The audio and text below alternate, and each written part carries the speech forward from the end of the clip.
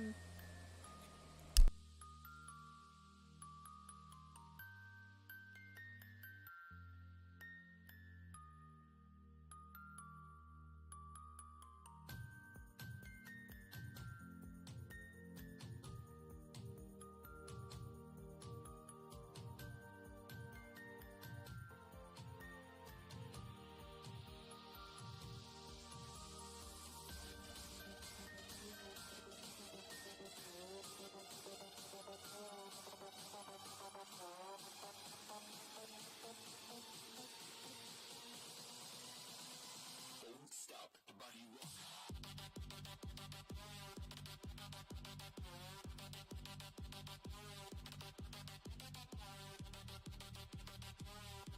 Hello, motherfucker.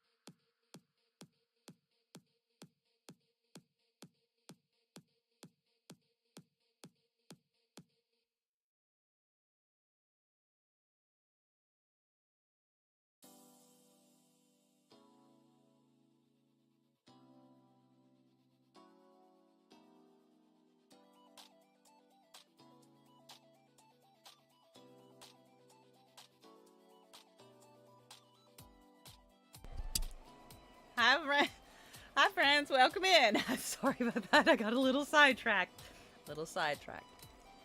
Hi, welcome in. Hi, room. Welcome in. Welcome in. Welcome in, friends. Hi, Ben. Did I miss anybody yet? Exclamation. Ben. There we go. Our buddy Ben. And you're welcome, Ben. Kisses to Ruby. Mac Mac.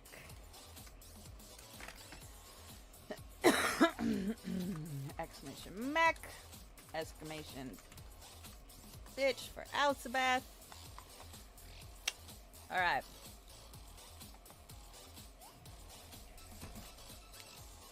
I'm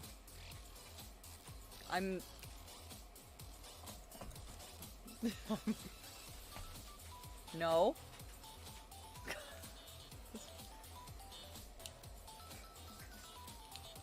Just a second.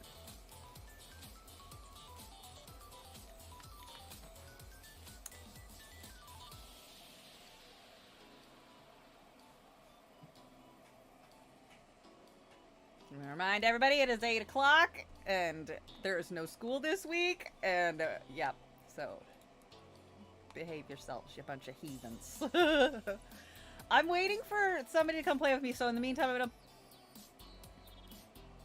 play some Fall Guys. I'm gonna play some Fall Guys.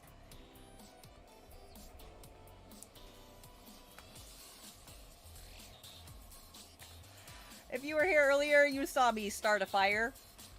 Whoops. I got my new laser cutter.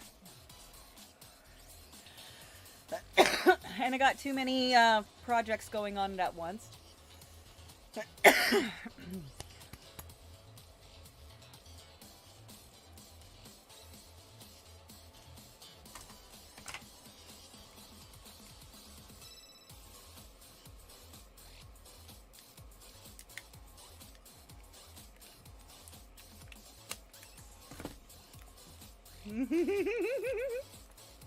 I don't get ads.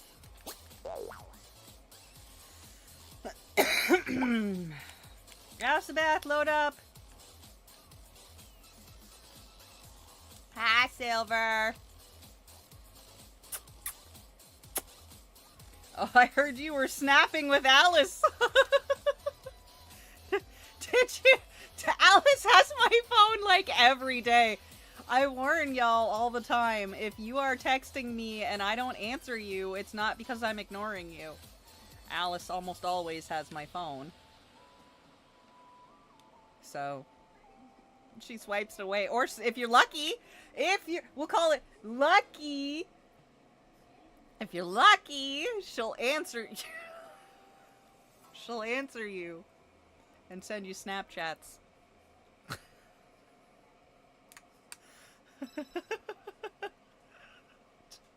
Yeah. Sometimes she'll answer a text. Okay. Y'all are extremely distracting.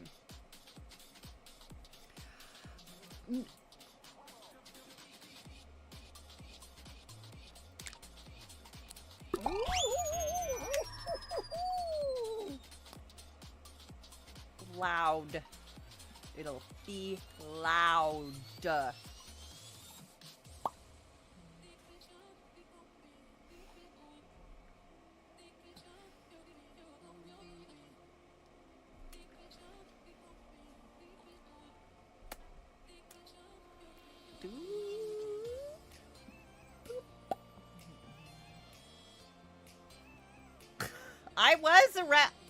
I was around. That doesn't mean I have my phone. Alice had the phone.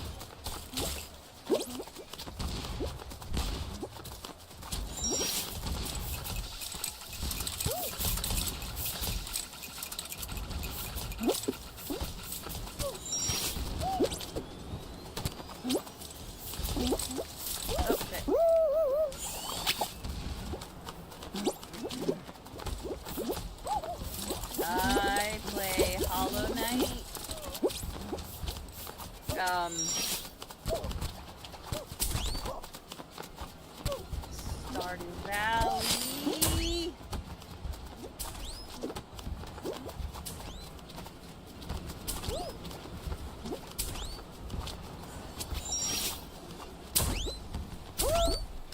We play a lot of the Jackbox party games. Oh shit.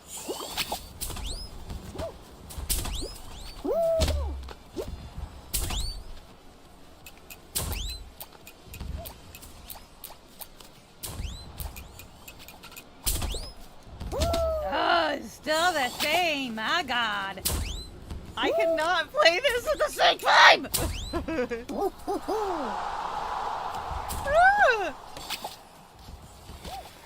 Holy balls.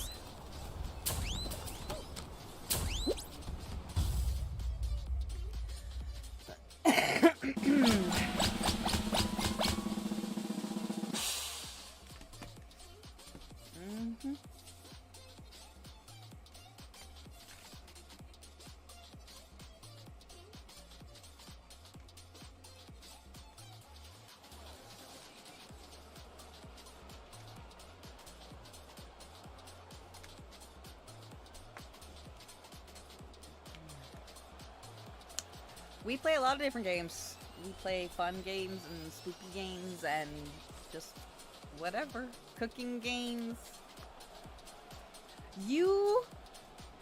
Things happen. Things happen. Oh my God, that's what I need right now. Mr. J, I need a darling. I need a darling in my ear, Mr. J. Wait, no I don't. I don't. Don't do that. Don't do that. I changed my mind. Don't do that.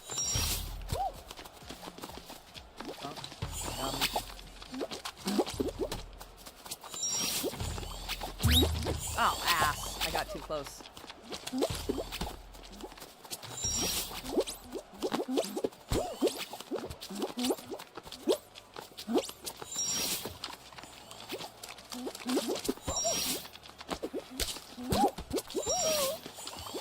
No, it's gonna go, Oh.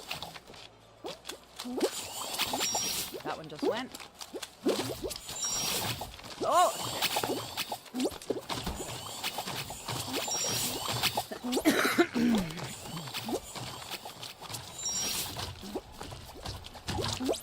I'm about to turn shit off, because so far...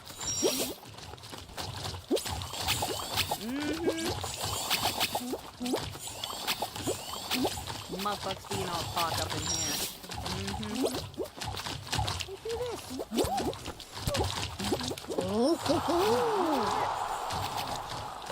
Goodbye.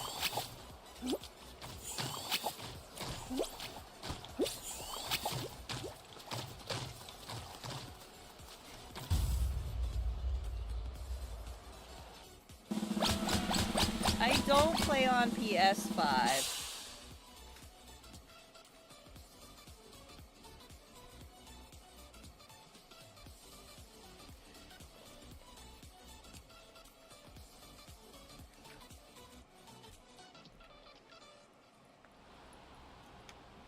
I play on whatever's on the,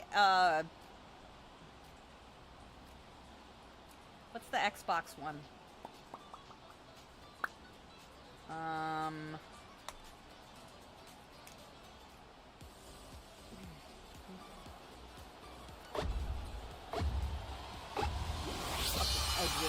Annoying.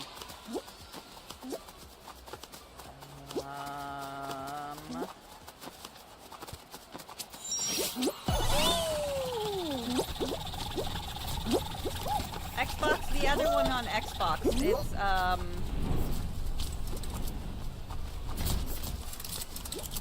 not T17, it's the other one.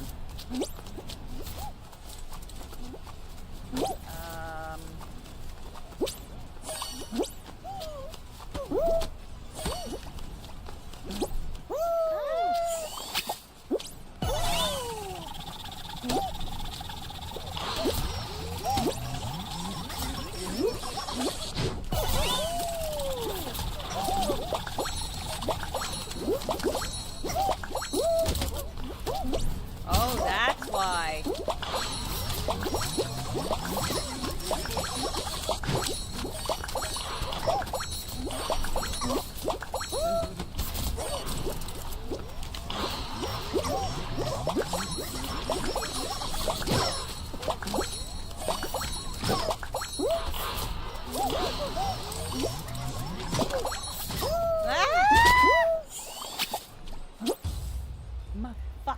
Distracting.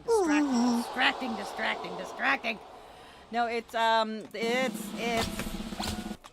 not only on Xbox, but it's also other stuff.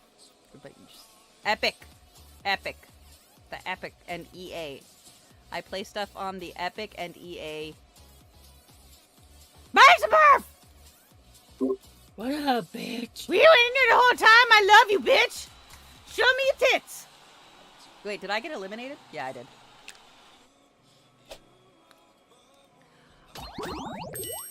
Come play with me, hoe bag. I fucking love you. Ooh, did you clip the fire? That was good. I did not clip the fire. We should have clipped the fire. So. Okay. Okay. We can play stuff. Show. Show, baby. I have rage quit.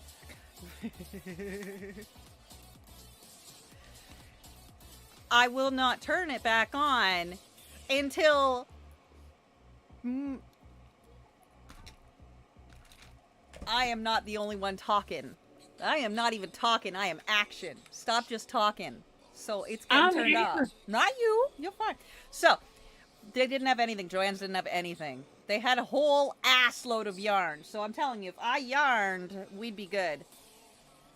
So what happened was I got too excited. Did you get yarn? And I didn't. And I did like 7 projects back to back, and the whole thing got way too warm, and then a fire started. You should take breaks in between your crafts and let it cool down a bit more, instead of just 7 on wood consecutive with a laser. But also, it won't cut those other ones I was telling you about, the other acrylics, the poly pop pop pop pop pop pop pop pop pop. It wouldn't cut it. It won't. It wouldn't. It would not accept it. The black? Yeah, it won't tell. It won't. Like I put it on as what it is, which is it's plastic. It's acrylic. It won't accept it. That's weird. Or it has to be like reset because I accidentally had a fire. It's probably that. Shut up!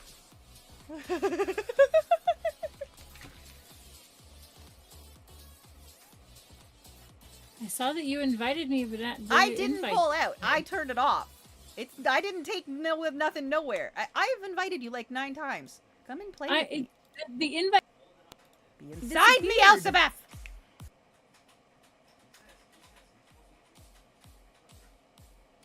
There we go. I don't believe you. But fine, whatever. Whatever. I didn't take nothing out nowhere, but I'll turn it back on. Fine.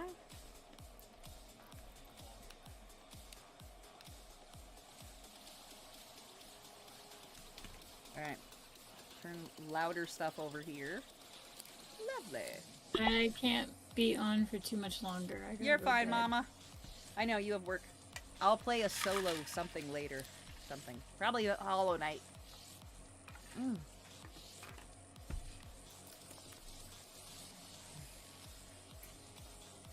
What do we dress up as? Dinosaurs! I don't know if I have a dinosaur.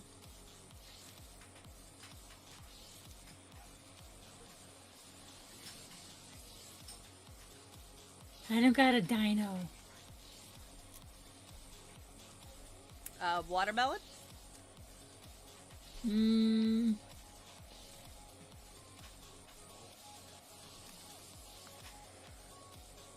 got a dragon fruit. Close enough.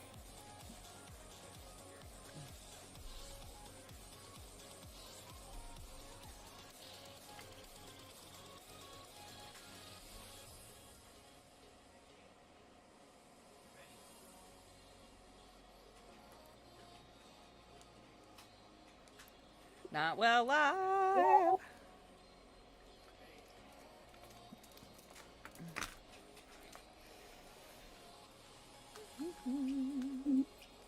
I wouldn't know. I don't know, man. I'm not all that into sour candy. You know what would help? Science. But you should probably make sure you remove your accessories. I will threaten you with an absolutely fantastic time, Silver, you gorgeous I bug. had 4 biscuits and I ate one. Fuck's Then sakes! I only had 3. Inked_MRJ gifted 5 subscriptions.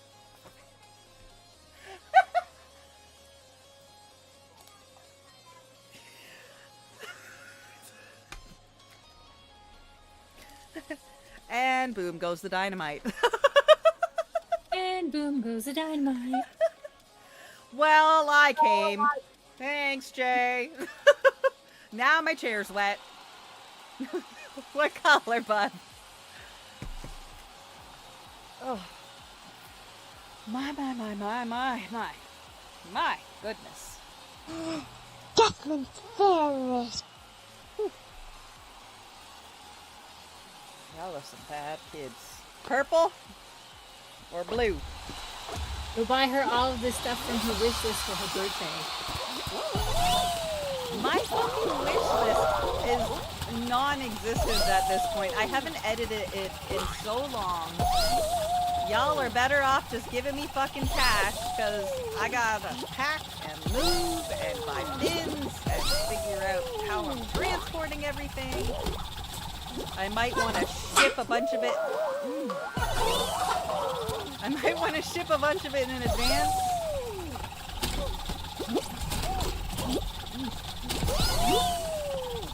Sorry, somebody scared me.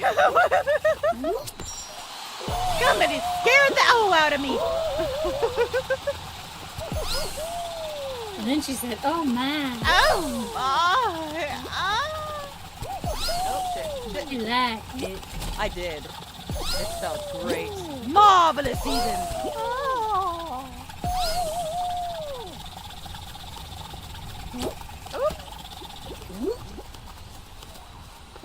Jay always gets me when I'm not paying attention to the fucker. Like every damn time. You know who else is bad for that? That asshole in the chat right now. What's her name? I don't know what you're talking about. Bitch face Beth? You know you love. You know who's even worse? Fucking arsenic. Will tell me. Yeah, I knew you'd say purple. All right, here we go. A sour. Whew.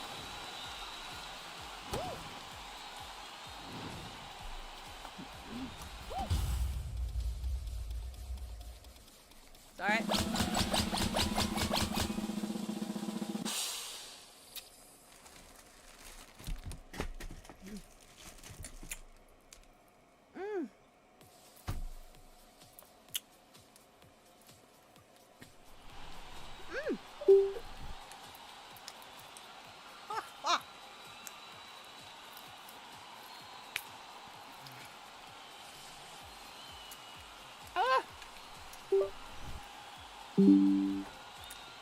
Did you quail fed? Avoid the slime. Oh, overstimulation. Nah.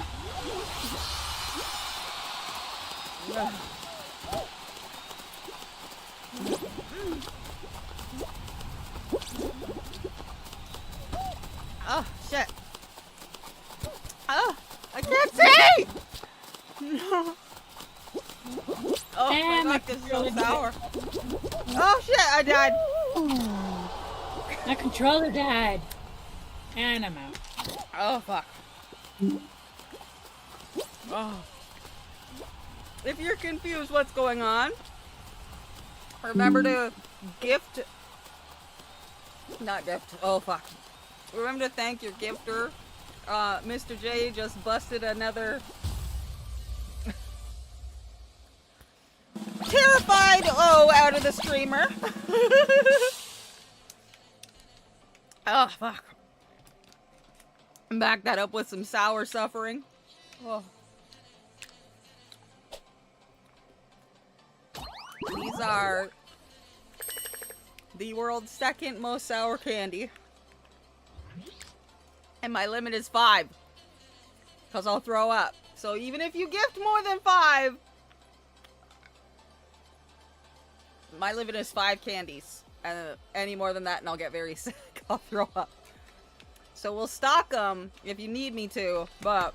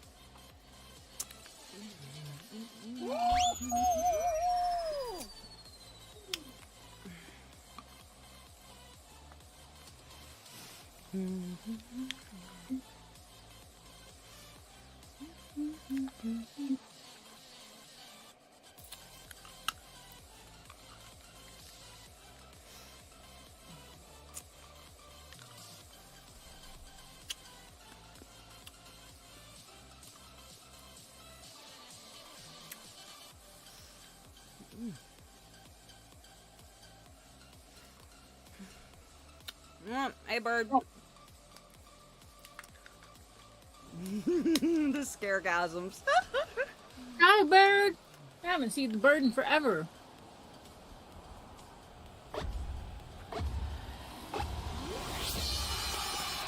Shit. Oh, fuck. Y'all have got me doing way too much shit at once. Oh my god. Love you, brother. Y'all don't remember my brother the bird. Get you some bird in your life. Jesus!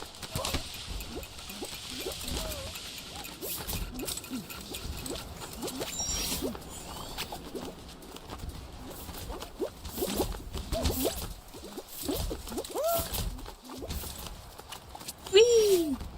I'm still rocking fucking mega sour.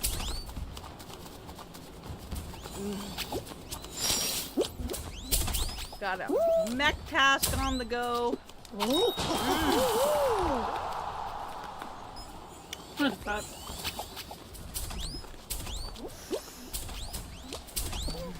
On the back!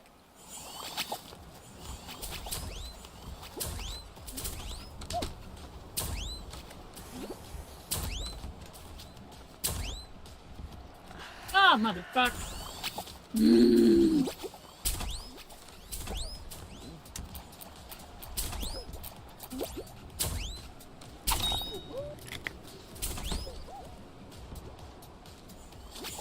Don't be lurking. Like a creeper.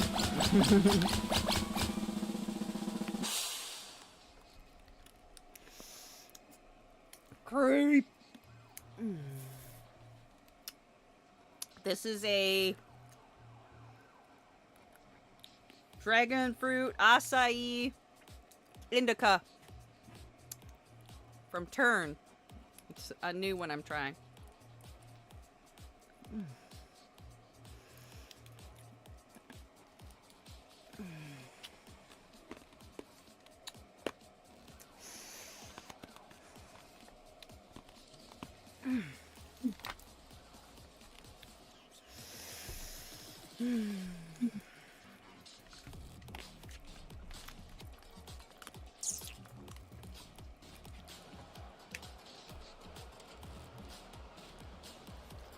You ready for these hoopses? You ready to make them your bitch?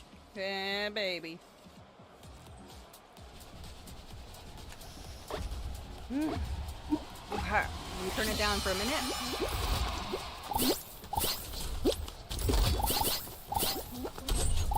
Damn it! Ugh. Hey, baby. Hi, baby. Hang on. I gotta adjust my kitty.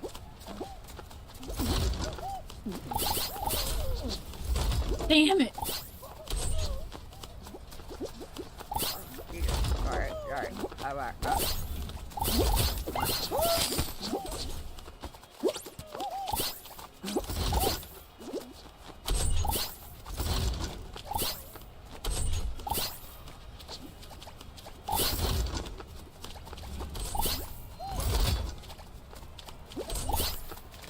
Not doing so good on this one. Kind of sucking it up, actually.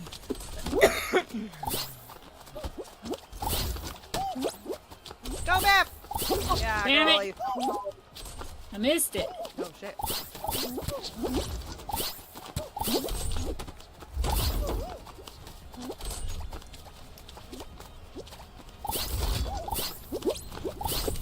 Oh, damn it.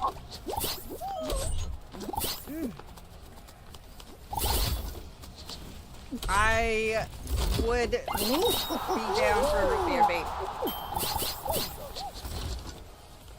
Why? You offering to put things in my mouth? Fuck. It's an interesting proposition. When Jay offers to put things in my mouth, he throws money at me and makes me scream. You just watched him do it. He calls them screamgasms. Very accurate. Very, very accurate. I did not pass. Laminated. I got laminated. You did. Hang on a second. I'm trying to get something out of my bra. Ooh, woo. I mean, you can watch me do it. I'm accidentally totally just boobing the hell out of the camera. Thank you for coming. This stream is not for children. Stop watching me fiddle with my titties. Or watch more. Don't forget to tip your waitress.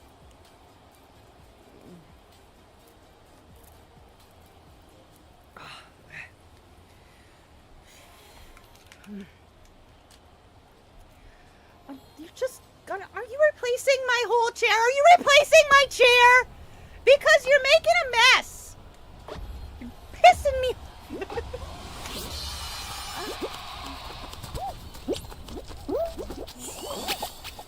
Well done. I forgot that you can't touch the water. I was angry.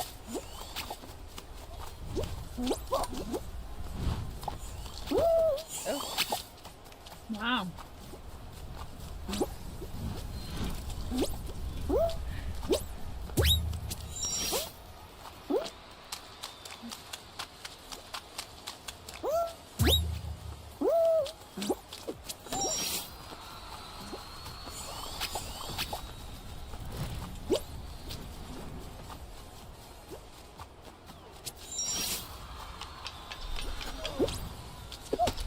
Nah. Your head dived into that one. Wow, you just walked right off. Shut up! I'm busy with broccoli and also purple.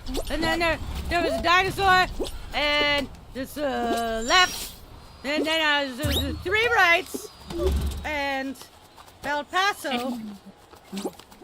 What I'm doing. But I've never been to that state. So I was like, whoa! But then it was raining. So I was like, fuck yeah, man, I'm down for that. Oh shit! Something just came and took you out. So I was like, you know what? I could be down for that. Oh shit! I am having a rough time, but I am enjoying it thoroughly. Ah, la, la, la, la, la, la, la, la, la, la. Ah! Oh, hey. Stop it! What? There's a timer? Oh. That's horseshit.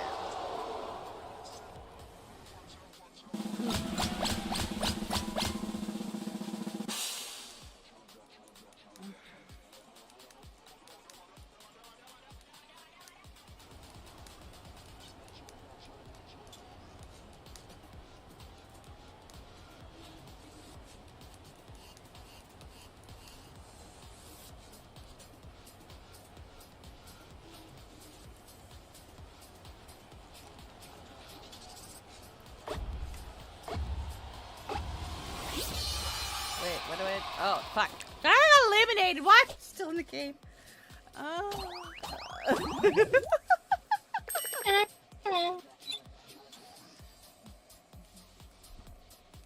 Obviously, these outfits are not working for us. They need to change. It was the same time. It was the same time. Alright, I thought this but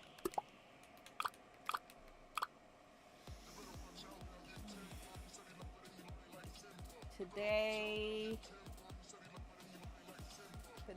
we are watermelon and dinos was not good. Fancy bitches.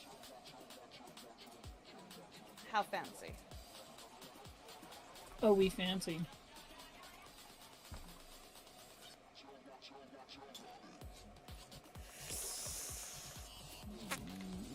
It's not. It doesn't. I can't. Like, not you. Let me find pants. I can't. Like, I can't. I can't. I can't. I can't. There's no fighting. There's no rope. There's not like it would hours. Huh? Can I be a fancy robot or a fancy bug? No. Okay. Wait. What about? Is a plague doctor fancy? What about? No. Oh. What about a dapper? Is dapper fancy? Yes. There we go then. Penis.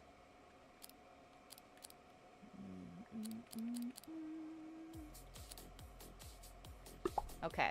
Now I want to change my colors.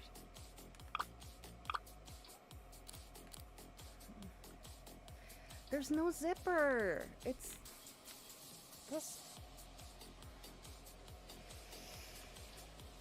How red? This red? This red? Red and black or red and white.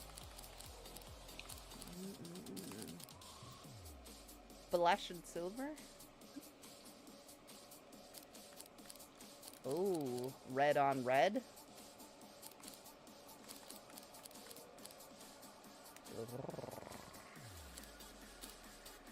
That one. Mm-hmm. Nope, red on red. White on red or red on white? Either. No more. No more. When nothing. Two-way street. So far, the street has only been compliance. I'm gonna go ahead and nope. And just enjoy myself. I want to red my red, but I don't like that red's red. So maybe I want this red's red. Look at this red's blue. It's kind of a maroon red. But I also like this one. It seems very But look classic. at the red that I am. I'm What? like red. I don't know what your red is, Mama. You're not streaming, remember? Daddy It's Beth. fire. Oh, what about brown red? Oh, it's fire engine red. Mm-hmm. Ooh, very nice.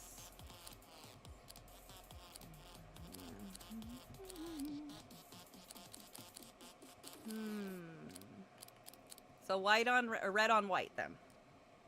Or red on red, yeah. Do the shiny white. That one?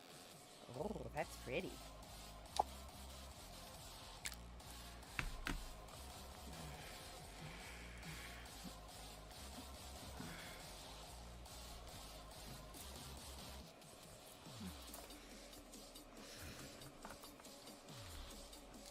Ew, woo. Ooh, woo. Oh my god, we look gorgeous together. Right? That's why I said red.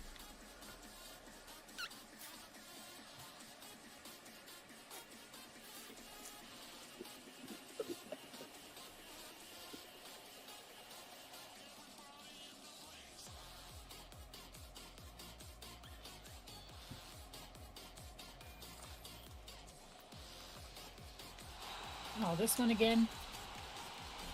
You're not taking a mile. You got your inch.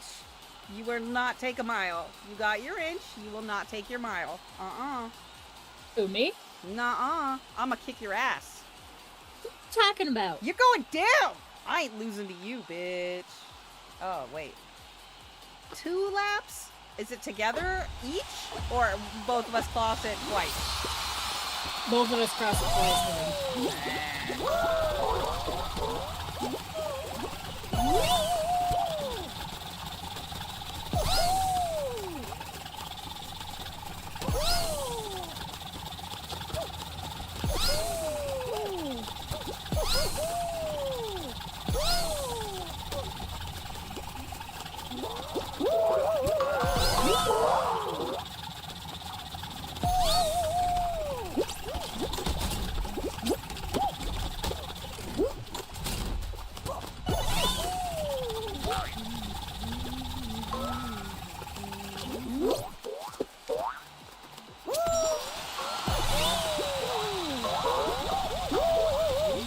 God damn it!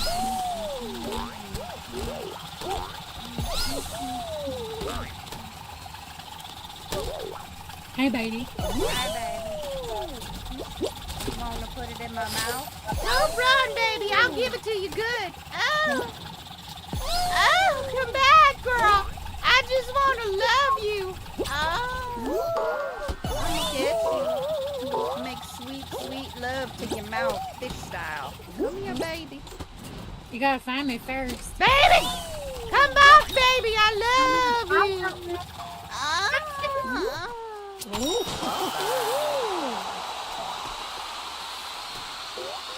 The sad orange guy. Whoop, whoop. Whee!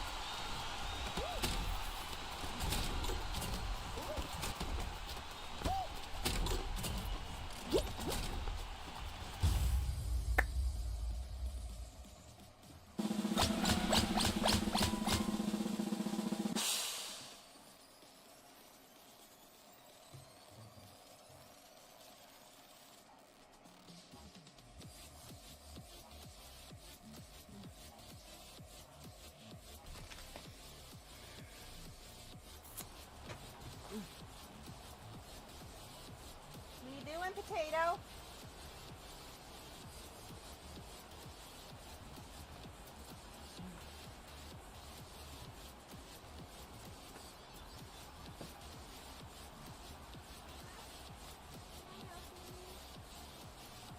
Hi, I love you.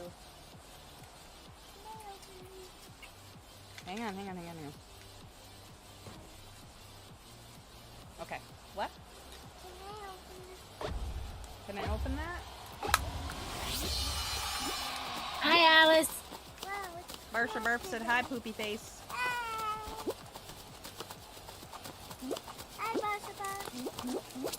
She said Barsha Burp is a bitch.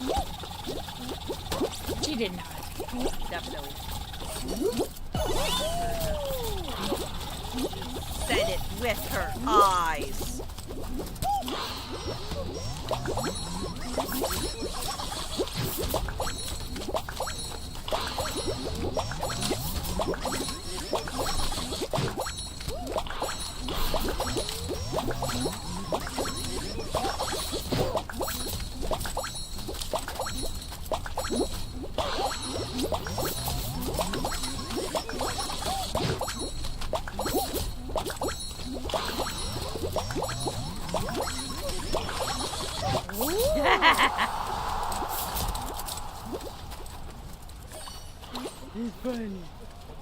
Why are you still on there? Didn't you punch anybody off? I did. I knocked them bitches off. Get the fuck off of shit. You're trying to stay in the yellow to get points.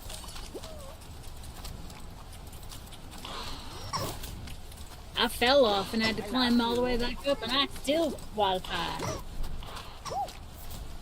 15 minutes and then it's bedtime. Are you sleeping with mom or dad? Okay. Go get brushing your teeth then and start reading your book.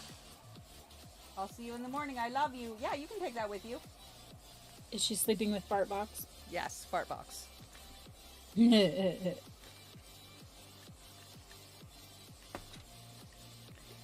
Well.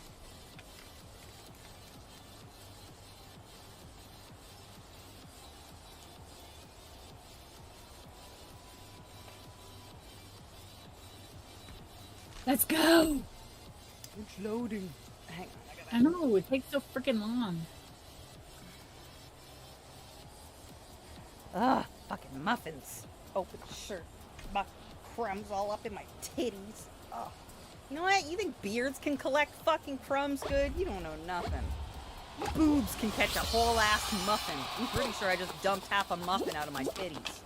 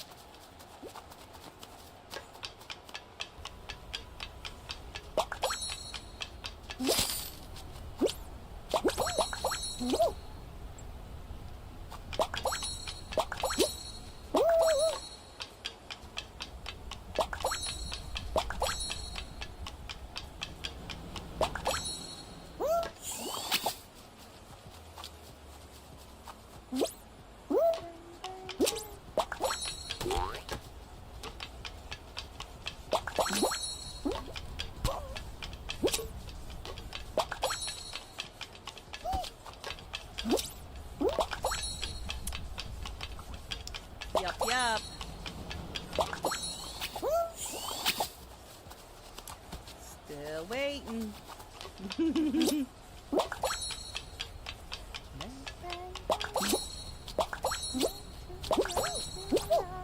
Silver, this is a free game, honey.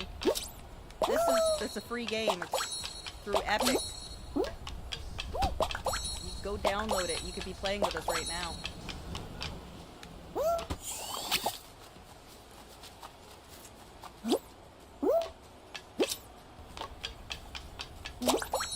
Yeah.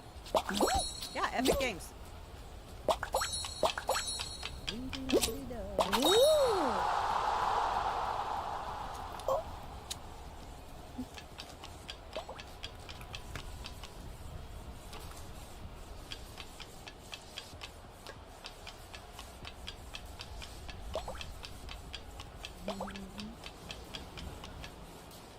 Yeah.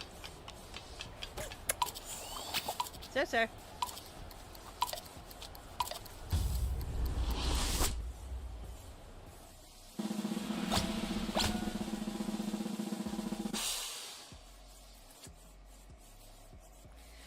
Love you, smooches. Cutie muffin. It's on Xbox, it's on PC, it's on a lot of things, and it is free. I have it on the Switch too.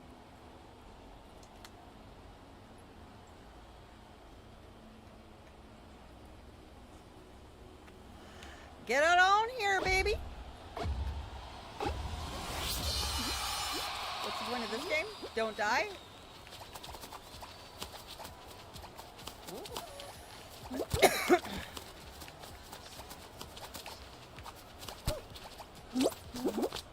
Oh, balls. Balls to the face. Balls to the face. Don't die. Jump over the green. Balls to the face. Here comes the yellow. Oh, balls to the face. Green. Red ball. Green. Yellow. Oh, yucky. Yellow. Green. Yellow. Yes. Red. Ew.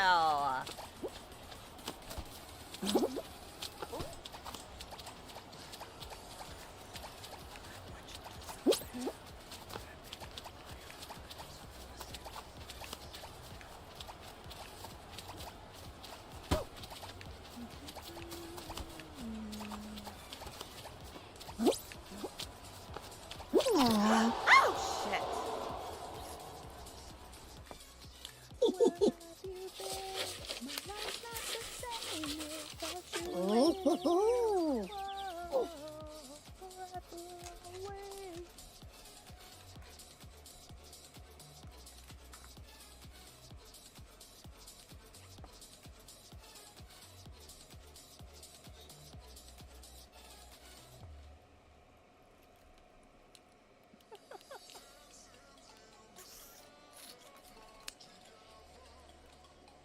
Come on.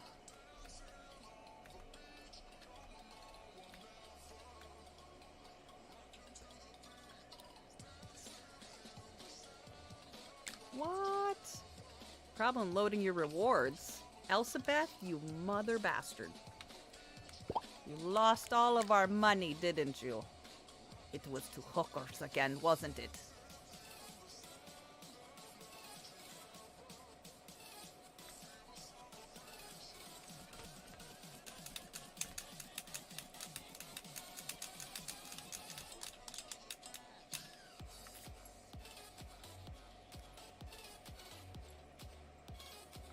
Did she? I wasn't listening.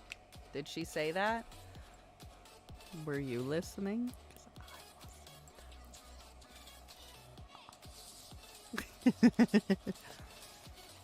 Oh.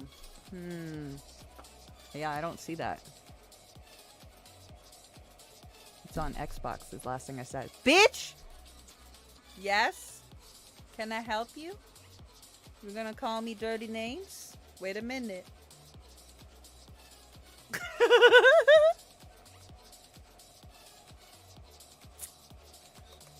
Yes, lovey. Oh, not ready? Oh, should I wait for you? Are you ready now? Your interwebs died. How are you on my stream if your interwebs died, liar face? Dirty liar. You're a dirty, dirty liar. Alright, now come spank me. Slap me and call me a good girl. And on the fucking face, though, we've talked about it. If your instinct is to slap the face, you're an ass. You could slap all the manner of other places. Don't slap the face, you stupid. Bitch is bruised like a peach. Slap in the face if it's gonna bruise and people will be like, no.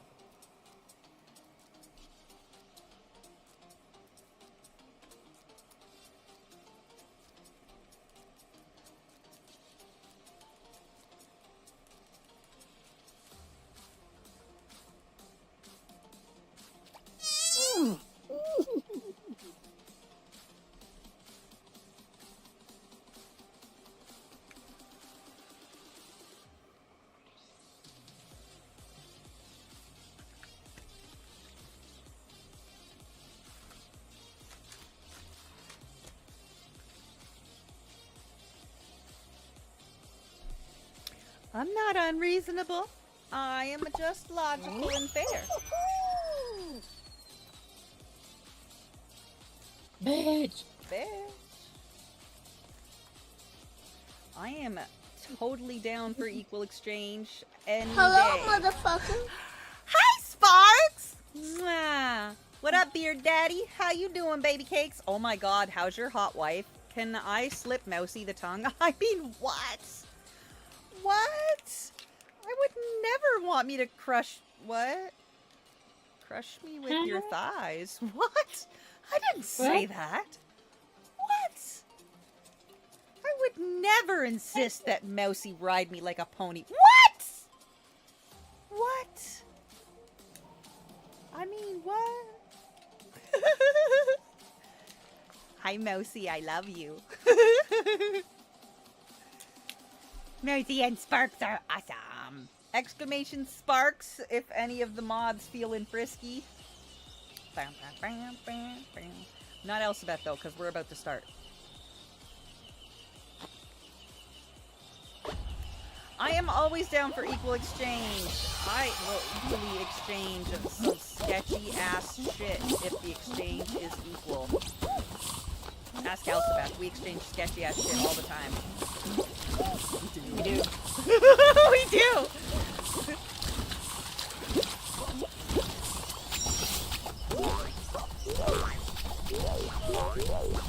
Oh my god, I forgot to call my sister. Whoops.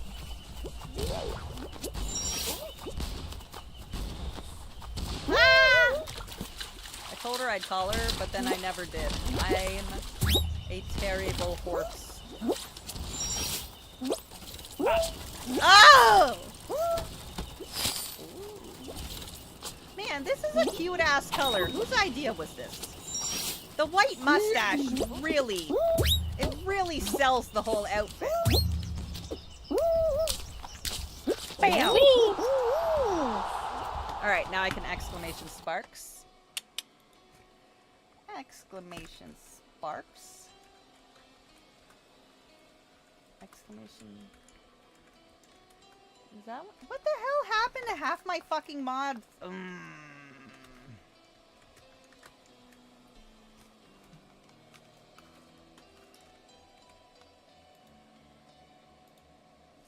Top 20%. Boop boop.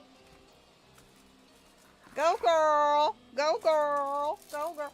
So, we can't do any more laser today because I ran out of materials to laser, because I started a fire earlier. And I burnt it! Oops. So you know all those Did any of cool your stuff things? come out, though? Oh, a lot of it did, but Fire. no.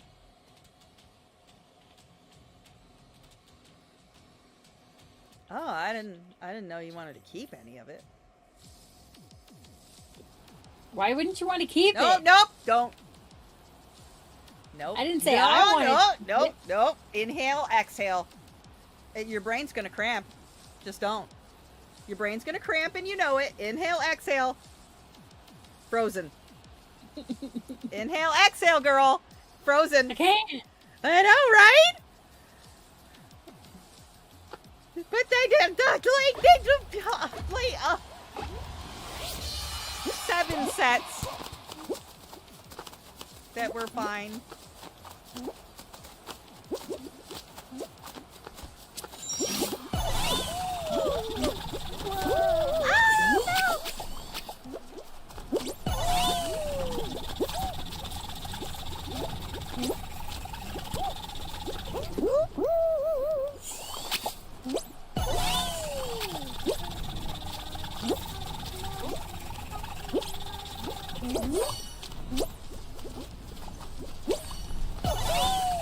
Where are you? Why aren't you up here? Ah, fucking bitches. Fucking fidget.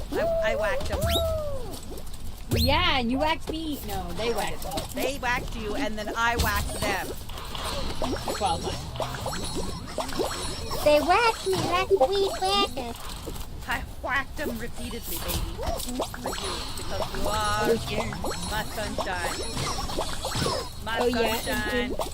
You make me happy. Blah, blah, blue, blue balls. They're always gray. No, balls. What? No, balls. Balls. Yeah, just balls. Blah, blah, blue, blue, sunshine. You make me happy. Balls. Mm-hmm. Yep, that's how the song goes. Blah, blah, blue, blue.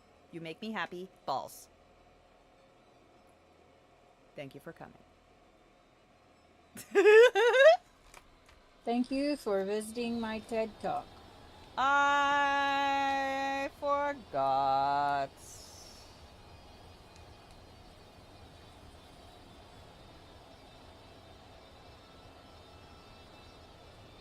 Beep beep boop boop balls.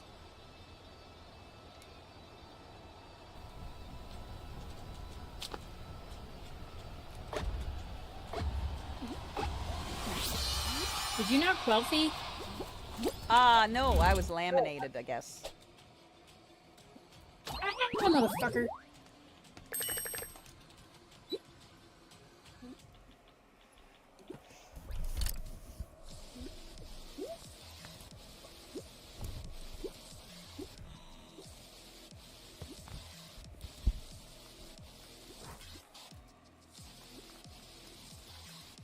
Yes, it is currently 9 p.m.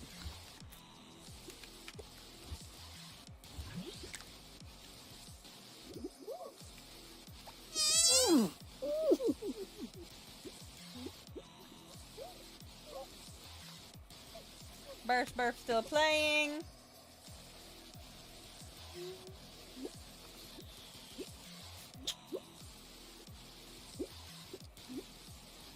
Ah, fuck.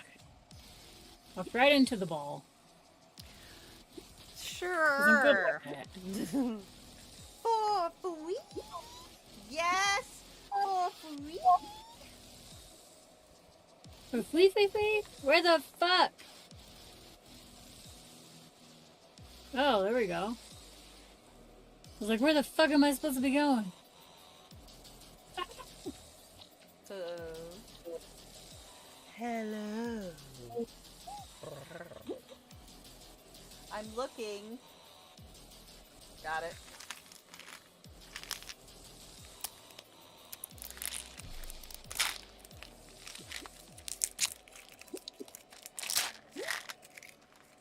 And I died.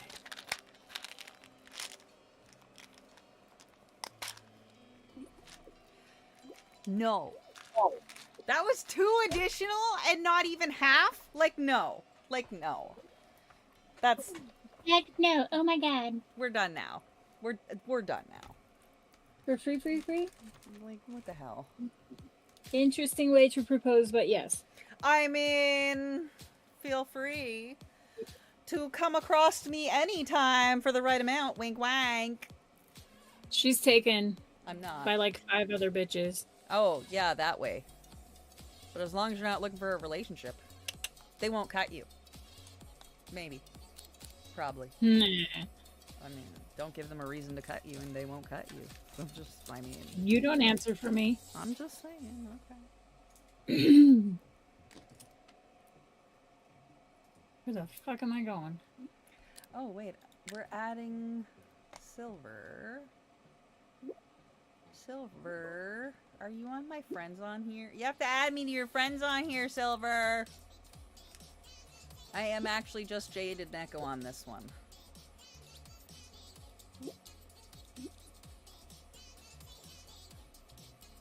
Okay. How in the fuck do I get up there? My And epic is just Jaded Neko. I The got game one. is free. Go get it. It's free. It's free game. Come play with us. Come It's play. free. Free. Free. Download it through Epic. It's free. Free. Free 99. Free. Free.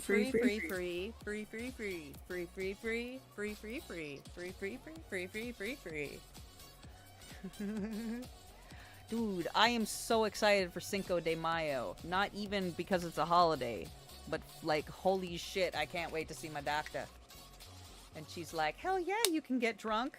Well, she would never will because she doesn't like that I get drunk. But I'll be allowed to.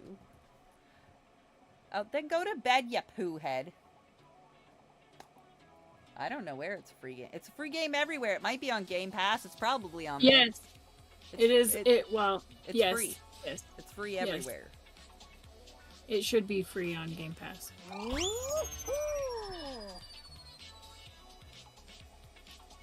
No, now. Go get your sleep on, and we'll probably still be playing by the time you wake up. Well, we might stop and craft, and then we'll come back and do something else. Well, no, I'm going to bed here in a few. Whatever. Because I have that stupid thing called work. Oh yeah, shit. Alice is off school all week, and I can't be up all night either, so...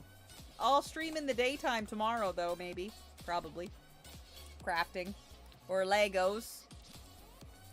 Wednesday, I might go to the zoo. I don't know. See if you can find a place that has acrylic stuff. Oh, no, I ordered a lot from Amazon. So much. All the links that I sent you? Yes. Every single one. And you want me to be sorry? Because I'm not. No. Nah. I mean, Amazon delivers to you like the same day, so, you know. Yeah, same day. I don't get that. I'm very excited for the black stuff to come, but I'm also mildly concerned that I need to, like, reset, and I don't know how to reset after a fucking fire. I don't think you do. I think you just need to clean it off. Like, wipe it down and everything.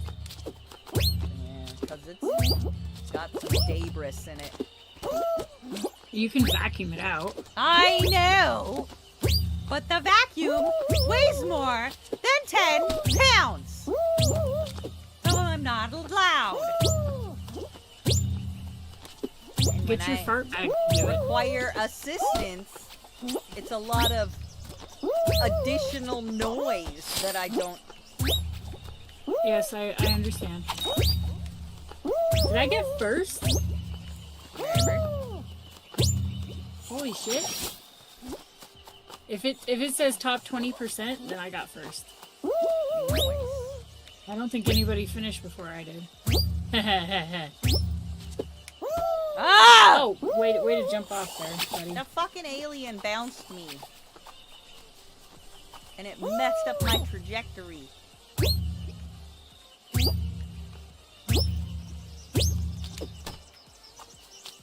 Come on! Yes!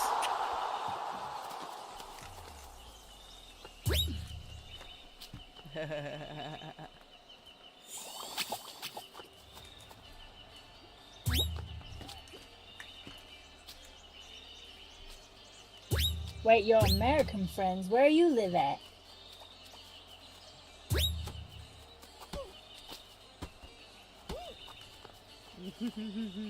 Silver says that they're on online when their American friends are up. Where are they at? Mexico. Mexico. Nope. Venezuela. Nope. Venezuela. The Netherlands. The neither region. England. A possum. Denmark. God, I guess Denmark like 4 times. What are you talking about? You said Mexico, you whore. I am all of those things. Oh, it's a hoopsie daisy again. Whoopsie daisy.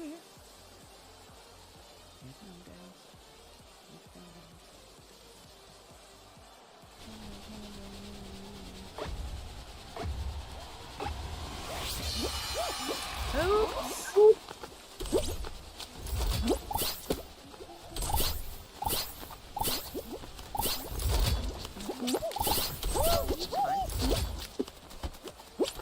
Don't talk to me like that. Not you, that yellow guy. Well, I was trying to jump through that hoop! I don't know, this guy right here. I got it! Ha ha ha! Golden hoop!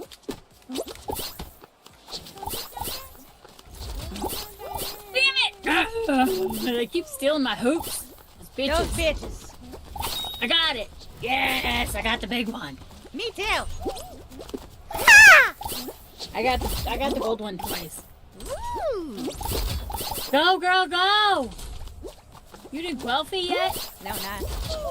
This fucking You got yellow. one more. The yellow You guy just keeps. did one more. The yellow guy keeps stealing my shit!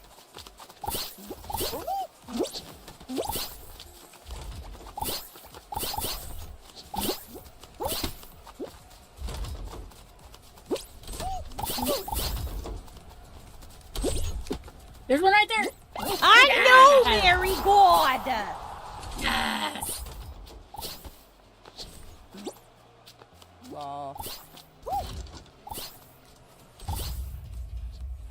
Top 20%, bitches.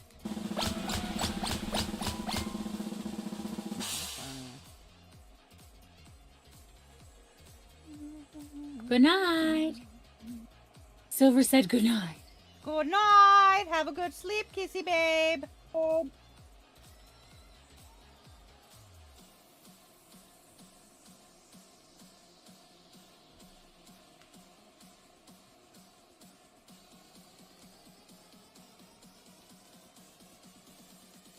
Lol.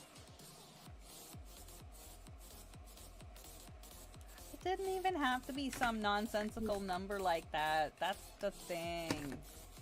Just lol. Huh? Nothing. Ooh. Don't you say something like that and then say nothing. Leave us hanging. Okay, we gotta figure out when the fire happened, because that's funny.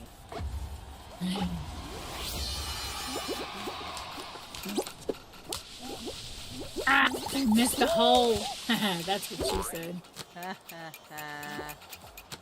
Ah, fuck, I missed it again. Because that motherfucker was in front of me. I got it. I missed that one.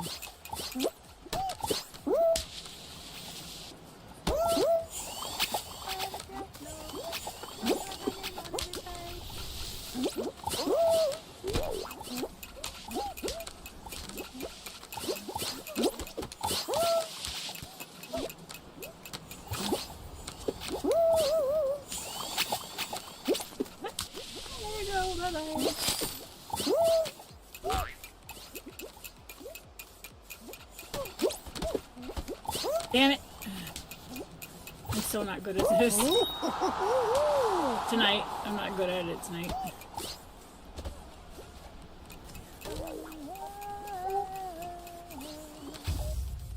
Damn it. Ah, I got eliminated.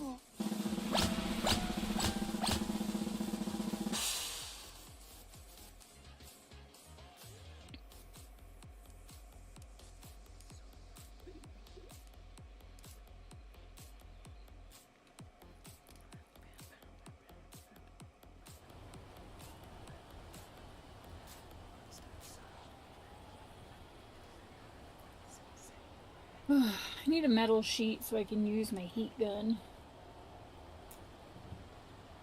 Yeah, you do. But I ain't gonna burn some shit like you. Hey! Nah. That's accurate. Bitch.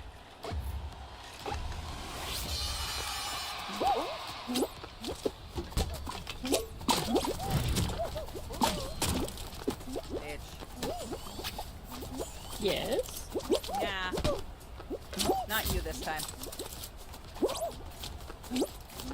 Oh. Sparks is dancing sexy for you. Sparks! Stupid sexy Flanders! Hell yeah, you sexy bastard. Ow. The goo got me. Laminated. Yeah, it was ass.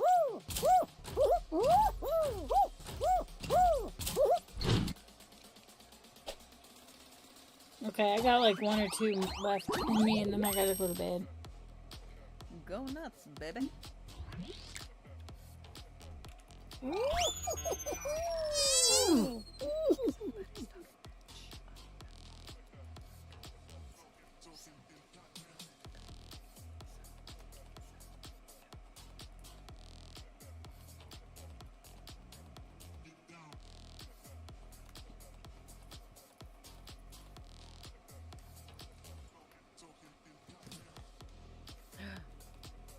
We didn't play that song. You can't touch my boobies. 'Cause you can touch my boobies. We're gonna have some fun tonight, 'cause you can't touch my boobies. Don't be shy, yeah, it's alright, 'cause you can't touch my boobies. Let's go remind everybody over here, too.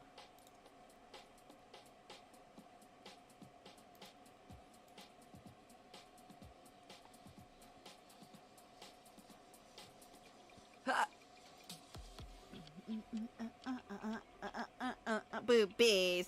Boobies. La la la da da boobies.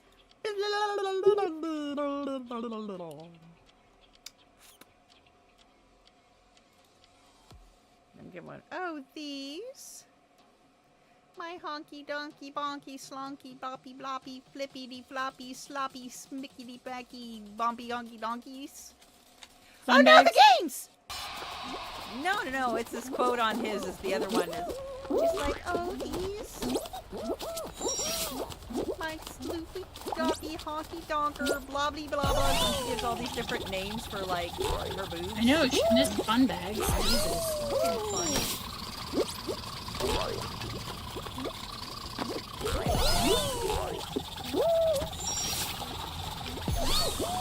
I'm on that one.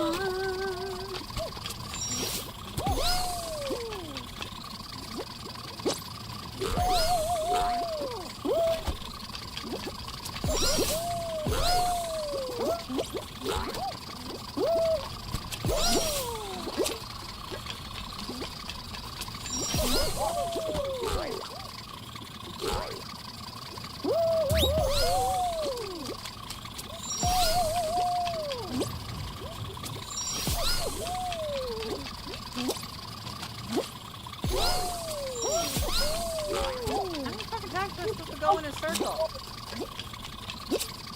Twice.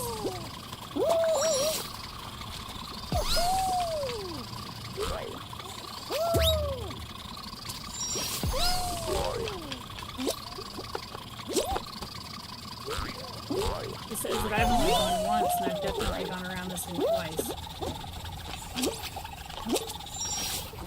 Yeah, it did that to me last time, and you just laughed. Because it was funny? Bitch.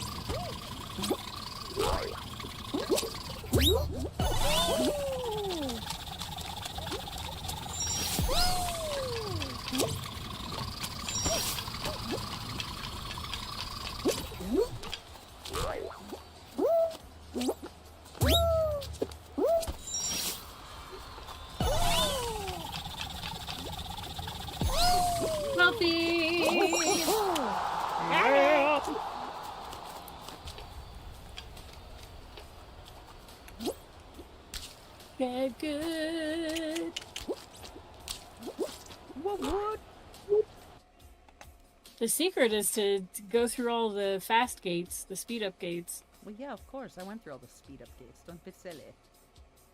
Dance! Yeah, no, I'm watching these other people, and they just are like, "Ooh." Weird. Like, seriously. What the fuck? Mm. I mean, it says they're a rookie, but seriously. Worker.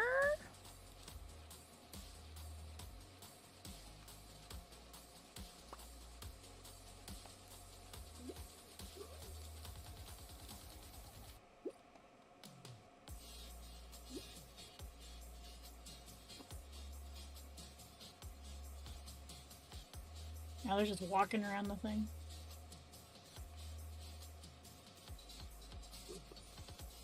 You can't touch the blue, dude! This dude's stupid. Maybe they're a child and you're being an ass. Maybe they're a child. It's probably a grown-ass dude. He's probably a grown-ass man. Used to playing the shoot 'em up games, and then they come play with you guys, and they're like, Maybe it was a child. I doubt it. Maybe. Could have been. Could have been. Could have been a ghost.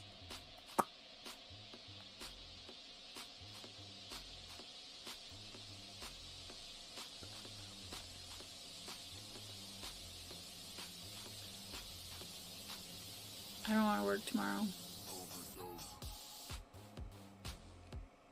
At least we only have to work 4 days this week. Hell yeah. Oh, this one again? I don't think I haven't done this one. This is when my computer crapped out. Oh. What's the secret to this one? You don't get hit by the cars. Collect the stars. The white ones are more. Except for that very bright yellow, looks like a exploding.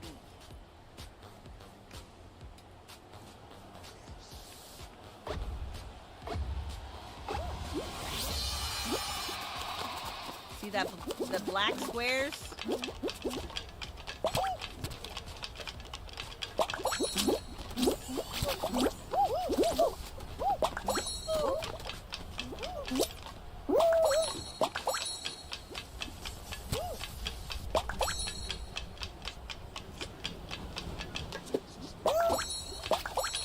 What the fuck? I got started over? Yep. When you get hit by the car, you get started over. No, I ran into the water. Yeah, you're trying to get 75 points.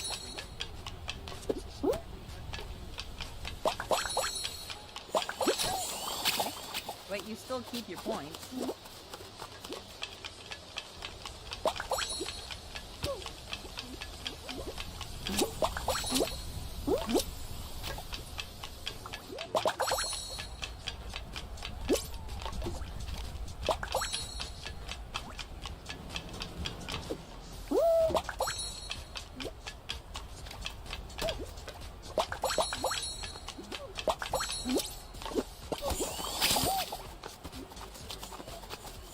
Ah, dick. I don't know if I like this one. It's fine, you're just accumulating scores. Let's not be late. Doesn't matter if it kills you, or you go back to the front. You just kept getting more stars.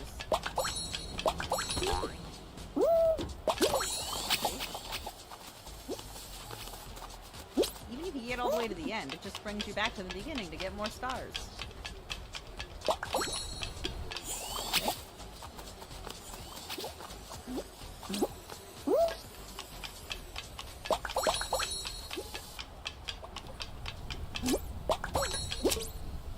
Fuck, I missed it.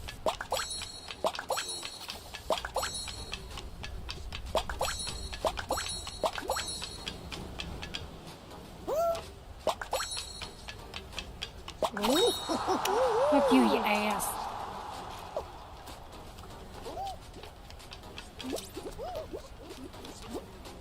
Ain't no stars here, bitches. I got it. are you doing? Just keep going forward. You're almost done anyway. There's more white stars more forward anyhow. After it blows you, go towards the middle. See that big white star, yellow starburst? Go get it! Quick! Hurry up! Go faster! You're slow! You're smelly! Ah! I was right there. Aquafade, baby. I did.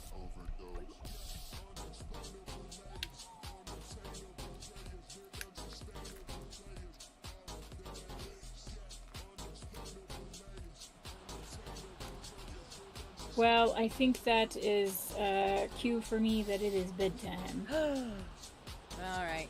I don't want to play this one anyway. Just poo-poo. Ah. Night, baby! Love you! Good night. Bye, love you, bye. I love you, bye! I'm gonna craft. Diarrhea!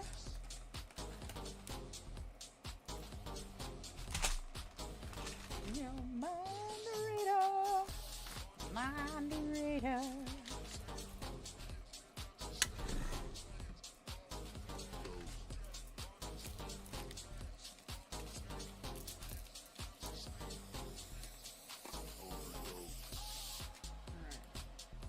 I misplaced my pliers, so I bought new ones.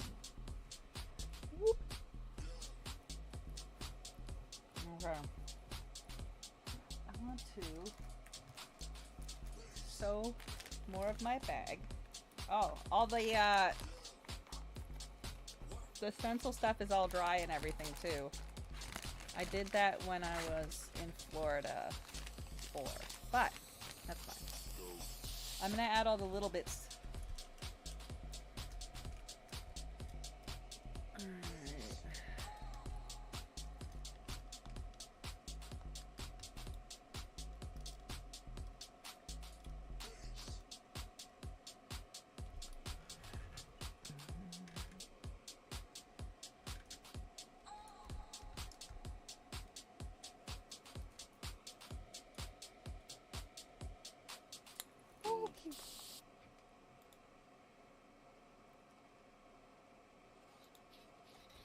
Hi. Oh, that's a perfectly reasonable amount of boob. Lol. Alright. How about a little bit of lap? Okay. Now, I want YouTube because that's what's up. So we're gonna watch some YouTube because that's what I feel like doing. And if you don't like it, go somewhere else. Let's see.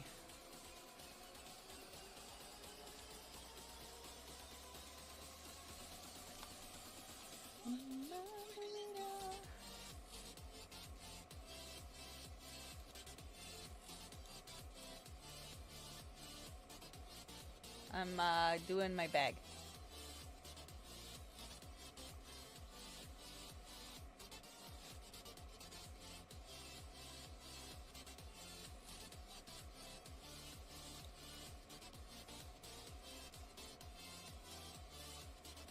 Hey everybody, welcome back. These are some Woo.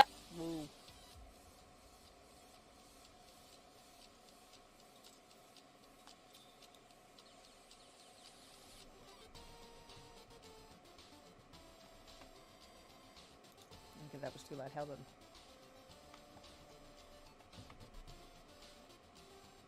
Alright. Charlotte. Watching Charlotte while I stitch bags. There's Charlotte. Paste. Charlotte Dobre. I adore Charlotte. She is a comedian. And I will be using this window capture.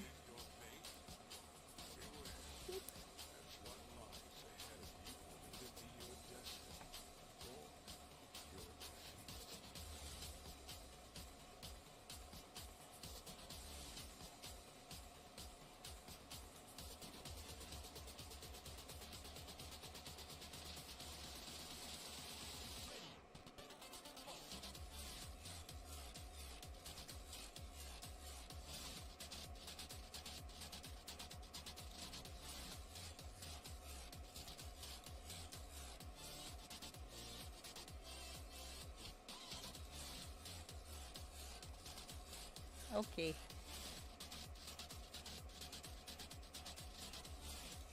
Charlotte Dobre.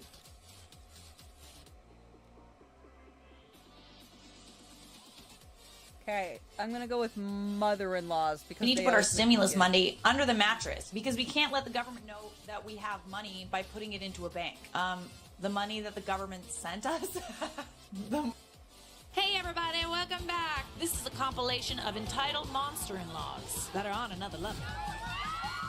My mom just told me we need to put our stimulus money under the mattress because we can't let the government know that we have money by putting it into a bank. The money that the government sent us, the money they direct deposited directly into our bank account. It's always unfortunate when your in-laws are conspiracy theorists. You know what I really hate, son? The government. Yes, precisely. It's unfortunate when you don't agree with them politically. This mother-in-law, whose son-in-law should probably sleep with one eye open. My mother-in-law just served me this piece of cake.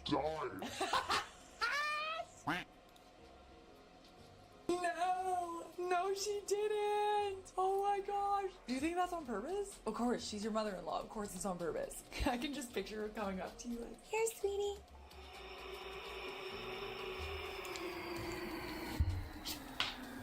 hurt my daughter. I'll chop it off. I think I'll make a really fun mother-in-law. My mother-in-law is why you can't find paper goods. This is only one of 4 rooms. So she's the one that was buying up all the TP at the beginning of the pandemic, huh? She was the one getting paper into towels. fights with people at Costco. That's a nice of paper. stash. Maybe she takes really, really monstrous poops. She's like, I can't be without it. I can't. This mother-in-law who dragged every single working millennial with the way she referred to her son-in-law's job. How mother-in-law communicates my profession in her annual holiday letter. I love watching her instill in blank disciplines I try to. Still works at home doing computer whatever. Just computer whatever. Those computer things. My mother-in-law was complaining that she couldn't get the coffee grinder to work. This is a pencil sharpener. Your point? And in her defense, it does look like a coffee grinder and might actually do the same thing. Those beans are just looking a little big, you know what I'm saying? Maybe put some espresso. My mother-in-law, is this true? Spread the word, save a life. What's really in tattoo ink? Mold, rubella, tear gas, toxic hemp chemicals, viper venom, shards of glass, sharp, anthrax flakes, addiction, bodily fluids of Mexican cannabis manufacturers, 91.5% pure sin, Rat poison. dihydrogen monoxide. Yep. You know, I think that you would like it to be true, but it's not. Posted by my dear sweet mother-in-law. You don't need a billboard to see her coming. Love yourself as much as you love toxic men with good dick. I agree with this one. I agree with her. Okay, so next one, we're gonna watch a video that we've seen before on this channel, but honestly, this video would not be complete without it. Karen objects at her own son's wedding. You're not gonna say my son has flaws. You can leave. No, I don't have to leave. That dress you're wearing, we paid for. Let's calm down. You're not gonna ruin my day. You are not gonna say my son has flaws. Everybody has flaws, and that's why I love him. You can leave, Judy. Like you don't have flaws. Judy. You can get out of my wedding now. I'm not leaving. That dress you're wearing, I paid for. Get out. I'm not getting out. Try it, and I'll have you arrested. Tony, get her out of here. This is not right. Come on, Tony. Oh my god. This is not your day. It's not about you. No, but she's not gonna have flaws about my son. Well, that's gonna be a really fun relationship. Imagine having the audacity to interrupt your own son's wedding vows to object to a wedding, to his wedding. Where do some people find the audacity? Like, do they find it at Walmart or something? It seems to be readily available, especially in this video. All right, settle down, kids. Monster sister-in-law. Quite possibly even worse than a monster mother-in-law. Garlic is an offensive odor. Allow me to breathe in your face. Currently in an argument over the side dish my fiance and I chose for our wedding reception. We chose garlic mashed potatoes as a side. What are your thoughts about that? My mom hates the idea of garlic mash and wants us to swap our side dish for red skin potatoes. Curious how you guys feel about it. I'm not married to the idea of garlic mash, but we had it at the tasting and it was yummy. Edit. Mom's argument. Garlic mashed potatoes is just not appropriate for the occasion. The wedding is an elegant affair and it will be tainted by the smell of garlic. The whole Garlic menu is will smell of awesome. garlic, and that is anything but pleasant or elegant. We asked the guests to dress in formal attire and then subject them to the smell of garlic. We will be spending a few hours there. Put some breath mints on the table or something? I don't know. Ooh, garlic's delicious. Secret to good cooking is garlic and butter. It's all it takes. Wow. Feeling insecure from the flower girl, a kid. I wouldn't want her wearing one because even though she's just a little girl, it takes attention away from the bride and groom. It's disrespectful in my eyes. You mean attention away from the bride and groom or attention away from you? It's a bit weird. You feel outshined by a child. Mother-in-law wanted to wear this to the wedding. She told me it was my decision and then was surprised I picked something completely different. But she's not that mad because she offered to let me borrow her garter. Like, do people not have some, like, a little bit of social decorum at all? Screw decorum. Is that completely lacking in this society? Because I feel like this is like a trend. Like it's floor length as well, you know what I'm saying? It's a bit weird. How my mother-in-law loads my dishwasher. How does someone like this even function as an adult? Okay, that's weird. Usually they're the ones that are really, really picky about how you like clean, you know? So that's odd. But then it's gonna, there's gonna be water in the bowl. Anyone On else purpose. feel like the foreshadowing of Charlotte being a monster-in-law? Oh no, I'm never getting married. I'm just gonna be the cool aunt, you know what I mean? I'm just gonna be the cool aunt that shows up at the party and drinks the free liquor, probably jumps in the pool naked. Not a big deal. Put up with me. You love me, so you put up with me. My drunk mother-in-law ate all of the skin and leg off of the fried turkey before it was served. That's fair though. That's so fair. It's the best part. Oh my god. My mother-in-law eats one bite of a new banana every morning and leaves the rest on the counter in case anyone wants one. Oh no. Oh. Yummy. These I people just would love not eating be your allowed in my leftovers. house. Thank I you just for want to that. be very clear Hi, about did you that. get your birthday card? That's- Not yet. I'll check again. Call you in a bit. Why would I you sent do it that? last Tuesday. I would never forget you on your birthday. Hope you're happy to let your spouse come between us. I thought we were closer than that. Love you forever. Merry frickin' Christmas. Hope I die before next year. No worries. That was a whirlwind of emotions, and that was all in the same day? What is happening? Oh my goodness. Calm down. Nobody needs to calm down. That's just only mildly controlling. Just a little bit. This note that arrived with an Etsy order is the greatest thing that ever happened to me. WTF Peggy. Thank you. I hope my daughter-in-law packaged these up good. She can't do anything right. Peggy. What the hell, Peggy? Calm down. Peggy. Peggy's a savage. Dude. Chill. Today we got a story about a mother-in-law who's going viral because she's demanding to wear white to her son's wedding. And not just white. She wants to wear like a full-on wedding dress. It's one thing to show up wearing it, but to demand it? Let's jump right in, shall we?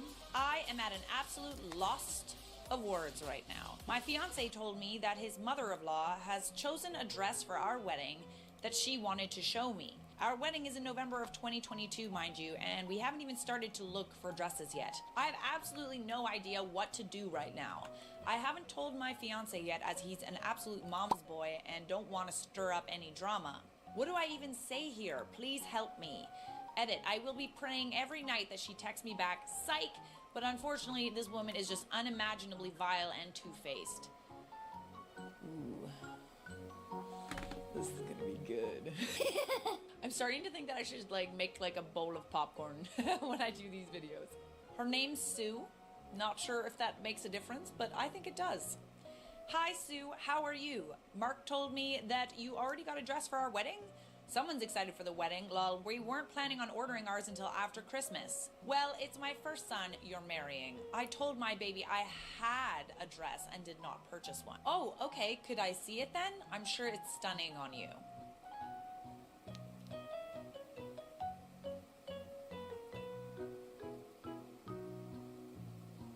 That's a literal wedding dress. Like, that's a wedding dress. You want to wear a wedding dress?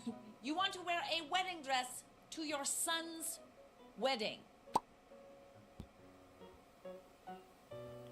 That's messed up, lady. Why did you already have that? Was that the one that you wore to your own wedding? Oh my god, it is. You have already seen it.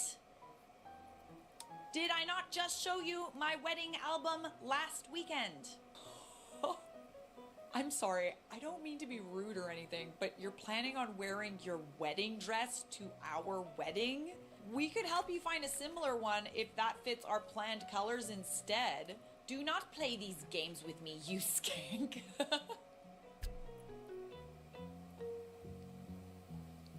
It's my son's wedding, and I'm paying for over half of it. I will wear whatever freaking dress I please. And if you have something to say about it, well, good luck to your family, because Lord knows they are too poor to afford it, seeing as I'm already paying for more than half. Don't you dare even think about trying to ruin this moment for me. You know the rest of my children will not get married in my lifetime, and this is the only wedding of my children that I will be a part of.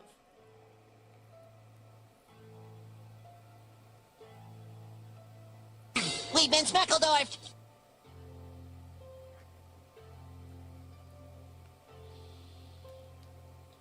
So, the bride messages her fiance to ask him what to do about the psycho woman that birthed him, that wants to wear a wedding dress to their wedding and doesn't see a problem with it. So, I asked your mother to see the dress she wanted to wear, and it turned out to be her own wedding dress. Not sure if you know, but it's incredibly rude to wear white, let alone a wedding dress, to a wedding.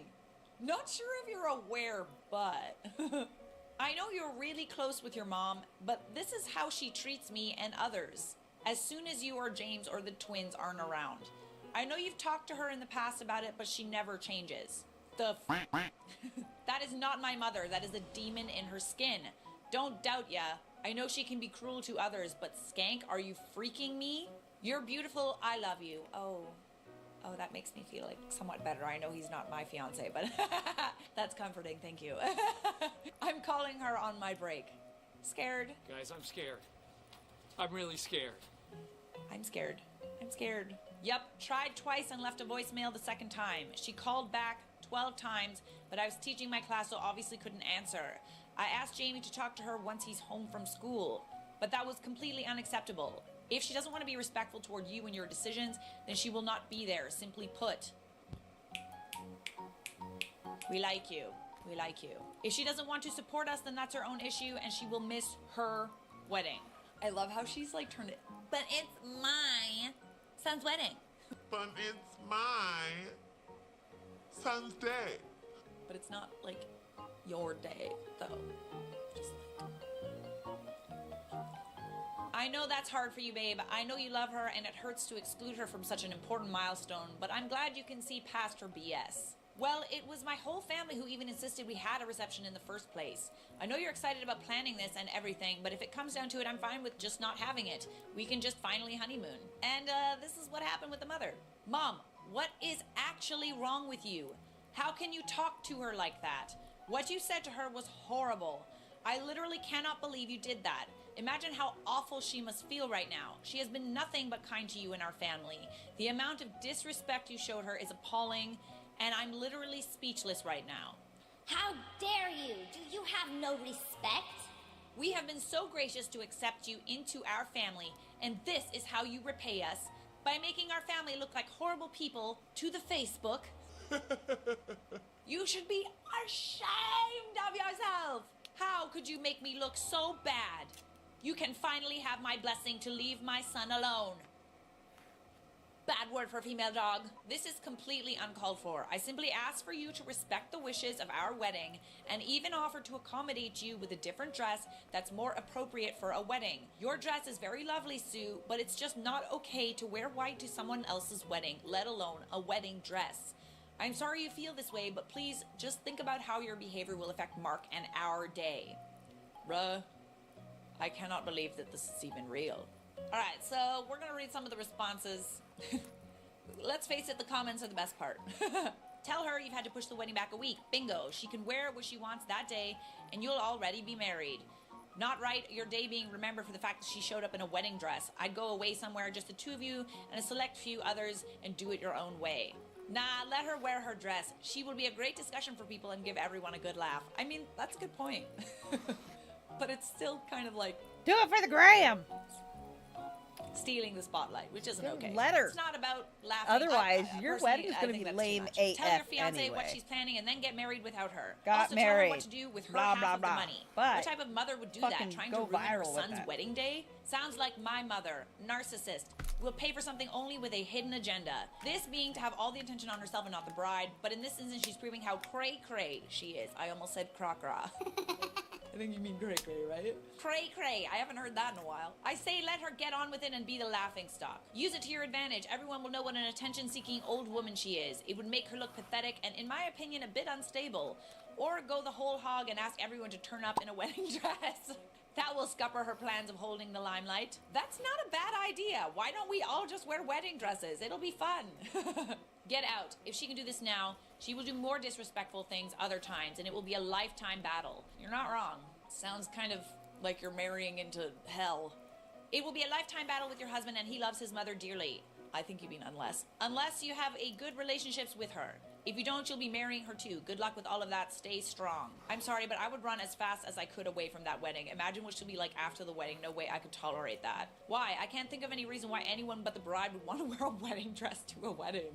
All right, guys, that's all there is to this story, unfortunately. I'm assuming that they, I'm hoping that they worked it out. But I gotta be honest, yeah, if that's the family you're marrying into, you gotta think seriously about that.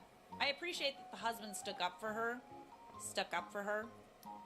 But, yeah, that sounds like it might be a little too much trouble. Depends on how much you love him. Am I right, ladies? Can't even fathom that right now. Like, can't even fathom how much you would need to love someone to marry into that family. Am I the a-hole for bringing a baby to a child-free wedding? Yep. I'm ready to assess. The Honorable Judge Charlotte presiding. My cousin lives a 6-hour drive from me and the rest of our family. A few months ago, we all drove there for his wedding. Due to limited space, no children were invited to the wedding except the bride's young nieces and nephews. My baby was 10 months old at the time, and I wasn't comfortable leaving him alone in an unfamiliar place with a stranger, which was a babysitter that my cousins had hired for their own kids. So I decided to bring him to the wedding. I wrote on the RSVP that I was bringing him, but he would be sitting on my lap, and I would bring my own food for him. My cousin didn't say anything, so I assumed that he was okay with it. My baby cried at the ceremony, but I quickly took him out of the room. At the reception, I had him with me the whole time in a body carrier. He didn't make much of a fuss, and I thought everything was okay. After the wedding, my aunt, groom's mom, confronted me and told me that I was rude for bringing my baby without permission. I explained that I wrote on the RSVP what I was planning to do, but my cousin didn't object. She said that my cousin and his bride had a problem with it, and the bride didn't want to start any drama because she doesn't know me well. My other cousin's baby was 7 months old at the time, and my aunt said that he had no problem leaving his baby with a certified babysitter, and I should have done the same. And some of my cousins were upset because they thought that the groom gave me special treatment by letting me bring my baby and making them leave their kids with a babysitter. I didn't mean to start any drama. Am I the a-hole? Yep. Yeah. Kinda, yeah. Yeah. If it says no children, that means no children. And it's not like this babysitter was someone that you didn't know at all. It was someone that was hired by your own family members. A certified babysitter. I can understand not being comfortable with your child being, alone or, well, yeah, obviously, but with someone that you don't personally know, I get it. But then, I'm sorry, but you simply got to tap out of that wedding or find someone that you would be comfortable leaving your child with. If it says no children, it means no children. No exception. You're the a-hole. But obviously, let's see what the wise people. But obviously, let's see what the wise people of Reddit had to say. You're the a-hole. Your baby literally did the thing that the bride and groom wanted to avoid. Disrupt the ceremony. You had plenty of time to find a babysitter or other family member to watch your kid while you went to the wedding, but decided that you were above the rules. That's what I'm saying. Or if you're not really comfortable leaving your baby with a sitter, just don't go to the wedding. Staying home is always an option. No, you don't understand. OP's presence is such a gift that no one minds that her baby interrupted the ceremony. Her baby was Extra special. That's why it was okay. But it was cool because the baby didn't need a seat or a meal, because that is why they didn't want kids at their wedding. Everyone knows that infants eat all of the prime rib. Babies don't need ribs. Wait, prime rib is steak. Babies don't eat steak. It is so tiring when people completely ignore child-free. I didn't like the idea of a stranger, so instead I'll cause drama about having a crying baby and not thinking about all the other guests who made accommodations to attend a child-free wedding. It's See, I have a child, and we are the most important in the world card. Your baby's not gonna know the difference. It's probably gonna be sleeping. It's not gonna be upset at you for going away, and if it does get upset, then it won't ever remember. All right, as you can probably tell, Reddit has dubbed this person the a-hole. You are the a-hole, my dear.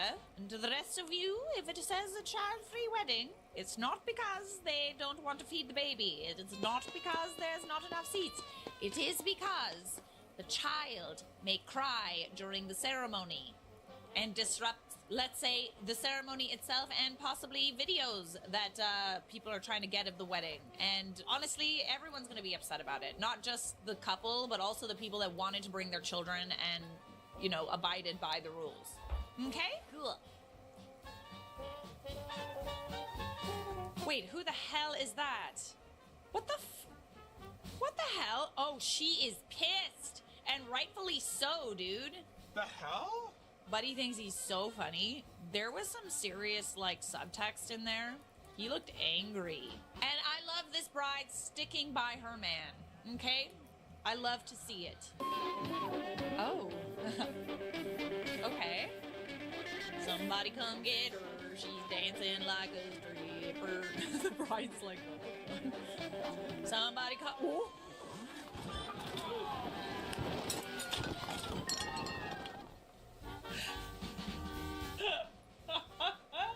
She brought the whole tent down with her. I see what's happening. Somebody come get her. She dancing like a stripper. Somebody come get her. She ruined the wedding. No, seriously, someone come get her, like, now. Get her out of here! My friend got married and decided to have a private ceremony, but an open reception in a massive hayfield in Vermont. They invited a large number of people, over 300 show up, and it's a predictable apocalypse now from 10 a.m. until about 6 p.m., where everyone is seriously buzzed up. People are in and out all day with 4 constant groups: the direct family of mostly tipsy adults, the bride's sister's college friends, the groom's home friends, and the bride's friends. There are some minor altercations between the home friends and college friends, but it's a wasted fire party in the middle of nowhere, so some yelling and boisterous ideological disagreement were expected. But it came to a head when a heated discussion turned to a girl getting hit with a hot coal shovel. What? Okay, alright, that's you're doing too much. Utter chaos, multiple 911 calls, police cruisers from 3 different departments, and a couple of ambulances later, we had to be given the order to disperse. The problem was that we were all blind, wasted, and shouty. So after a few arrests and a stern tongue lashing from the cops, we put to bed several people well beyond the legal limit and sent home a lot of questionable people. What about the girl hit with the shovel? Well, the guy had no idea it was a recently used coal shovel and just wanted to smear a little dirt on the girl. She had dropped a drink on him. He's a veterinarian and dragged her off, apologizing profusely, and fixed her up in less than an hour. The EMT didn't even bother taking the dress off. Unfortunately, you can't undo 15 near simultaneously 911 calls. Both of them being too wasted to drive, they stayed the night, and we found them in the same freaking sleeping bag come morning. Oh. Merca! Merca! Why is it always drunk people? God, alcohol just ruins everything. At first it's great and then it just ruins everything. Oh, okay. Who's that? Who's he? Whoa, dude! Yeah. Damn right. Damn friggin' straight. Get him out of there. Security! Somebody come get him. He's acting like an idiot. Somebody come get him. He f***ed up the whole wedding. It just reminds me of the time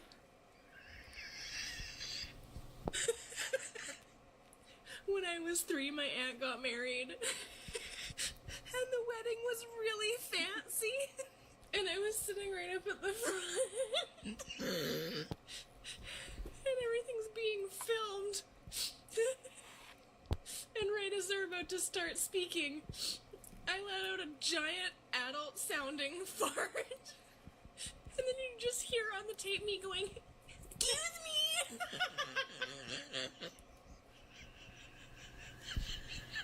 Asthmatic donkey after running a marathon. Honky donk, badonk donk. Well, thank you for that. I really appreciate you sharing that. Why we don't bring kids to our weddings? What? They get here farting and crying. Honestly, do. if that marriage fails, I'm blaming it on you. I recently had my wedding. On the morning of the big day, we woke up together, happy to be getting married. Then my soon-to-be husband received a text from his mother.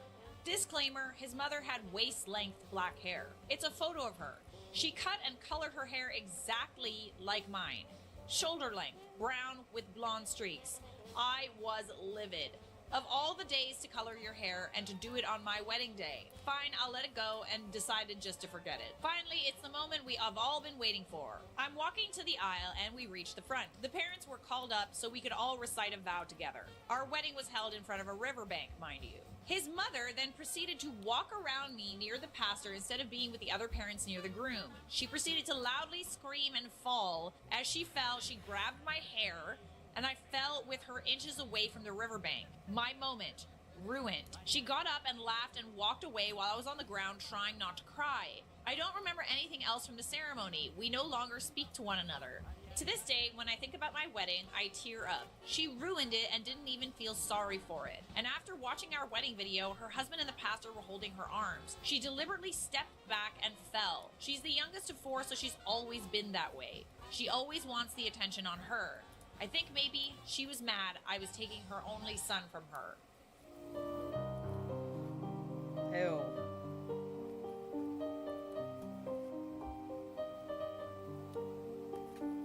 Ew. That's messed up. There's a whole lot of messed up in that. I don't get the whole dyeing her hair the same color thing. Like, at first, I guess you could say it's a sign that she's trying to steal the spotlight.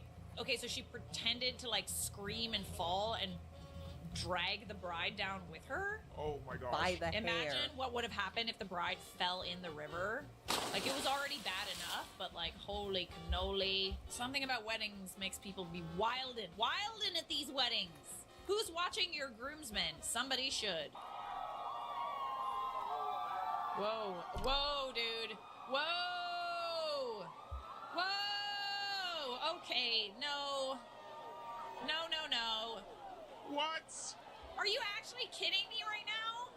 That's not funny. That's not Flower? funny. Why did you do that? Oh, he looks... What is this, a frat house? Like, come on now.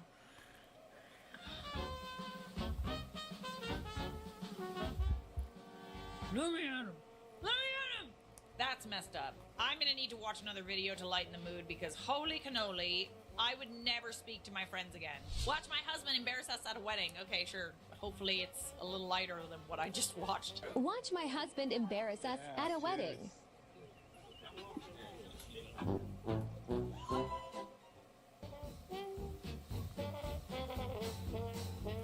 That's why I don't stand around pools. I am clumsy. Oh no. No, oh no! All right, somebody should have thought this through because just hands them the pillow. No, Doesn't no, even sweetheart, tie. They're supposed to very tie. expensive rings. I The- think a you way see to those avoid that loose is to, ribbons? like, somehow They're supposed to tie be- the ring to the pillow. I don't know. I don't know how to Those avoid loose that. ribbons. No. No, no, no. That's a tradition?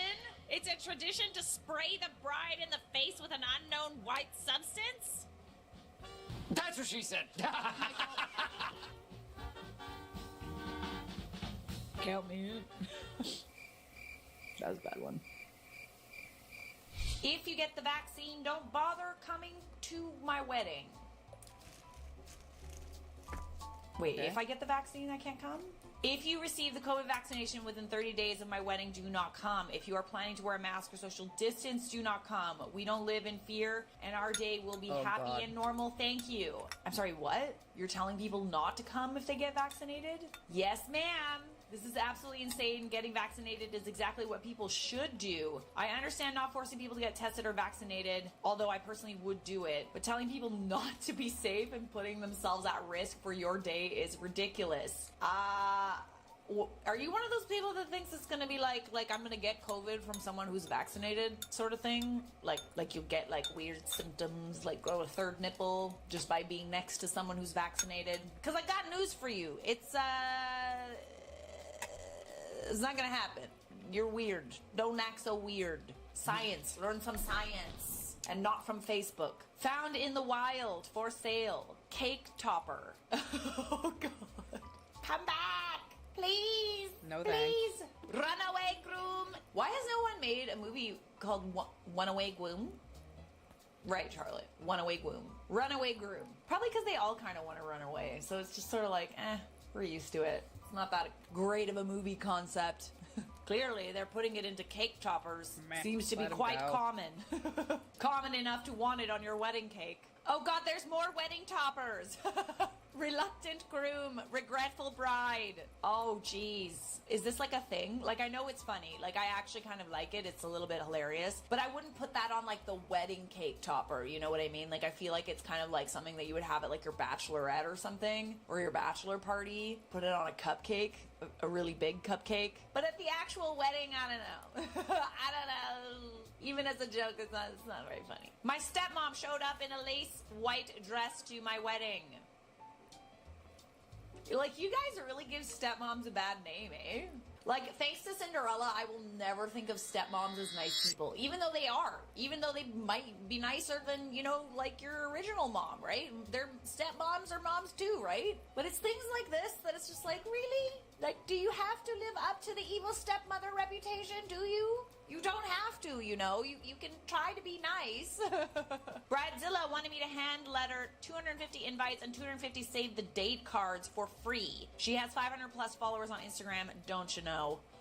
Oh, so are you an influencer? I forgot to shave my armpits.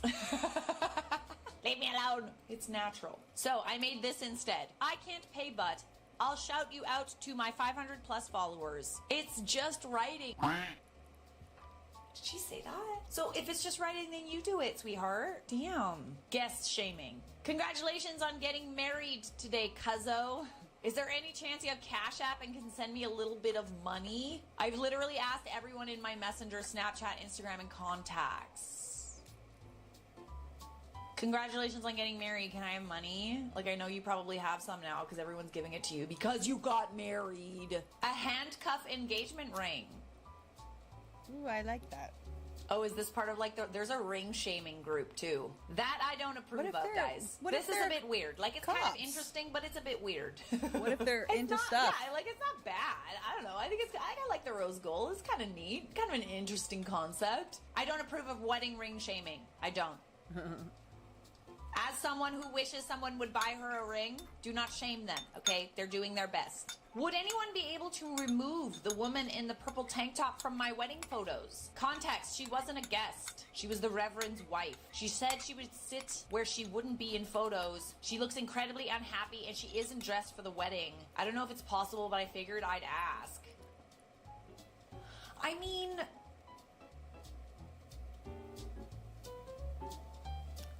I'll stay out of the photos right by the aisle. yeah. Not even out to the Especially if side. she looks like she's really unhappy to be there. I don't know. This one's kind of a toss-up, guys. Like, I feel like at first I was like, oh, you're a bridezilla. You don't want her in the photo. And then I'm like, oh, she wasn't a guest. That's weird. She just sat there in her purple tank top. Also, though, I Yep. don't know if you're going to be able to remove her. That looks like, well, I'm not a graphic designer. I'm not a Photoshop artist. I don't usually Photoshop my photos. But as someone who can Photoshop, that's going to be hard to remove. Sorry, girl. SOS, I need advice when it comes to large tats. Like tattoos, right? Tattoos. Honka. My foster sister has very large mural tattoos on her arms. Arms! She is the only one in the wedding who will have tattoos showing. We paying a lot for the perfect wedding and photographer, so I'm really struggling with what to do. I don't want to be that bride, but they are going to stand out like a sore thumb as they are very vibrant. Do I ask for the airbrush makeup lady to go over them, as I know that's possible? Or do I work with the photographer and see if she could edit them out? Thoughts on what to do? I really don't want to hurt feelings. Side note, it's a summer wedding and I've tried finding dresses that would cover them, but it's going to be too warm. You know, it's actually, it's a thing, like, this is like a thing. Like, I've heard like a couple of friends say that they don't want to include their friends in their wedding because they have tattoos. It's like more of a common thing than you would think. I mean, if you're really, really bugging about it, don't make the photographer edit it out. Get them to airbrush it. Like, get them to put makeup on it, I guess. Sounds a little Bridezilla-y, I'm not gonna lie. It's gonna ruin my photos. No, it won't. No one's gonna give a Literally, the only person that gives is you. Literally 0 were given.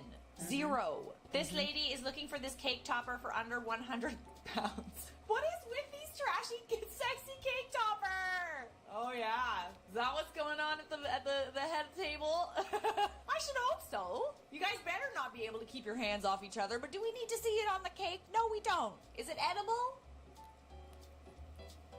We all know I'd eat it. I want my bridesmaids completely matching and to pay for hair and makeup by MUA. I would like for them to be pristine for photos, and I don't want them to use cheap looking makeup, which is why I'm asking them to pay for theirs to get done. I want their nails to be done, or press-ons, whatever they prefer, matching shoes, matching dresses, their toes all to be the same color that I'll provide. I want their hair and makeup all to be the same, very simple do, something that won't outshine me. Is this asking too much? They have 7 months to save up for this, and I want it to be exactly how I envision it to be. I haven't had anyone complain, I just don't want them to back out last minute because they haven't put money aside for it. Dress $90, shoes $30, makeup $90, hair $75.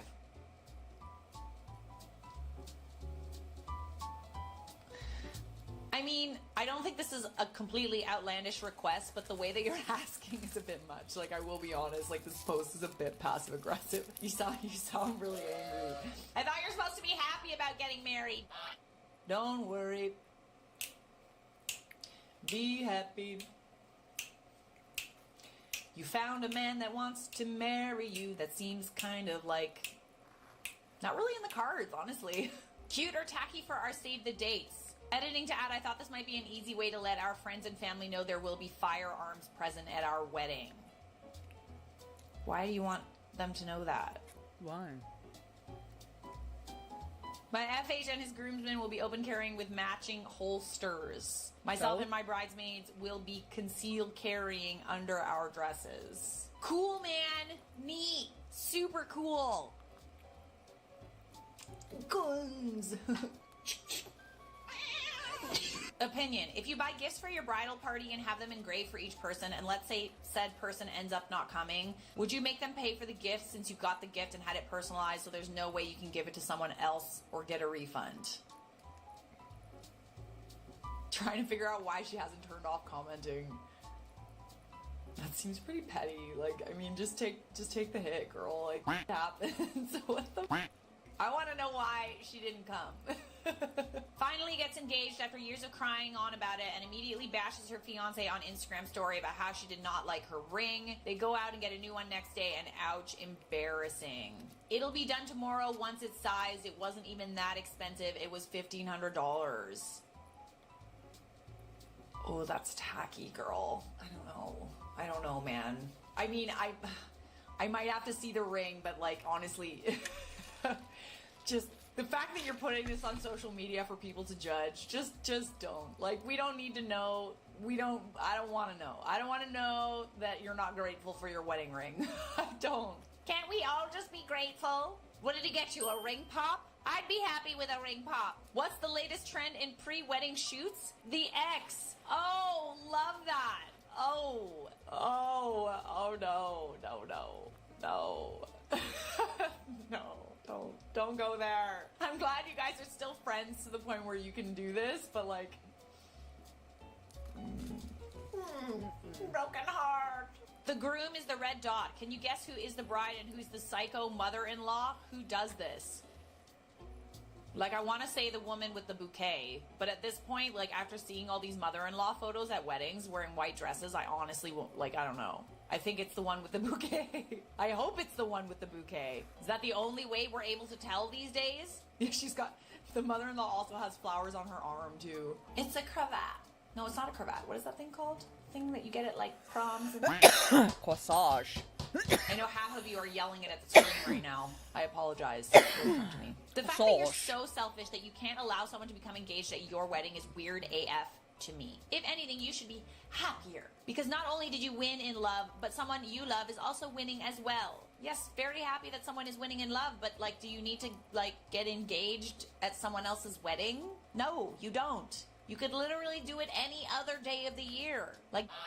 Brides, did any of you use a fountain at your wedding with dressing? Instead of a chocolate fountain, we are wanting to do a ranch fountain. Need suggestions on best fountain to buy. I don't want hot ranch. So I'm confused on what to order. Kick me out, but in a panini, a ranch fountain sounds scary. Oh my god, a ranch fountain does sound scary, but kind of delicious. What is the most f***ed up thing an in-law has ever said or done to you? So these are my wedding pictures. This is my husband. Okay. That's his stepmom in white. She didn't. We've been through this so many times and I'm getting annoyed. You're doing it on purpose, like, clearly. Everybody knows, you know, you're not supposed to do that. So she also looks like she's, like, not happy to be there. Bro, I'm straight up not having a good time. Like, that is the face of a woman that really doesn't want you to marry her stepson. Crazy mother-in-law and I was alone in this convo, but it all started because I didn't want to wash windows outside while pregnant. Honey, one thing I'm not is but you get into my face, like. Babe, you feel people getting in your face. Alan, you don't see it. Yay! Shrukan1235 followed your channel. Thanks for the follow. I'm not, okay, almost like, literally it goes like that. You're not used to parents telling you that's the thing. I told you. No, that's you not the thing. Cradled your feelings when you were younger. I don't care. I didn't have that luxury. I was I'm told. not changing. I don't change for him. I don't change I don't want you to change for me. At least just, you say you care so much for your granddaughter, then don't put me through all this emotional stress. Just do the shit you're supposed to. All you got, and what she means by that is just tell her. Freaking communicate. It's very easy. I told you, I'm not allowed gonna to talk. work. You don't need to prove I'm it. not. If you're not allowed to work, all you have to do is relay okay, the message first of to all, her. like I told you, okay, you can tell your mom because why? I told you to tell your mom because of why? You can grow up in a household where your parents tell you to do stuff like chores and shit, but not when you're a grown adult. She's pregnant. Mother-in-law should be helping out. End of story. Goddamn right. And I also don't like the way that your husband's talking to dinosaur you either. Tell me bag. you're a mom's boy without telling me. Vegan leather bags. Crazy ex-mother-in-law. Mine used to refer to me with the N-word to let you know what she thought of me. So I separate from her son, and there's a weekend she calls me up and she wants to take her granddaughter out, which, you know, my daughter. I told her no, because I had other plans that weekend, and that was on a Friday. That Monday, that woman was in court. She went to court and she told the court that she knew I was killing people while I was at work, but the companies that I worked for were in on it and they were okay with it. She also told the court that she believed I was buying and selling drugs. She also told the court she believed I was selling myself. She also told the court that she knew I was bipolar, that I was schizophrenic, that I was delusional, and a whole plethora of other wild accusations. And you know the reason she did that? She was asking for full custody of my daughter. That happened in 2012. We're in 2020 now. She lost that lawsuit. She hasn't stopped suing me. Back-to-back lawsuits. I think we're on, like, lawsuit number 23. Bruh, just let it go. Bruh. Let it go. Let it go. Right off with that shit. Gotta be careful who you marry, you know what I mean? Honestly, at this point, like, if I didn't absolutely love my boyfriend's mom, genuinely love her, like, she's just such a wonderful person. Her name's Karen, by the way. Her name's Karen. Ironic. Wonderful person. Love her. Top notch. She's like my second mom. If I didn't like her, it would be a no from me. Sorry, Mike. Love you a lot, but I also really love your family, so. His family's great. They're so funny. We just get together and fart. You go, girl! Don't judge your mother-in-law until you've walked a day in her shoes.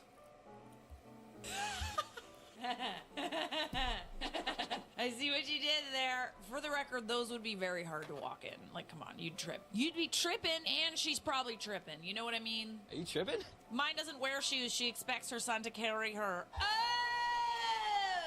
This was a good one. Very funny. And, like, not even an exaggeration. Am I the a-hole for calling the police on my mother-in-law? Absolutely not.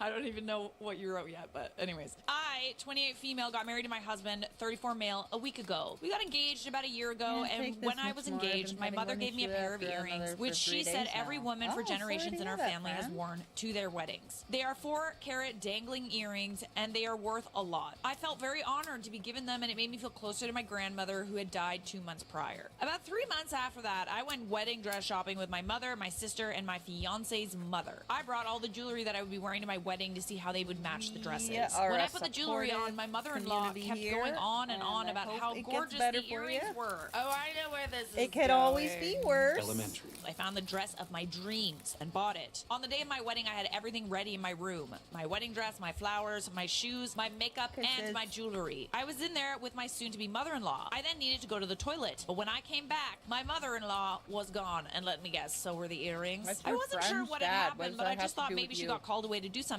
Then I noticed my earrings were gone. Je téléphone à la police! I knew straight away that she had taken them. I found her and confronted her, and she said she didn't take them. I asked if I could look through her bag, and she said no, and I gripped onto it. I said if she didn't let me look, I would call the police, which I then did, and she still wouldn't let me look. The police arrived and searched her, and the earrings were found in her bag. I was set up. I like how she, like, let the police show up before she gave the earrings back. How did you think this was gonna go? They were returned to me, and they asked if I wanted to press charges. I wanted to talk to my fiance first, and he said he would support me if I wanted to. I didn't want to decide in that moment, so I just ignored it and had a great night. That was a week ago, and ever since then, I've been getting loads of threatening messages and calls from my husband's side of the family. Why? Did you steal something? My mother-in-law has been sending me extremely hateful texts, and I think I want to press charges, but I'm still not sure if it's a good idea. She can't send you hateful texts from jail. Well, maybe they can. They also have TikTok in jail, so it could be possible for them to send a text. However, she not only stole from you, she's now harassing you and threatening you. It's 3 a lot crimes, to be she will go involved to with, jail. I understand. Right to jail, right away. Not the a-hole, something to consider if you don't press charges. Babe. She/they will pretend it never happened after a short time. Once she thinks she got away with it, she and the people harassing you will start saying you made up the story of her getting caught stealing. I'm sorry, did no one witness, like, the police coming to your wedding? Was that just like a fever dream? No witnesses? I dealt with people like this. Good luck.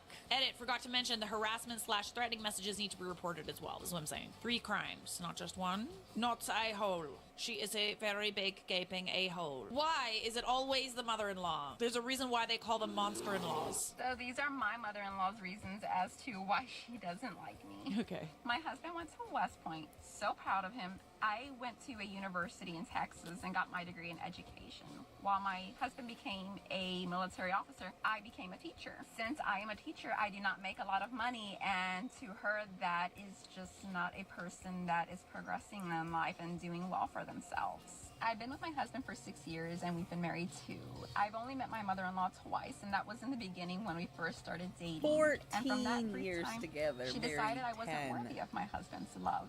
When it came time to my husband wanting to propose, she told him to choose a relationship with her or a marriage with me, and he chose. Period. I always find it weird when the mother, like, gives the ultimatum that's like, choose a lifetime of happiness or your mother. Yes, she's your mother, but you can't really equate a spouse to your mother.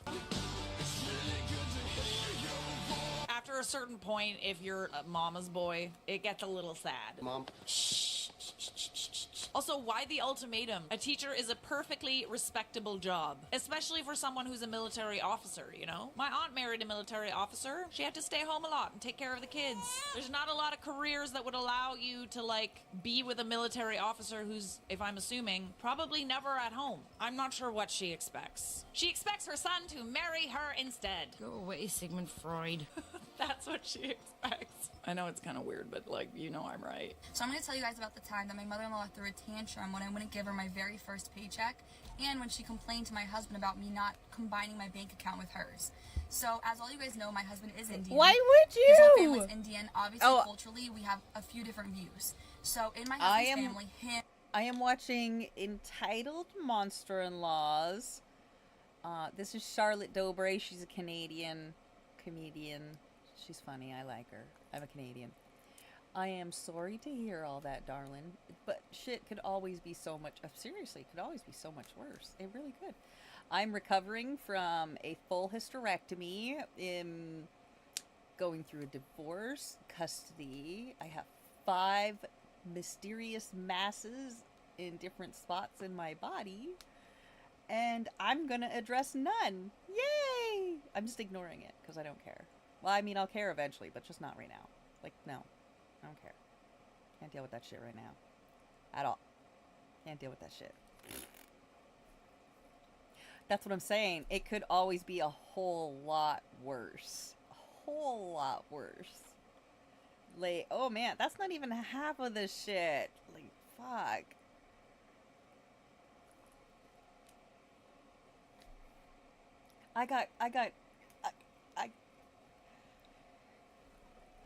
I'm on my 3rd week post-hysterectomy, okay? Full hysterectomy, including the cervix, okay? 2 hours after my surgery, my ex-husband insisted he be my ride home. I didn't need him to be. I had other means. I had other ways. I had other arrangements. Insisted. It's like, fine. Whatever. My sister was there with me. It was fine. It was whatever. Didn't answer when the hospital calls him because he was still my emergency contact on my paper. I'm like, why would you call him? They're like, well, he's your emergency contact. I was like, no, he's not. And they're like, oh. I was like, well, who's at the top of the page? And they're like, oh, well, your sister is. I was like, well, then call her. He was in the hospital. Anyway. Took me over more than half a dozen speed bumps on the way to the hotel I'd be staying at with my sister for a week for recovery. Ripped open every single one of them. Then, after that week of recovery and bleeding in the hotel, that following weekend, so less than 2 weeks post-surgery, tried to do it again, take me across the same speed bumps again, and ended up partially ripping open the inner knife hole. Wound, surgery, that. So I was bleeding again. I've just now stopped, finally. It's the first day of not bleeding at all.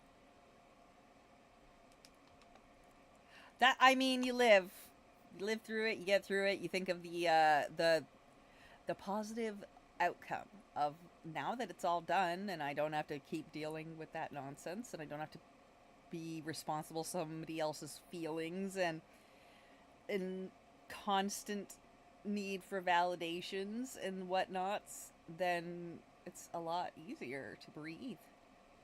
Plus, it'll be cool that my kid grows up a big chunk of her life where I grew up. That'll be nice. She'll be a Canadian. It'll be cool. Him, his mom, his dad, his sister, they all have a combined bank account. And at the time, they would literally take money out of my husband's account. They'd put money in. They'd question him on his transactions. It's just something that I didn't really agree with. But again, it's not my family, and I'm not going to question it. You guys do what you want to do.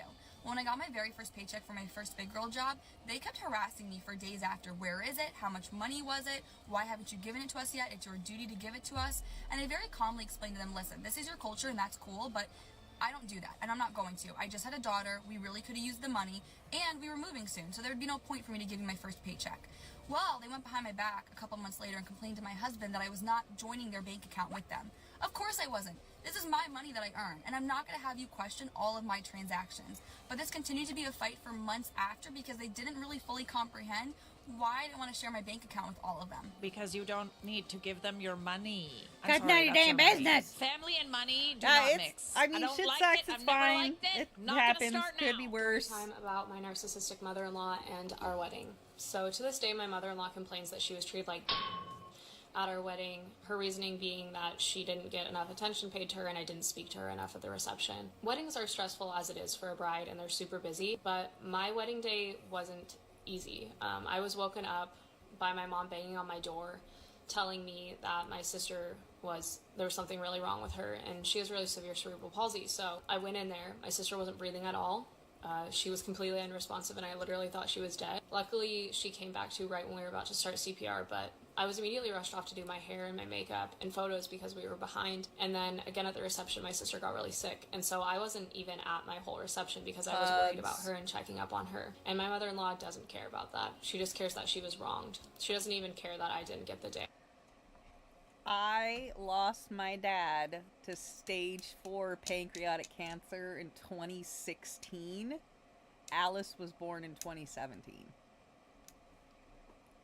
And I went my whole entire puberant life never once conceiving. Never once. Because I have had... do you still have it if you don't have a uterus? Endometriosis. I still have ovaries, so I still have polycystic. But do you still have endo if you do not have a uterus anymore? I don't know. But, whole life, nothing. Then, Dad passed away and supplies Alice. And then never, then it got really, painful and bad and stuff, so they had to take it out. But, what the jonk, dog? That's bananas. It was all about her. Very sorry to hear all of that. That's traumatizing. Where was your mother-in-law when all of this stuff was happening with your sister? Was she partying and having fun at the wedding? She tells people, she goes around telling people right now because of the surgery that no stairs, Mama. And I'm like, yeah, I know. And then people will be like, oh, that's so cute. She's like, yeah, she has yesterday tummy. They're like, what? I was like, I had a hysterectomy. She calls it yesterday tummy. Hysterectomy. Yesterday tummy. Get it? 7-year-olds. Yo. They're so cute. And she just announces it to strangers. Just announces it to strangers. I'm hobbling along uncomfortably and she's just announcing to random strangers that I'm injured or impaired or some shit. You know, if she wanted to spend time with you and she wanted to be in your Thanks. presence, she could have helped out. Just saying. I'm the real victim here. Do that. You're trying to scare her away? Is that what you're doing? I get it, yeah. You did. You did. I think that's what you wanted. Don't like my silly job? You don't get its silly perks. So I work in technical theater as an assistant stage manager. There are a couple of theaters in the area, but the tech community is rather small, so we all know each other. I work for a small theater, but I know a few people who work at the largest theater that hosts the traveling Broadway shows. These shows are really popular and hard to get tickets for if you aren't a season ticket holder, and tickets can run about $1,000 per seat for 7 shows. Tickets are normally about $150 for an individual show, but can go up significantly if they know the show is going to be popular. The husband of one of the directors that I work with is on board of the theater, and sometimes can score good seats at a discounted rate. This season, Aladdin's coming to town, a show my future mother-in-law has been dying to see. She asked me if I could possibly get her and a friend a seat so they could go see it. I called in a favor with my director and she managed to get 2 prime seats. Since her husband is on the board, she gets a discount, so the tickets ended up being $75 for 2 seats. I reserved them in my name with the understanding that my future mother-in-law will pay for the tickets. Fast forward a couple of weeks, and future mother-in-law invites me and my fiance over for dinner. Okay, dinner goes well. I end up in a conversation with future mother-in-law and future sister-in-law about housework. I don't know why. Future sister-in-law is a teacher, and she's married to an accountant, so she said that her and her husband try to split the chores 50-50. Future mother-in-law thought that was fine and has how fiance and I would do it. We don't currently live together. I said, probably the same, 50-50. Future sister-in-law agreed, but future mother-in-law gave me the stink eye.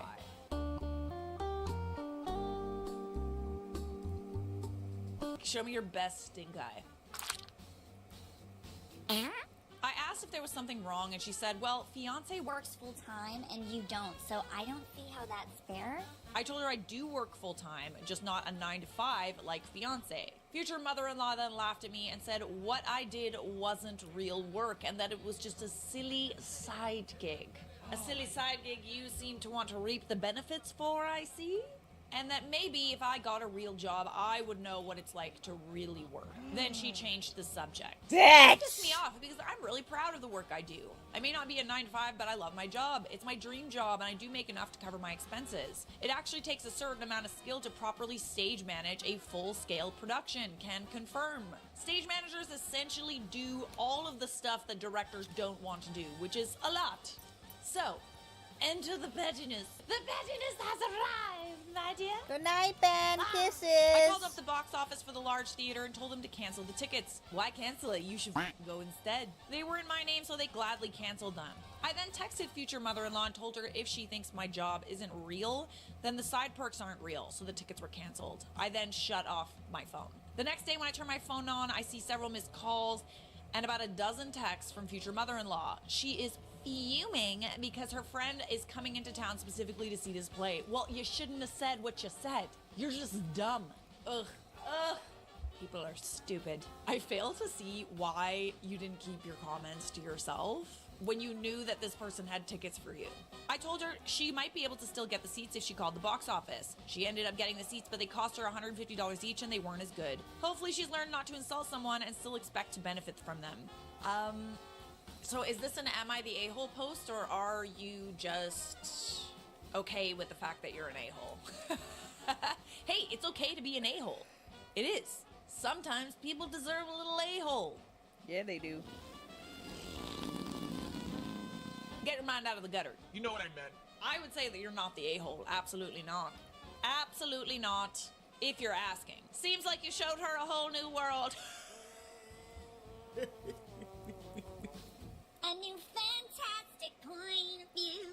I don't understand why people have it in them to say that anything that earns money isn't a job. If you're earning money and you're going to work, that is a job. It's not like a traditional job, but let's get past this idea where you need to be at a desk in order to be working. Why would I want to slave away at a 9 to 5 job when I could have a non-traditional job? No hate to those who have 9 to 5 jobs, but they're not better than people who have non-traditional jobs. Good for you. Many people crap on non-traditional jobs, I believe, because they may have had to do work for years that they may have been miserable at. There you go. Why does it bother you that someone enjoys their job? Does the word non-traditional job, is it synonymous with hating your job? Because that's like, I feel like we don't have to hate our jobs in this day and age. To admit that there are other options for earning a living, I imagine it would be painful in part because they have to acknowledge that perhaps their years were wasted. Oh, that's an interesting take. With the narrative of a job being a commitment that you just buckle down and do, even when you hate it, gets perpetuated by folks who are trying to maintain a certain status quo that validates themselves. They may view themselves as sensible, responsible, reliable people who do what has to be done, and that's somehow noble. It's kind of sad. And then their resentment can manifest in condescension and moral superiority. There is no shame in a day's work. No matter what you do, if you're working, you're earning an income, you're learning the value of a dollar, that my job is no better than anybody else's job, and neither is yours. The mother-in-law bribe backfired. This is my story. This was told to me by a woman I knew from work several years ago. She's a very sweet nurse. Nurse graduated from nursing school and decided with her friend to move to one of the cities that was listed as having the most eligible bachelors for some publication. She moves and starts dating her future husband. Future husband's mother is a viper. Ooh, that's an interesting choice of word. And decides nurse is not good enough for her family. What is with mother-in-laws and deciding who and who isn't good enough for their son? I think there's something weird going on, because it's like they've brought up a man that they wish that they could have had, and then they get jealous. Ew. It's super weird. The happy couple eventually get engaged, and future mother-in-law is having none of it. Tries for several months to break them up, tries to convince nurse to go back to where she came from, and simultaneously tries to gently convince her precious son that nurse may not be good for him. Finally, wedding plans are set, so mother-in-law gets desperate. She gets a nurse alone with a generous offer. Leave fiancé and never come back for an exchange of $10,000. Note, this was almost 30 years ago, so I guess it was kind of a shitload of money for most. Nurse is so sick of this woman's stuff and is incredibly insulted. However, she's intelligent and maintains her composure. Nurse accepts the offer. Nurse takes the money, does not leave. Yeah. and gets married anyway. Nobody else knows about this. Mother-in-law can't say or do anything without it exposing herself to her family as a horrible person. Nurse and husband are still happily married. Their kids are grown. Husband still has no idea this went down. I love that. Mother-in-law has suffered silently for almost 30 years. Oh, Muffin. Muffin butt. You poor thing. Edit. 2 people pointed out that $10,000 30 years ago would roughly translate to $21,000 today. Confirmed a scheisse loaden of money to me, a lowly peasant. Yeah, okay, so this is a lot of money, but it's still not enough money for me to decide to give up my person. You know? Money comes and goes. Good men also do that. What I meant to say is good men are hard to find. So I don't think that this would be worth it for me either. $21,000, lifetime of happiness and beautiful children. Would that be enough for you? It would only be enough if you really didn't like that person, you know? If you were just staying with him for the sake of it. Or maybe you were with him for the money and that's just your money up front. Wouldn't be enough for me. And I'm glad she did this. My dad made the same offer to my brother's girlfriend 35 years ago. Even at 18 years old, she had the spunk to rip up the check and tell him to take a flying... They didn't marry. I just learned about it last year after Dad died. I'm sending this to her. She'll kick herself. Still worth getting to look at their faces when you ripped up the check. I'm not sure what's better. You know? Keeping the money or ripping it in their face. Both are rather petty and wonderful. One is a little less noble. But hey, keep that and spend it on your college tuition for your kids. Thanks, Grandma. Or spend it on the wedding. Got a nice little horse to ride in on. That reminds me of an episode of Family Guy where Carter offered Peter $1 million and he said Lois was priceless. Edit, worthless, not priceless. Important edit, important. Lois may be worth $1 million to you, but to me, she's worthless. In-laws constantly berate my baking skills in favor of sister-in-law, so I copied her cake pop design and tricked them into eating it. So petty and delicious. This isn't necessarily my proudest moment, but I'm tired of being the outcast. My husband, Pete, comes from a family where the women are all bakers. I'm a baker myself, and I used to sell out of my house under my state's cottage laws, but stopped because I like it just being a hobby. Her sister-in-law, Kay, is known for her cupcakes and cake pops. When I first met everyone years ago, it was the first thing I learned. Everyone talked about everything she made. Even when Pete mentioned how good my stuff was, everyone say that Kay sells hers and they're popular, so they must be better. Whenever I bring treats, they're often left untouched because they're not Kay's. Yes, I've been told that. They ask me to bring something every get-together and never touch it. Oh, hell to the no! You ain't slaving over a hot stove all day for them to not touch your cake pops! Cake pops. Babe, I'll eat your cake pops. To be clear, Kay is mainly a baker, whereas I bake and specialize in professionally decorated cakes. Kay says that overly decorated cakes are compensating for their bad taste, and Pete's family agrees. So we're gatekeeping baking now? We had a barbecue on Monday for Memorial Day, and everyone made their treats. Kay decided to bring cake pops. She posted them on Instagram the night before. So, and I know this is immature, I made the exact same ones she did, same flavor and design. We got there and everyone asked where my treats were. I said they're in the car and I'll get them in a minute. So I waited for everyone to be outside and then I brought mine in and put them next to Kay's. After we eat, I noticed the family eating my cake pops and not Kay's. She didn't notice at first and then they asked if they weren't feeling the cake pops. They said they just ate them and they were the best she'd ever made. And asked what she did different. Mother-in-law even said they looked so much better in person than in the picture. Kay was confused and said hers were still on the table. That's when I said, oh, I brought those. Glad you enjoyed them. Her husband said he hadn't had one yet. Lies, he ate too. And everyone just said, oh yeah, they were okay. Kay didn't say anything the rest of the night. Oh God, what is the big frickin' deal? They are just cake pops. Pete thought it was funny. He didn't know what I did until the reveal. But his brother, Kay's husband, said yesterday that what I did was mean. And I'm just mad that Kay's a better baker. I'm not sure if that's the case. I think that everybody could enjoy a cake pop or two from a different baker or two. I can't believe that I actually am like reading a post about They're just cake pops! It's not that serious, honey. Pete said it's ridiculous the family, including Kay, puts down my baking when they won't even try it because I'm not Kay. Facts, facts, facts, facts. Edit, we aren't the only two who bring desserts, just the ones who tend to bake cake more than others. Everyone else's desserts get eaten to some degree except mine. Okay, that's just rude. Okay?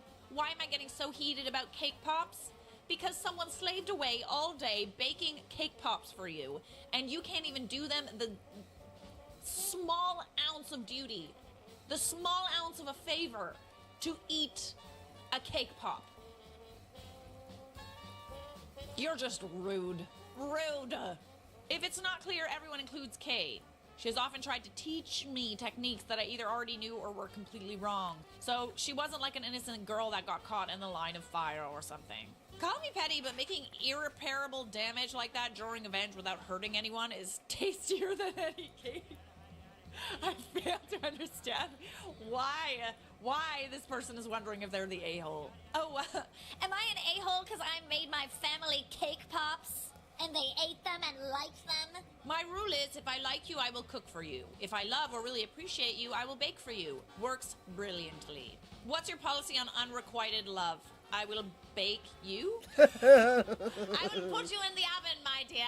Petty revenge via cake pop. Love to see it. And maybe let's stop gatekeeping cake pops. It's not that serious, honey. All right, let's swap it. Subscribe. What do we want to... Oh, you know what? We need to put our... We want to... I want some...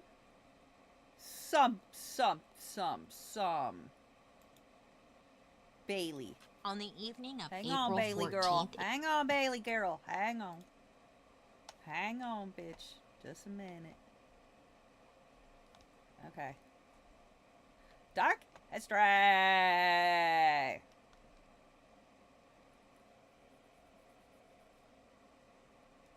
hang on. We're gonna watch some Bailey Sarian. If you don't know about Bailey Sarian, well, you're about to learn. Yes! You know what I love more than anything? A good prank. A perfectly timed jump scare that makes someone pee their pants a little bit. I kind of live for it, but not mean pranks. I heard about this crazy prank that happened back in the 50s that was absolutely insane. Basically, on April Fool's Day in 1957, the BBC had this whole segment about how a Swiss town near the Italian border had an exceptionally good spaghetti crop that year. They showed footage of people literally picking spaghetti noodles off of trees and bushes, and then showing a family sitting down to a meal of, quote, real homegrown spaghetti. Apparently at this time, spaghetti wasn't a dish that a lot of British people would have known about. So the BBC did this whole spaghetti harvest segment, and I guess it got a lot of heat. Some people didn't realize it was a joke, and they were writing into the station asking, hey, how can I grow my own spaghetti? But others, who knew what spaghetti was, were pissed. They did not appreciate their trusted news channel lying to them.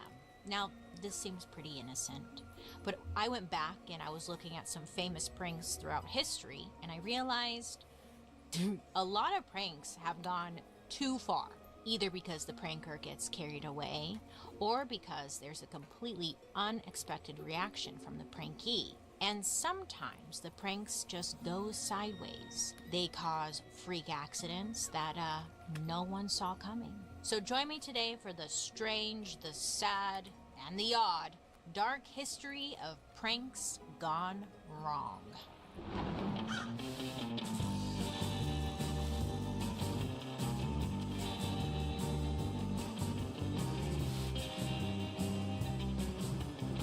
Hi friends, I hope you're having a wonderful day today. My name is Bailey Sarian, and I'd like to welcome you to my podcast, Dark History. Here, we believe history does not have to be boring.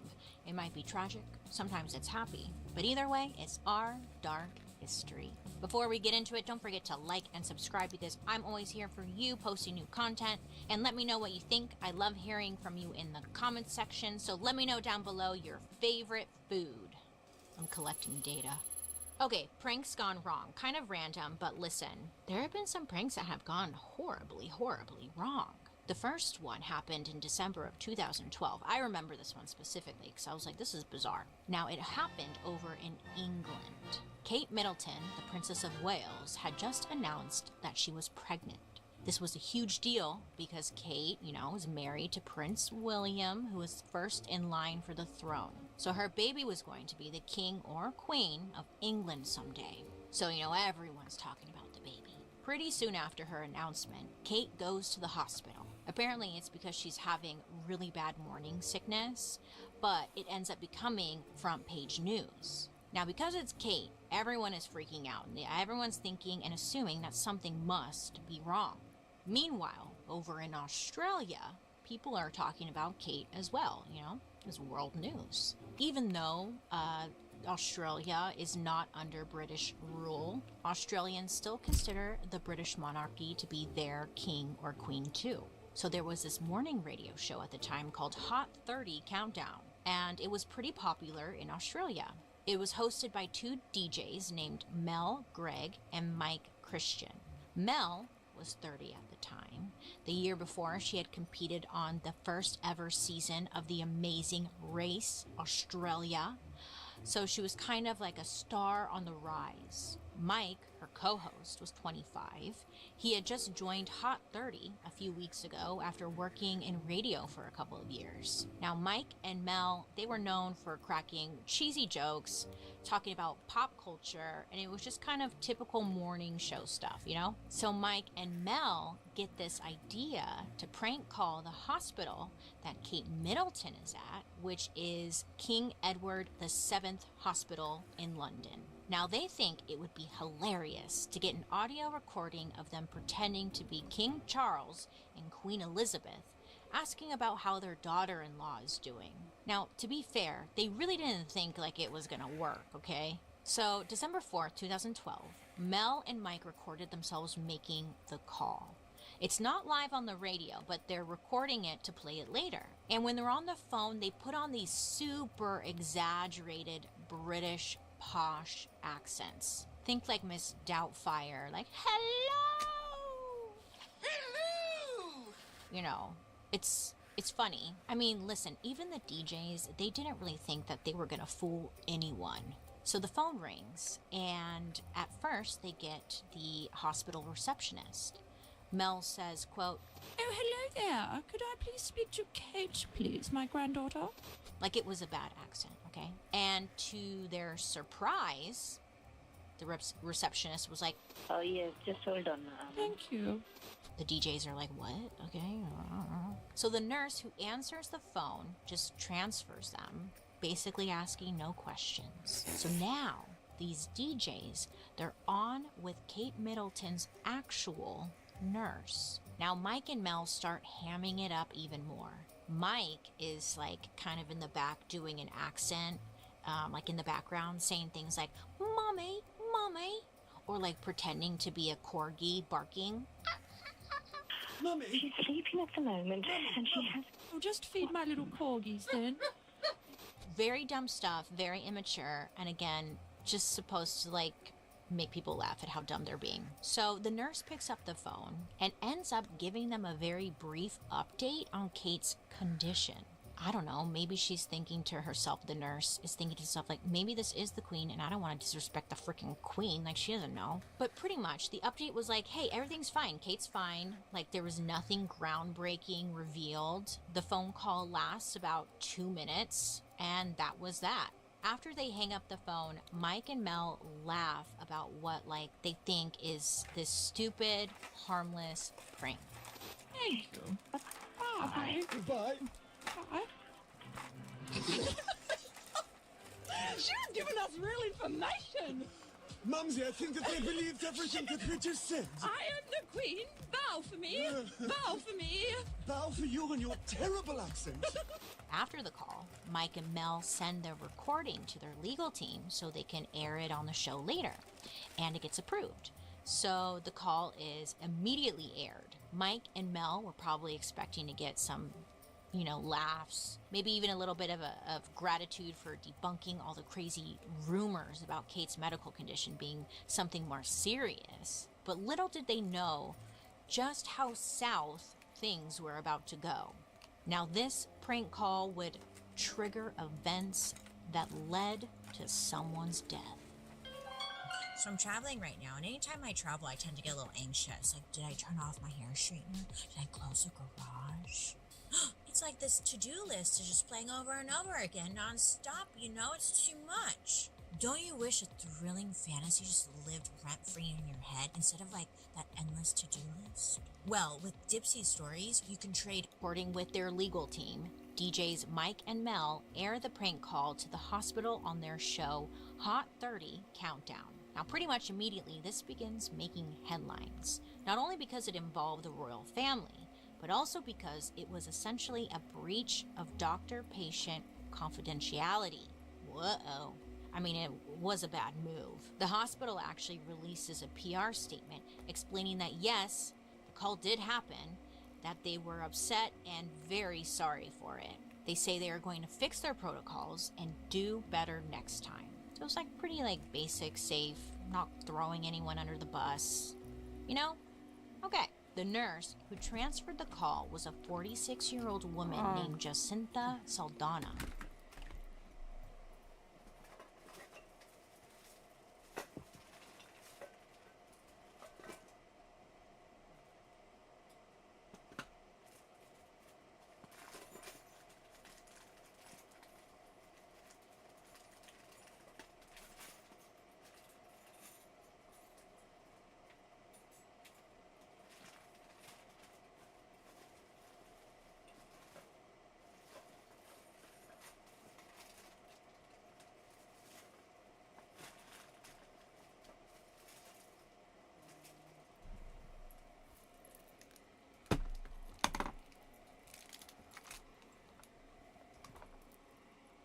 Sorry, just a second.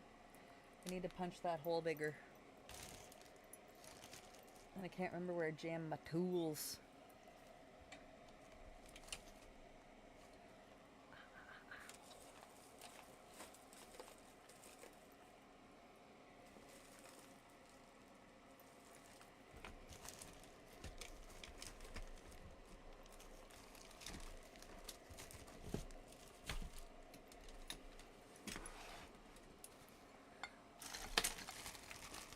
There you are.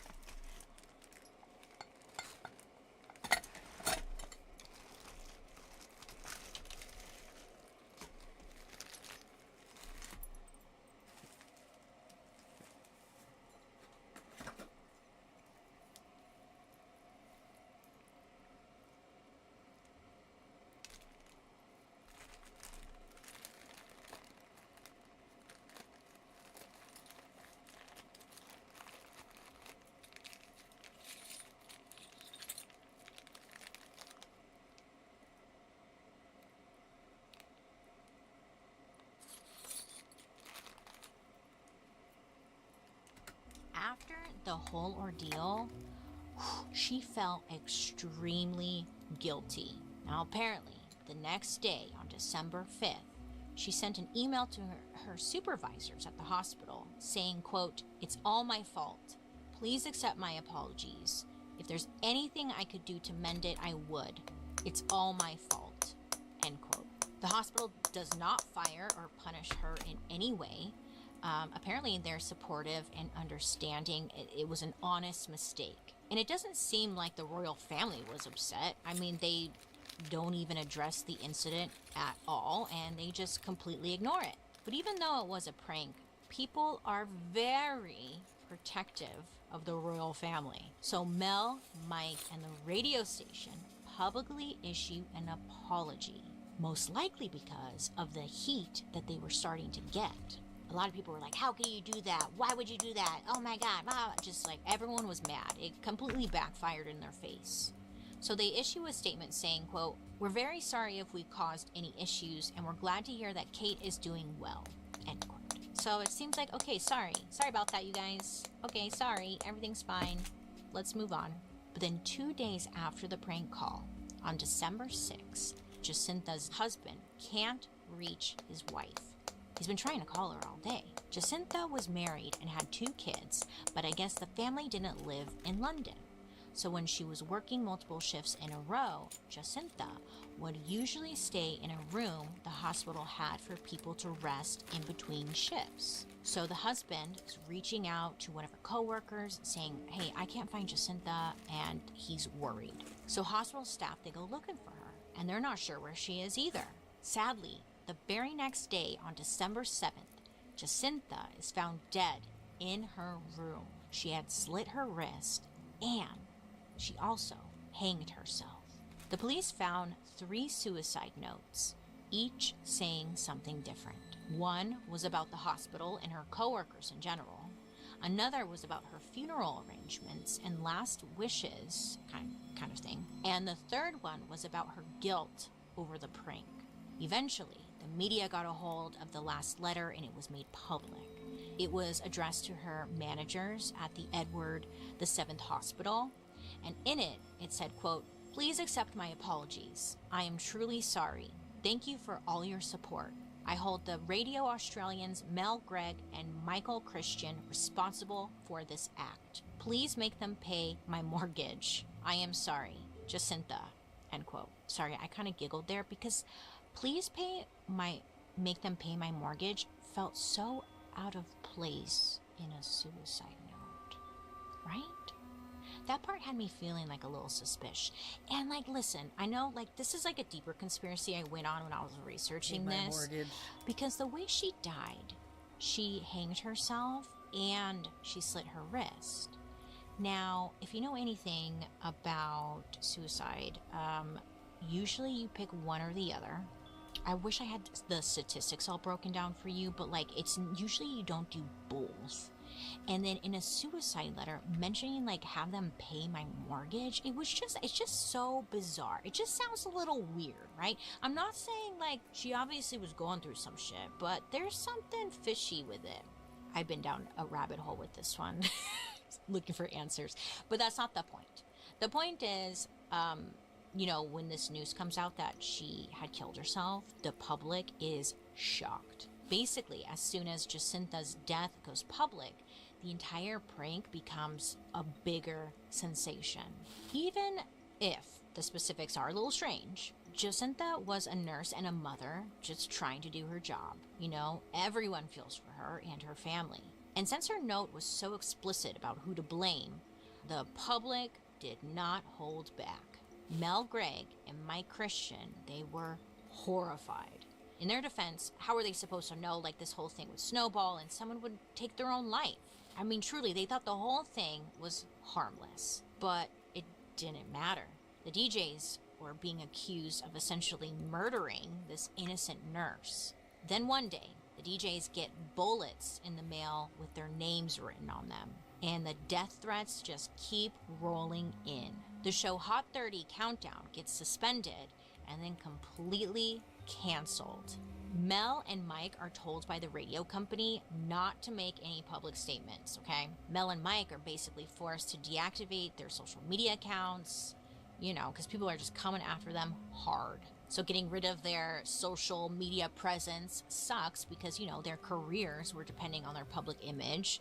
As DJs, the job was their personalities. So it's not like they could just pick up and quietly move to a different company or a different department. I mean, everyone knew their names and what they had done. The radio company puts Mel and Mike into therapy because they were both experiencing like PTSD and seriously beginning to believe that they were responsible for the death of Jacinta. And within just a matter of months, the death threats get so bad that both Mel and Mike are essentially forced into hiding. Mel Gregg becomes paranoid and thinks people are out trying to kill her. Mel later said, quote, "Online trolls told me to kill myself every day. No one would employ me. Charities wouldn't even let me stuff envelopes behind the scenes. I was a tarnished and broken woman." end quote. Now, eventually, this all leads to Mel having like a complete mental breakdown. So bad. Meanwhile, Mike, of course, the guy, was able to find a different radio job, and the next year he even received an Why award didn't for she his just work. change her name? That kind of says a lot without saying a lot, doesn't it? One question I had was, whatever happened to the second nurse, the one who Jacinta transferred the call to? Because she's the one that willingly gave up all that information, and it didn't seem like she got in trouble. Not saying well, you know, you just think they would go after her. People were going after the girl who transferred the call, you know? It was a whole mess. I remember reading about it in the news. It was everywhere. In the end, lives were absolutely destroyed because of this prank. Okay, except for the guy, of course, huh? All for what? I don't know. This is a side note, it has nothing to do with anything, but I kind of mentioned it briefly. I truly think there's something much darker going on with the nurse who killed herself, because it was like such an odd thing. It was really odd. It was very strange. I don't know. There's something there. I'm still digging, okay? I'm still in my rabbit hole. Maybe I'll figure it out. So let me know, what do you think about that? Was that a prank that went too far? Worth someone dying over? No. I don't know. That one is just rough. Our next prank involves something that you may or may not be familiar with. Now, it's a massive phenomenon in the gamer community, even outside of the gamer community, but it's big in the gamer community, and it's led to countless wasted police resources, wasted tax dollars, and it's even led to death. I'm talking about swatting. When I travel, I always pack way too much. 3,000 underwears? Check. Got it. Jeans? 1,800. No, I'm just kidding. But like, I pack a lot, okay? I overpack. I'll bring 3,000 pairs of underwear, period. Okay? But when it comes to bras, I have a drop-down menu that follows. Thank you. Okay, bye. So our next prank involves something called swatting. I know, maybe if you don't know, what is swatting, Bailey? Well, it's essentially an extremely illegal and elaborate prank that came out of gaming culture in the early 2000s. And one of the, its original masters was a guy named Tyler Raj Barris. This Tyler guy, he was born in November of 1992 in Los Angeles. Tyler's dad died in a car accident when he was very young, and his mom was struggling with addiction issues. So Tyler was mostly raised by his grandmother, Wendy Gregory. Tyler was a smart kid and even got into a middle school for gifted students. And around this time, he gets really into video games like Halo and Call of Duty.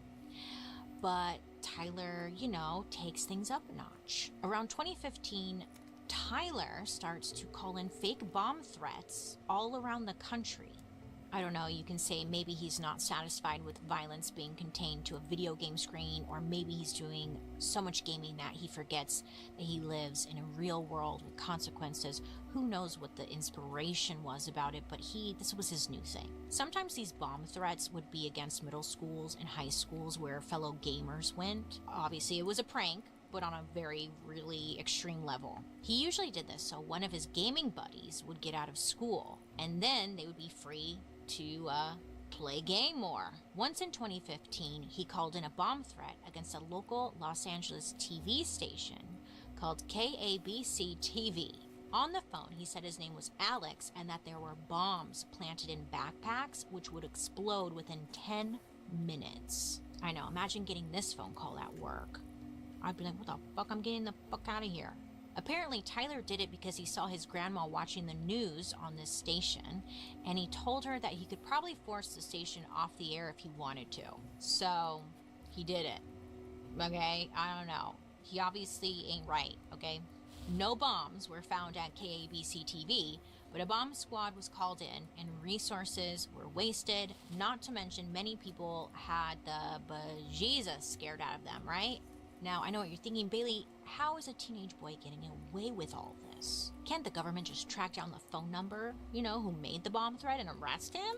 Well, Tyler was pretty smart. I guess he figured out how to make these calls from fake numbers. On top of that, Tyler was still living with his grandma, Wendy. Now, Wendy was definitely suspicious of what Tyler was getting up to, but she was scared of going to the police. That's because, according to her, Tyler was verbally and emotionally abusive towards her. He threatened to beat or even kill her if she exposed him. Poor grandma. But after this TV station threat, Wendy had enough. She secretly goes to a police officer friend and tells him that her grandson is calling in these threats. The police end up raiding Tyler and Wendy's home and start to gather evidence. They take Tyler's cell phone and find over 40,000 texts proving that he was behind a series of bomb threats around the nation. On October 13, 2015, Tyler is arrested and 2 days later charged with 3 felonies, which are the bomb threats. Dipshit. He was also charged with a misdemeanor for convincing a witness not to report a crime, aka threatening his grandma Wendy with violence if she reported him. Now, Tyler initially pleaded not guilty, and he eventually struck a plea deal, so there was no trial. He changed his plea to no contest on 2 felony counts in exchange for the 32-month sentence in the LA County Jail. Now, I wish I could say this was the end of Tyler's story and that he learned his lesson, but nay. This is only the beginning. When I'm out and about, sometimes I run into fans of Dark History, and I'm like, oh my god, yay, love. First of all, 16, he heard about something called swatting from another gamer. Swatting involves someone reporting a false violent situation to the police. This way, a SWAT team is sent to a specific location and terrifies an unsuspecting person or group of people. If you don't know, the SWAT team is essentially a group of specially trained police officers who are sent in to handle extreme situations like hostage takings, drug raids, active shooters, terrorist threats, bomb stuff, high-risk search warrants. And SWAT is an acronym. It stands for Special Weapons and Tactics. And because SWAT teams are sent in to handle violent and extreme circumstances, their whole approach can be pretty aggressive. It's often like what you see on TV. They ambush the location, they take everyone by surprise. There's guns everywhere, they have their little shields, the helmets, the nines. It's very intense, it's very scary. And this aggressive approach is exactly why gamers started using it as a way to prank their enemies. It was brutal. Usually the person doing the swatting will make up a story involving some sort of hostage situation to guarantee that a SWAT team would come in, not just a couple of police officers. Now, gamers would really like to do this because a lot of the times when they're gaming, they would be live streaming. So if they called in some kind of threat and the SWAT people showed up, a lot of the times it would be caught on the live stream. I mean, that's why people really liked it, because they would watch the whole thing go down. It was pretty gross, to be honest. Now, swatting was first publicly cited as a problem by the FBI in 2008. Besides gamers, there are lots of other people who have become targets, celebrities. Recently, there was one. Who was it? I was just reading about it. I literally was reading about it last night. Someone got swatted, and I can't remember who. But lots of celebrities, it's happened to them too, okay? In 2017, Tyler is released early from jail, and you think, okay, he's been in jail, he's gonna get better. No. Pretty much right after he's out, he breaks into his grandma's house, which was violating a restraining order, so he gets sent right back to jail. This time, when he's re-released, he moved into a homeless shelter. Again, you'd think after everything he's been through, he'd try to start his life over, hopefully in a more positive way. But no. Instead, he heads down to the public library and goes back to his favorite hobby, calling in bomb threats. Then, in December of 2017, Tyler decides to take things up a notch, and he starts swatting. Tyler called in a SWAT to a Call of Duty tournament at the Dallas Convention Center. The call forced the tournament to be evacuated twice. But then he moved on to targeting specific individuals. Sometimes it was because Tyler himself had a grudge and wanted to hurt someone, but most of the time Tyler did it for other people. Around this time, Tyler starts to become a kind of SWAT hitman and starts charging money to call in bomb threats and swatting. The weirdest part about this is he wasn't charging very much. Barely anything, okay? for someone who doesn't have a job, like, he could have made some money off of this, but he was charging anywhere from like 10 to 50 bucks. Yeah, that is nothing when you consider that just one fake SWAT call can land you with a felony, okay? Some people think he was charging these low prices because for the most part, it was teenagers paying him. But I don't think Tyler gave a crap. I think he just truly enjoyed doing it, okay? Now, because of this, Tyler starts to make quite a name for himself in the gaming community. Basically, Tyler would do it like this. He would get a temporary fake phone number and then call a local police department. He would give some fake name. You know, my name is Daniel Beep Bop Boop. Sometimes he would say that he had just murdered someone, like a parent or a girlfriend. And then there were other times he would go a step further. He would say that he was about to kill someone at a certain location, or that he was about to kill himself. I don't know if that's a step further. I think saying that you murdered someone's pretty far. They're all bad, okay? And he would say all of this while pretending that he was scared or angry, and he would put on a whole show. So because it's the police, they have to take it seriously, you know? And they would send people to whatever address Tyler gave. Once the police had figured out that the situation wasn't real, Tyler would be gone and untraceable. And with every call, Tyler would get more and more cocky, thinking like, they're never gonna catch me. They're never gonna catch me. And to him, like, these were just some harmless pranks. But what started out as a gaming prank would soon become dangerous, even deadly. So Tyler is on the local library computer, and he's calling in fake SWAT calls for 10 bucks a pop. He's even active on Twitter, where he openly talks about his swatting achievements under the username Swatistic and Torture God. Sometime in mid-December 2017, two Call of Duty players, one named Casey Viner and Shane Gaskill, were playing a match. These are live games. Sometimes, usually they're live streaming, right? So there's an online audience, and, you know, people take this very seriously. They're here to watch this game. Now, apparently when they were playing, this guy, Shane, accidentally killed Casey's character, and because of this, they lost a bet. So Casey is pissed, and they have some kind of fight. And, you know, it's a game. Whatever, who cares, right? To you and I, it's a game, who cares, whatever. But this is like to them, this is very serious. So Casey wants to get back at Shane. So he ends up contacting the internet's favorite SWAT hitman, Tyler Barris. Casey Viner messages Tyler and pays him to SWAT Shane. So Tyler begins following Shane on Twitter using the Swatistic account, trying to figure out where he lives so that he can SWAT him. But Shane notices this. He knows all about Tyler and probably assumes that Tyler following him means that someone is planning to SWAT him. So Shane actually reaches out to Tyler and sends him a message saying, quote, "Please try some shit. I'll be waiting." He gives out like this full address, okay? "I'll have you in prison for 5 years, buddy. Casey already gave me all the proof I need. Bah ha ha ha ha ha. Hello, pussy bitch. Say something." Not the pussy bitch. Oh, they love to say words like that.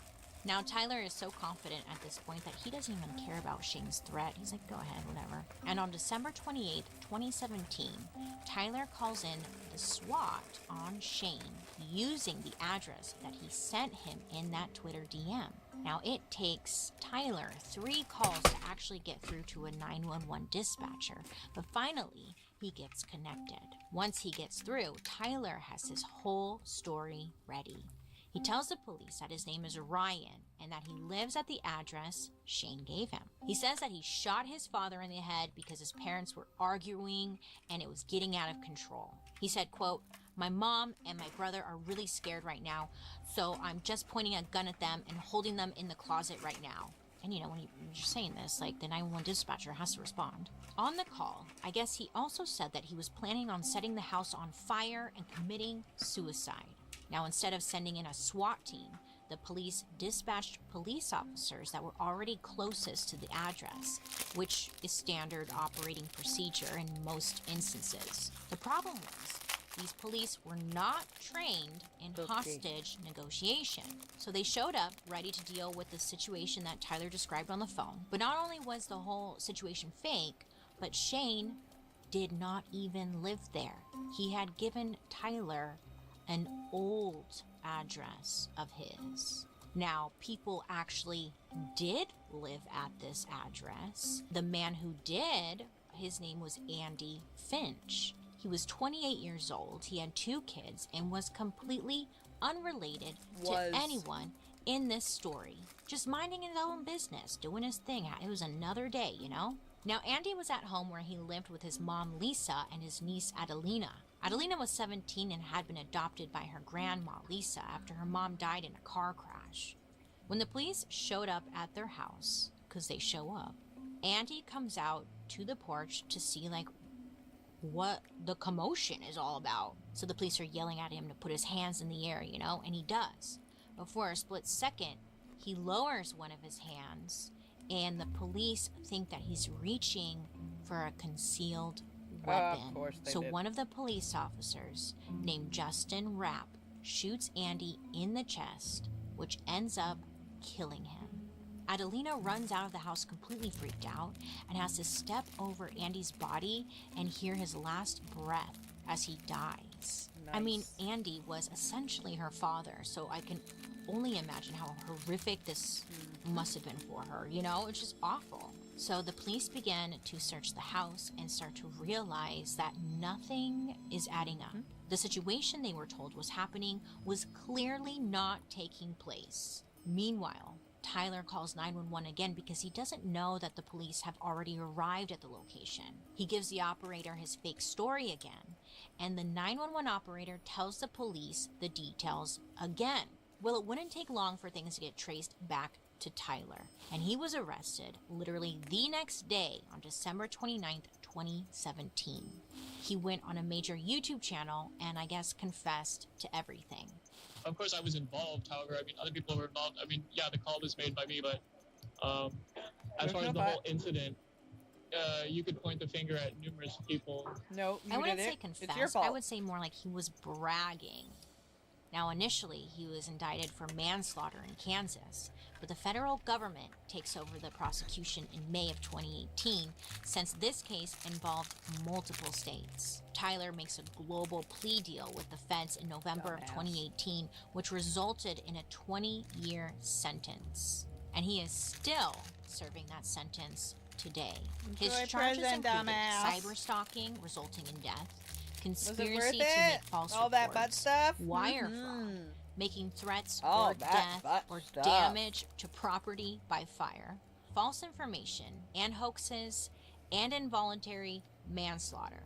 So it was a lot of charges. Once law enforcement had access to Tyler's whereabouts, his phone, and knew his methods of swatting, they were able to trace multiple other swats back to him. And it turned out he was connected to a bunch of swatting incidents in over 17 states over the space of 3 years. Shane, who gave Tyler Andy's address, was also held accountable for his part in the shooting. He was sentenced to 15 months in prison and had to pay a fine of $2,500. Even Casey, who was the other Call of Duty player, was sentenced to 15 months in prison and 2 years of supervised release. Andy's family sued the city of Wichita and the WPD, who settled the case after extensive litigation.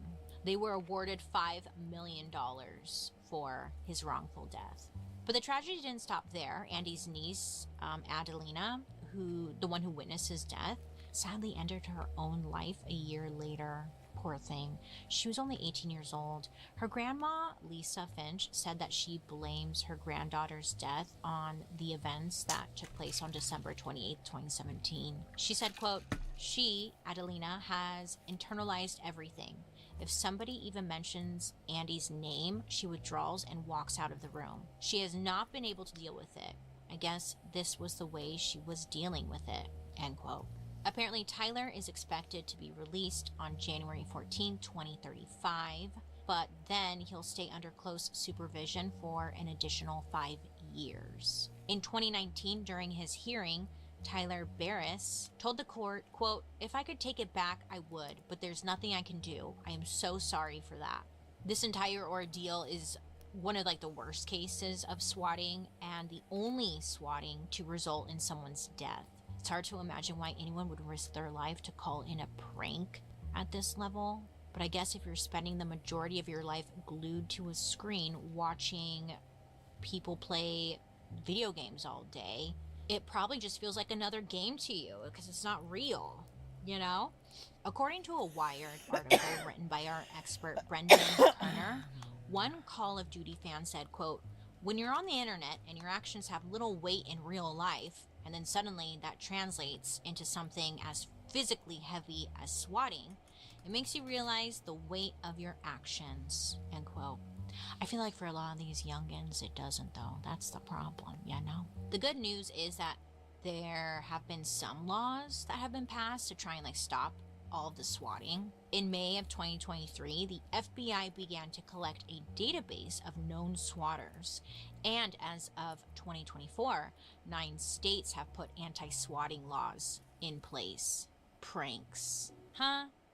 They're complicated. You really never know how someone's going to respond. Sometimes it could be something as simple as like, boo, but then they get really mad at you and you're like, oh, my bad, like, oops, you know? Seems like there's more responsibility involved in a prank than you might think. And there's just no way of knowing when things will go south or too far. Well, I feel like with common sense, you would think swatting ain't it, but people still freaking do it. I don't personally like pranks. They're not my favorite. I like a good boo, but that's about it, you know? I feel like since with the internet and like there are like people on TikTok and YouTube who do like whole prank videos, they now have to go to like such extremes to get a reaction from people, because the simple pranks don't do it for anyone anymore, right? The internet's just making it worse.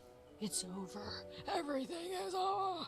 In my perfect world, I say let's just go back to the simple times, buy a whoopee cushion, and play a prank on someone with a whoopee cushion. It gets them every time, right? A whoopee cushion. Come on. Can we just like go back to that?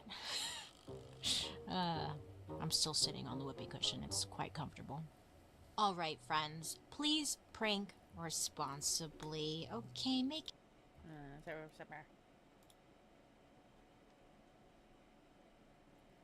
I want to watch now.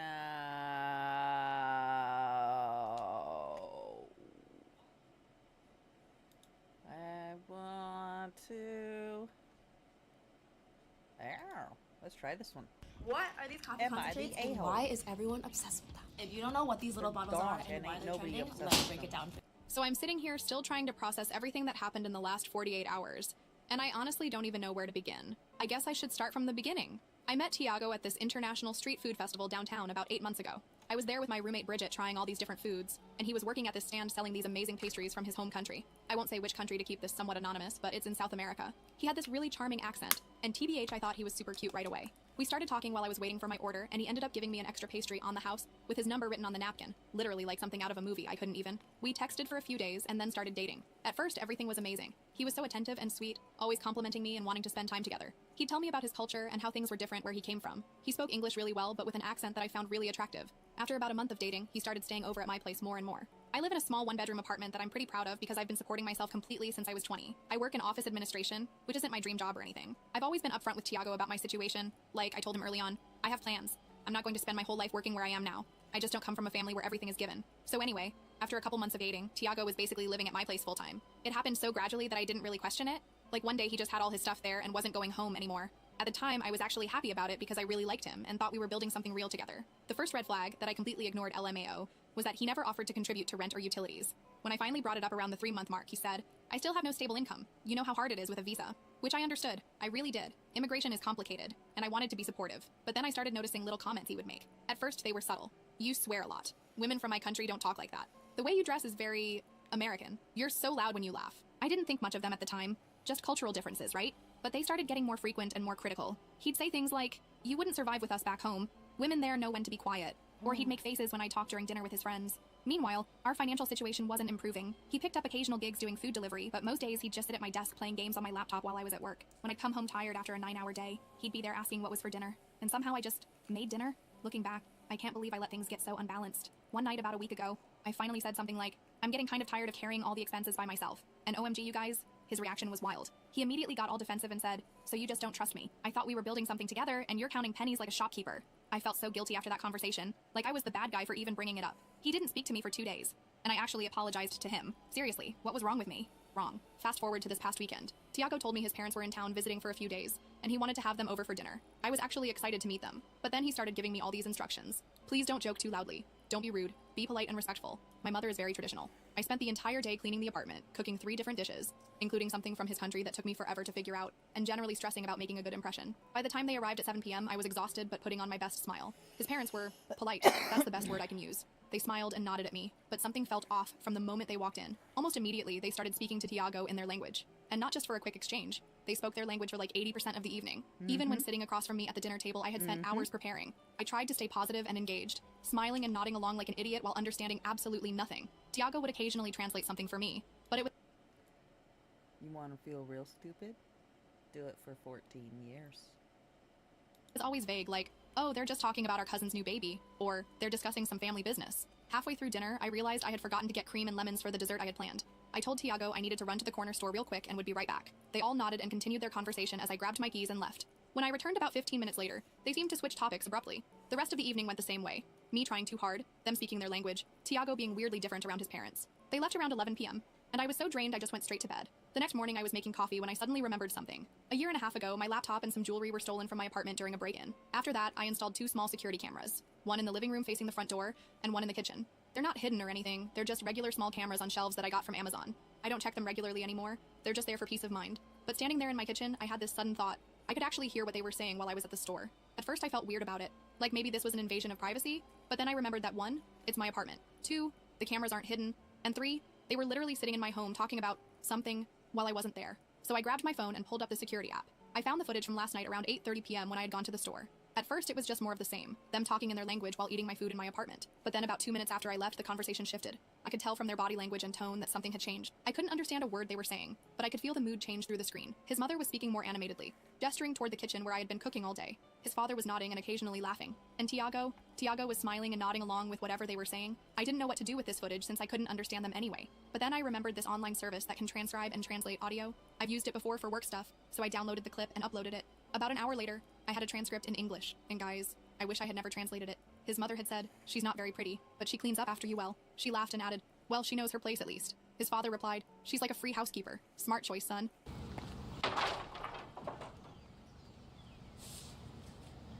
Not how you would have done it.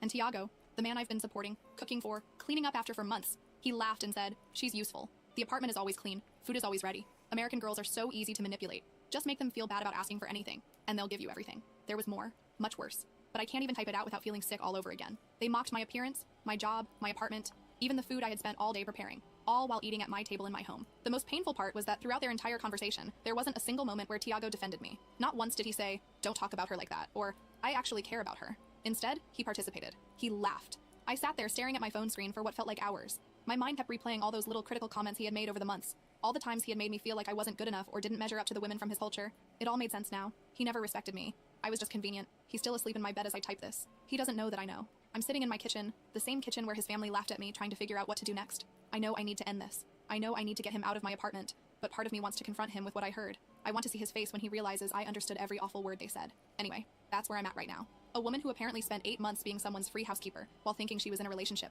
I feel so stupid. Update. He just woke up and asked what I'm doing. I said I'm just checking emails. He kissed the top of my head and is now in the shower. I think I'm going to start packing his things while he's in there. I don't want him in my home another night. First update. First off, thank you to everyone who commented on my last post. I honestly didn't expect so many responses, and I read every single one while hiding in the bathroom yesterday morning. So, a lot has happened in the last 36 hours. I'm typing this from my friend Bridget's couch at like 2 a.m. because I couldn't sleep, and I needed to update you guys on everything. Where I left off yesterday, Tiago was in the shower, and I had just discovered what he and his parents said about me when I went to the store. I was sitting there feeling weirdly calm, like when you're so angry that you go completely quiet inside. That feeling. When I heard the shower turn off, I put my phone down and went straight to the bedroom. I pulled out 2 black garbage bags from under the sink and just started packing his stuff. Not neatly or anything. I was just shoving clothes, shoes, his stupid gaming headset, everything into these bags. There wasn't even that much because he came into my life with basically nothing. I found the little box where I kept photos of us together. Ones from that food truck festival where we met, a beach day from last summer, stuff like that. I ripped them all in half and threw them in with his clothes. I was in the middle of emptying his drawer when he walked in with just a towel around his waist. He stopped dead when he saw the bags, the clothes everywhere, and the look on my face. At first, he seemed confused, asking what was I doing, was something wrong. His voice had this nervous edge that I'd never heard before. When I didn't answer right away, he tried to touch my arm, and I moved away so fast I knocked over the lamp on my nightstand. It didn't break, but the shade got dented. That's when I told him. I said I knew exactly what he and his parents said about me while I was at the store. I told him I had the footage from my security camera, that I had it translated, and that I knew he called me his personal housekeeper to his parents. You guys, the way his face changed. First there was this split second of shock, then instant denial. He tried to say I must have misunderstood the translation, that I didn't understand the cultural context, that they were just joking. When he realized I wasn't buying it, he switched tactics completely. He got angry and started yelling about how I was spying on him, how I invaded his privacy by recording his private conversation with his parents. Like, in my own home, on cameras that were visibly mounted on the wall, that have been there since before I even met him. I was still weirdly calm, just continuing to pack his stuff while he ranted. That seemed to make him even angrier. He grabbed my wrist hard and pulled me away from the bags, saying I was crazy, that I was overreacting, that this was why women from his country were better. They didn't act hysterical over nothing. That's when I lost my calm. I yanked my arm back so hard that his nails scraped my skin. I shoved him away from me and told him to get out of my apartment. I said he had 20 minutes to get dressed, take his stuff, and leave, or I was calling the police. He called me a crazy bitch and said I'd be nothing without him. Then came the part that actually made me laugh. He said I was throwing away the best thing that ever happened to me. The best thing. A man who mocked me to his parents, who contributed nothing, who treated me like a servant. I told him that was rich coming from someone who'd been living off me for months. I reminded him that everything he'd been enjoying was actually mine. My apartment, my food, my Netflix, my everything. I told him he was a parasite, not a boyfriend. That hit a nerve. He got all red in the face, and for a second I thought he might hit me. Instead, he grabbed the bags I'd packed, stormed into the bathroom to get dressed, and came out a few minutes later fully clothed but still seething. As he was leaving, he kept trying to have the last word, saying I'd regret this, that I'd call him crying in a few days, begging him to come back. He said no one else would put up with me. I just opened the door wider and pointed out. The last thing he did before leaving was knock over the little table by the door, sending my keys and mail flying across the floor. Then he stormed out, slamming the door so hard that my neighbor across the hall opened their door to check if everything was okay. After he left, I just sat on the floor of my living room for like an hour. My wrist had these red marks where he grabbed me and they were starting to bruise. That was when it really hit me, how bad things had gotten, how I'd let someone treat me that way for months. I cried for a while. Not even sad tears, really. More like relief, mixed with anger. Then I kicked into practical mode. I texted my friend Bridget and gave her a quick rundown of what happened. She immediately offered to come over, but I needed some time alone first. I went around the apartment gathering anything Tiago might have left behind, found his spare phone charger, a couple of books, and a jacket in the closet. I put them all in another bag by the door. Then I called a locksmith. It cost me $275 for an emergency Sunday service call, but by 6 p.m. I had new locks on my door, worth every penny TBH. Around 8 p.m. the texts started. First it was just one. You're making a big mistake. I didn't respond. Then, I left my charger and some other things. I need to come get them. Then, are you seriously ignoring me? After everything I've done for you? Everything he's done for me. I almost threw my phone across the room. By 10 p.m. the tone had shifted. I'm sorry. En Spectrum sabemos que tu vida se mueve rápido. Mantente al día con la velocidad y seguridad de Spectrum Internet. If you misunderstood what we were saying. It's a cultural thing. You wouldn't understand. Then, can we please just talk about this? You're overreacting. Shortly after, Bridget came over with wine and takeout. She sat with me while I showed her the video and the translation. She was livid. Like, I had to talk her down from going to find Tiago herself. She stayed until midnight, helping me delete photos of him from my phone and untagging myself from posts with him on Instagram. This morning, Monday, I woke up to 17 missed calls and about 30 texts from Tiago. They ranged from angry, you'll regret this, to apologetic, I'm sorry, please let's talk, to manipulative. I have nowhere to go, you know my situation. I blocked his number. Then I remembered he could still contact me on Instagram and WhatsApp, so I blocked him there too. Then Facebook. Then even LinkedIn just to be safe. I called in sick to work because my wrist was sore and I honestly couldn't face people yet. My boss was understanding. She just said to take the day and feel better. Around noon, there was a knock at my door. I checked the peephole and, surprise, it was Tiago. I didn't answer. He kept knocking, then started calling my name through the door. I stayed completely silent, just sitting on my couch watching him through the peephole like some weird reversed stalker situation. After about 10 minutes, he left. I texted Bridget again, and she insisted I come stay with her for a few days just to be safe. That's where I am now. I also keep thinking about all the little red flags I ignored over the months. How he never contributed financially, the way he criticized how I talked, dressed, and laughed, how he made me feel guilty for asking for basic fairness, the fact that he never invited me to hang out with his friends without him, how he belittled my career goals. Each one seems so obvious now, but I miss them all because I don't even know. I guess I was just so caught up in the idea of this charming, exotic boyfriend that I didn't want to see the reality. Oh, and one more thing. His cousin, the one he's actually close with, messaged me on Instagram this afternoon. Apparently, Tiago told his entire family that I threw him out because I was mentally unstable and jealous of his culture. His cousin didn't believe him and wanted to know what really happened. I sent her the translated transcript of what they said about me. She was horrified and apologized for her family's behavior. At least one decent person in that crowd. So that's where I am right now. Sleeping on a friend's couch, blocked my boyfriend of 8 months on every platform, and trying to figure out what happens next. I've never had a relationship end this dramatically before. Part of me is scared he'll keep trying to contact me or show up at my work. He knows where I work. Another part is just sad about the whole thing. Not because I miss him, but because I feel so stupid for not seeing this sooner. Bridget thinks I should file a police report about him grabbing my wrist, just to have it on record in case things escalate. I'm not sure if that's necessary, but maybe she's right to be cautious. Actually, do any of you have experience with something like this? How long did it take your ex to stop trying to contact you? Should I be worried about him showing up at my workplace? Am I overreacting to all of this? Anyway, that's my update. Sorry it's so long and messy. My brain is still all over the place trying to process everything. Second update. First off, thank you so much to everyone who commented on my last post with advice and support. You guys were right about so many things, especially about being careful with Tiago and documenting everything. So after spending 3 nights on Bridget's couch, I was starting to feel a little more stable. The bruises on my wrist had faded to this gross yellowish color, but didn't hurt anymore. I hadn't heard from Tiago since blocking him everywhere, and I was finally feeling like maybe the worst was behind me. I even went back to work on Wednesday, and my coworkers were super cool about me taking a couple days off. Yesterday morning, Saturday, I woke up early and decided it was time to go back to my own apartment. Bridget offered to come with me just to make sure everything was okay, but I told her I'd be fine. I stopped for coffee on the way home, checking my surroundings the whole time like some paranoid spy movie character LMO. When I got back to my place, everything was exactly how I'd left it. I spent the morning deep cleaning, changing sheets, scrubbing the bathroom, rearranging furniture, basically trying to reclaim my space and get rid of any reminders of Tiago. I even burned some sage that my sister gave me last Christmas. Yes, I know it's cliche, but it made me feel better. Around noon, I figured I should check in with my parents. We usually talk on weekends, and I hadn't told them about the breakup yet. My mom and dad live about 40 minutes outside the city in the house where I grew up. I thought about calling, but then decided it might be nice to see them in person. I texted my mom to ask if I could come over for dinner, and she replied with a simple, "Yes, we need to talk." That was weird. My mom is the queen of emojis and exclamation points in texts. A serious, "we need to talk" message is not her style at all. I tried calling her, but she didn't pick up, which made me even more anxious. I figured maybe she was just busy cooking or something. I arrived at my parents' house around 4 p.m. As soon as I walked in, I could tell something was off. My mom was sitting stiffly at the kitchen table, not getting up to hug me like she usually does. My dad was standing by the counter, making coffee with his back to me. The tension in the room was so thick I almost turned around and left. I asked what was going on, and my mom just looked at me with this expression I couldn't quite read. She asked if I was doing okay mentally these days. I was completely confused until she said that Tiago had come to see them yesterday. You guys. He went to my parents' house. Apparently he showed up unannounced Friday morning looking all polished and put together. He apologized for coming without warning, but said he was worried about me. He told them I'd been acting erratically, that I'd become paranoid and was secretly recording him. He claimed I had thrown him out in a fit of rage, had physically attacked him, and that he was concerned about my mental health. He showed them a scratch on his face that I definitely did not give him, and implied I had done it during our fight. He painted this whole picture of me as an unstable girlfriend who turned violent when he tried to help me. My mom was watching me carefully as she told me all this, clearly trying to gauge my reaction. I could tell she wasn't completely buying his story. She knows me better than that. But she was concerned enough to not immediately dismiss it either. I sat down at the table, feeling like the floor had dropped out from under me. I tried to stay calm as I explained what actually happened. The dinner with his parents, the security footage that had been there since before I met him, what I heard them saying about me, and how he grabbed my wrist when I confronted him. My mom still looked skeptical, not because she didn't believe me, but because the whole situation seemed so bizarre to her. She kept asking if I was sure I hadn't misunderstood the translation, if there might have been some cultural misunderstanding.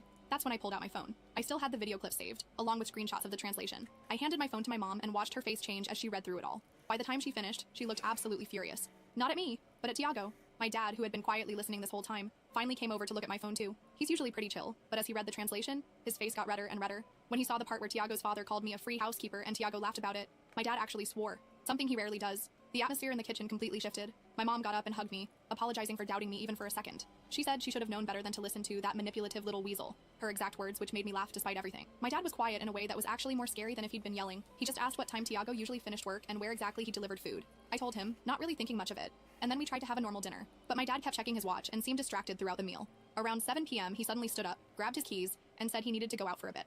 My mom tried to ask where he was going, but he just said he'd be back soon and left. My mom and I looked at each other, both realizing at the same time what he was probably doing. I immediately tried calling my dad, but he didn't pick up. I started freaking out, imagining him confronting Tiago and things getting out of hand. My mom was worried too, but kept saying that my dad wasn't stupid. He wouldn't do anything that would get him in trouble. We sat there for like 2 hours, repeatedly trying to call him, getting more anxious by the minute. Finally, around 9:30 p.m., we heard his car pull up in the driveway. He walked in looking completely normal, like he'd just gone out for groceries or something. When we both started demanding to know where he'd been, he calmly sat down and said he'd gone to find Tiago at the delivery place where I told him he worked. He waited until Tiago came out after his shift, and then approached him. According to my dad, he kept his cool, though I'm not sure I completely believe that. He told Tiago that he knew everything, that he'd seen the video, read the translations, and knew about Tiago grabbing my wrist. He told him in no uncertain terms to stay away from me and my family. My dad said Tiago tried to defend himself at first, insisting there was a misunderstanding. But when my dad mentioned the specific things that were said on the video, Tiago's face apparently went white. My dad told him that if he ever contacted me or came near our family again, there would be consequences. He didn't elaborate on what those consequences would be, and TBH, I'm not sure I want to know. My dad told him, "You were sitting at our table, eating our food, and then you called my daughter a maid who was only good for cleaning up after you. If you ever speak about her that way again, or if you spread any more lies about her, you'll regret it." According to my dad, Tiago didn't say another word. He just stood there looking shocked as my dad walked away. Part of me wishes I could have seen his face in that moment. When my dad finished telling us what happened, I felt this weird mix of emotions. Relief that someone had stood up for me so fiercely. embarrassment that my parents had to get involved in my relationship drama at age 26, and lingering anxiety about how Tiago might react. I ended up staying the night at my parents' house, mostly because it was late and I was emotionally drained. This morning at breakfast, my mom suggested I might want to file for a restraining order, especially given Tiago's pattern of escalation, first showing up at my apartment, then going to my parents behind my back. I'm seriously considering it, but the process seems complicated, and I'm not sure if what's happened so far is enough for a judge to grant one. Has anyone gone through this process? What kind of evidence did you need? Oh, and I got a text from Tiago's cousin, the one who messaged me on Instagram before, last night. Apparently Tiago called his mother after my dad confronted him, and she's furious. Not at my dad or me, but at Tiago for embarrassing the family. His cousin also mentioned that Tiago has been crashing on different friends' couches since I kicked him out, and most of them are getting tired of him. He lost his food delivery gig because he kept showing up late, and he's quickly running out of options. I'm going back to my apartment today. Bridget offered to come stay with me for a few days if I'm nervous about being alone, but I think I'll be okay. I've let my building manager know about the situation just in case Tiago tries to get into the building again. Also, random side note, but I've started therapy. Had my first session yesterday morning before going to my parents. My therapist seems great, and she's helping me understand how I ended up in this situation to begin with. Turns out I have some work to do on recognizing red flags earlier and setting better boundaries. I'll update again if anything significant happens, but hopefully this is the beginning of the end of this whole nightmare. Last update. Hey Reddit fam. It's been almost 2 weeks since my last update, and I wasn't planning to post again because I hoped, the whole Tiago saga was finally over. Turns out I was wrong. And yesterday things reached a whole new level of crazy that I still can't fully process. So after my dad confronted Tiago, things were actually pretty quiet for about 10 days. I moved back to my apartment, started getting into a routine again, and was feeling more like myself. I even went on a little shopping spree and bought some new throw pillows and plants to reclaim my space. Small things, but they helped erase the feeling of him being there. My therapist suggested I keep a journal of my feelings about everything that happened, which sounded super cheesy at first, but it's actually been helping. Writing things down makes them feel less overwhelming somehow. I've had 2 more sessions with her, and we've been unpacking why I let so many red flags slide for so long. Turns out I have some stuff to work through about my self-worth. Who knew, Elmao? Anyway, work has been a welcome distraction. My coworkers don't know all the details, but they know I went through a bad breakup, and everyone's been really supportive. Yesterday started like any regular Tuesday. I woke up, did my skincare routine while listening to a podcast, grabbed coffee from the place down the street, and headed to the office. The morning was busy with back-to-back meetings, and I barely had time to check my phone until lunch. When I finally did check it around 1 p.m., I had 3 missed calls from an unknown number and a voicemail. I stepped into the break room to listen to it, and as soon as I heard the voice, my stomach dropped. It was Tiago, sounding not right. His words were slightly slurred, and he kept switching between English and his native language. From what I could understand, he was saying he needed to talk to me, that everything was falling apart, and that I owed him a conversation. I immediately deleted the voicemail and blocked the number, then texted Bridget to let her know he'd found a way to contact me again. She suggested I tell my office security just as a precaution, which seems like overkill at the time, but I decided to stop by the front desk anyway. Our building has 2 security guards. This older guy named Ron, who's been there forever, and a younger woman named Alexis, who started a few months ago. I caught them between shifts and briefly explained that my ex might try to contact me at work and that I didn't want to see him. They were super understanding and said they'd keep an eye out, which made me feel a bit better. I went back to my desk and tried to focus on work, but I kept checking the time and glancing toward the elevator. By 4 p.m., I had convinced myself I was being paranoid. I mean, he'd left a weird voicemail, but that didn't mean he was actually going to show up, right? Around 4:30 p.m., I was in a small meeting with my team in one of the glass-walled conference rooms near the front of the office. We were discussing some upcoming project when I saw movement by the reception area. I glanced up, and there he was, Tiago talking animatedly to Alexis at the front desk. I quickly told my team I needed to step out and texted Ron, who I knew was in the break room, to come to reception ASAP. I ducked behind a column, trying to decide what to do. While I was still deciding, I heard his voice get louder. He was trying to move past Alexis, saying he just needed to talk to me for 5 minutes, that I was being childish by ignoring him. That's when Ron appeared, and thank God he did. Ron's this tall, broad-shouldered guy who used to be in the military, and he immediately positioned himself in front of Tiago, who took a step back. I couldn't hear everything they were saying, but I saw Ron pointing toward the door, his stance making it clear this wasn't a negotiation. For a second, I thought Tiago might actually leave. He took a few steps back, still arguing, but less forcefully. Then, because the universe apparently decided I hadn't been through enough drama yet, Marcus chose that exact moment to walk by me and ask if everything was okay. Tiago's head snapped in our direction, and when he saw me standing there with another guy, his whole demeanor changed. His face got this scary, intense look, and he suddenly shoved past Ron, heading straight for us. Ron caught up to him in seconds, grabbing his arm to stop him. But Tiago was like a completely different person from the charming guy I met at the food festival. He was yelling now, loud enough for the entire office to hear, about how I'd ruined his life, how I'd turned everyone against him, how I was already moving on with this guy, meaning Marcus, who looked completely bewildered. People were coming out of meeting rooms and standing up from their desks to see what was happening. I was frozen in place, mortified and scared all at once. Marcus stepped slightly in front of me, which was nice, but also made Tiago even angrier.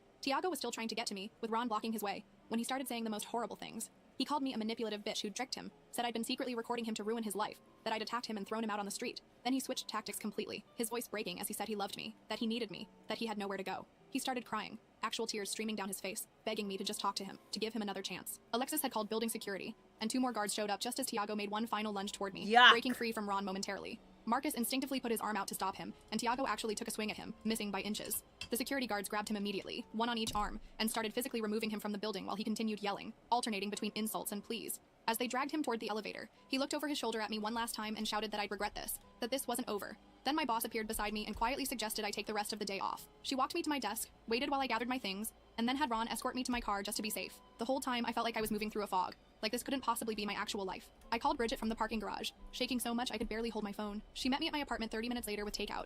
I told her everything while we sat on my couch, and she stayed over again last night, sleeping in my bedroom while I took the couch because I was too wired to sleep anyway. This morning, I woke up to a text from my boss saying to take today off too, and that HR wanted to meet with me tomorrow to discuss implementing some additional security measures. Marcus also texted to check if I was okay, which was really decent of him considering he almost got punched by my crazy ex. I decided to call the police and file a report, something I probably should have done when Tiago first grabbed my wrist. The officer who took my statement was understanding. She said that while his behavior definitely warranted concern, they couldn't arrest him just for showing up at my workplace and making a scene. But she did help me start the process for a restraining order, which I'm following through with today. I also got another message from Tiago's cousin. Apparently after the scene at my office, Tiago went on some kind of bender, posting a bunch of cryptic, angry stuff on his Instagram stories about betrayal and revenge. He blocked me, but mutual friends screenshot everything. His cousin is genuinely worried about his mental state and apologized again for what her family did. His cousin said his parents have finally intervened. They booked him a one-way ticket back to their country that leaves tomorrow. They've apparently told him he has no choice. They're cutting him off completely if he doesn't come home. His cousin thinks he'll actually go because he's running out of friends to crash with and has no money left. I've triple-checked that my doors and windows are locked, and Bridget is staying another night just to be safe. So that's where things stand right now. I'm still processing everything, still a little on edge, but also feeling more certain than ever that I made the right choice in ending things.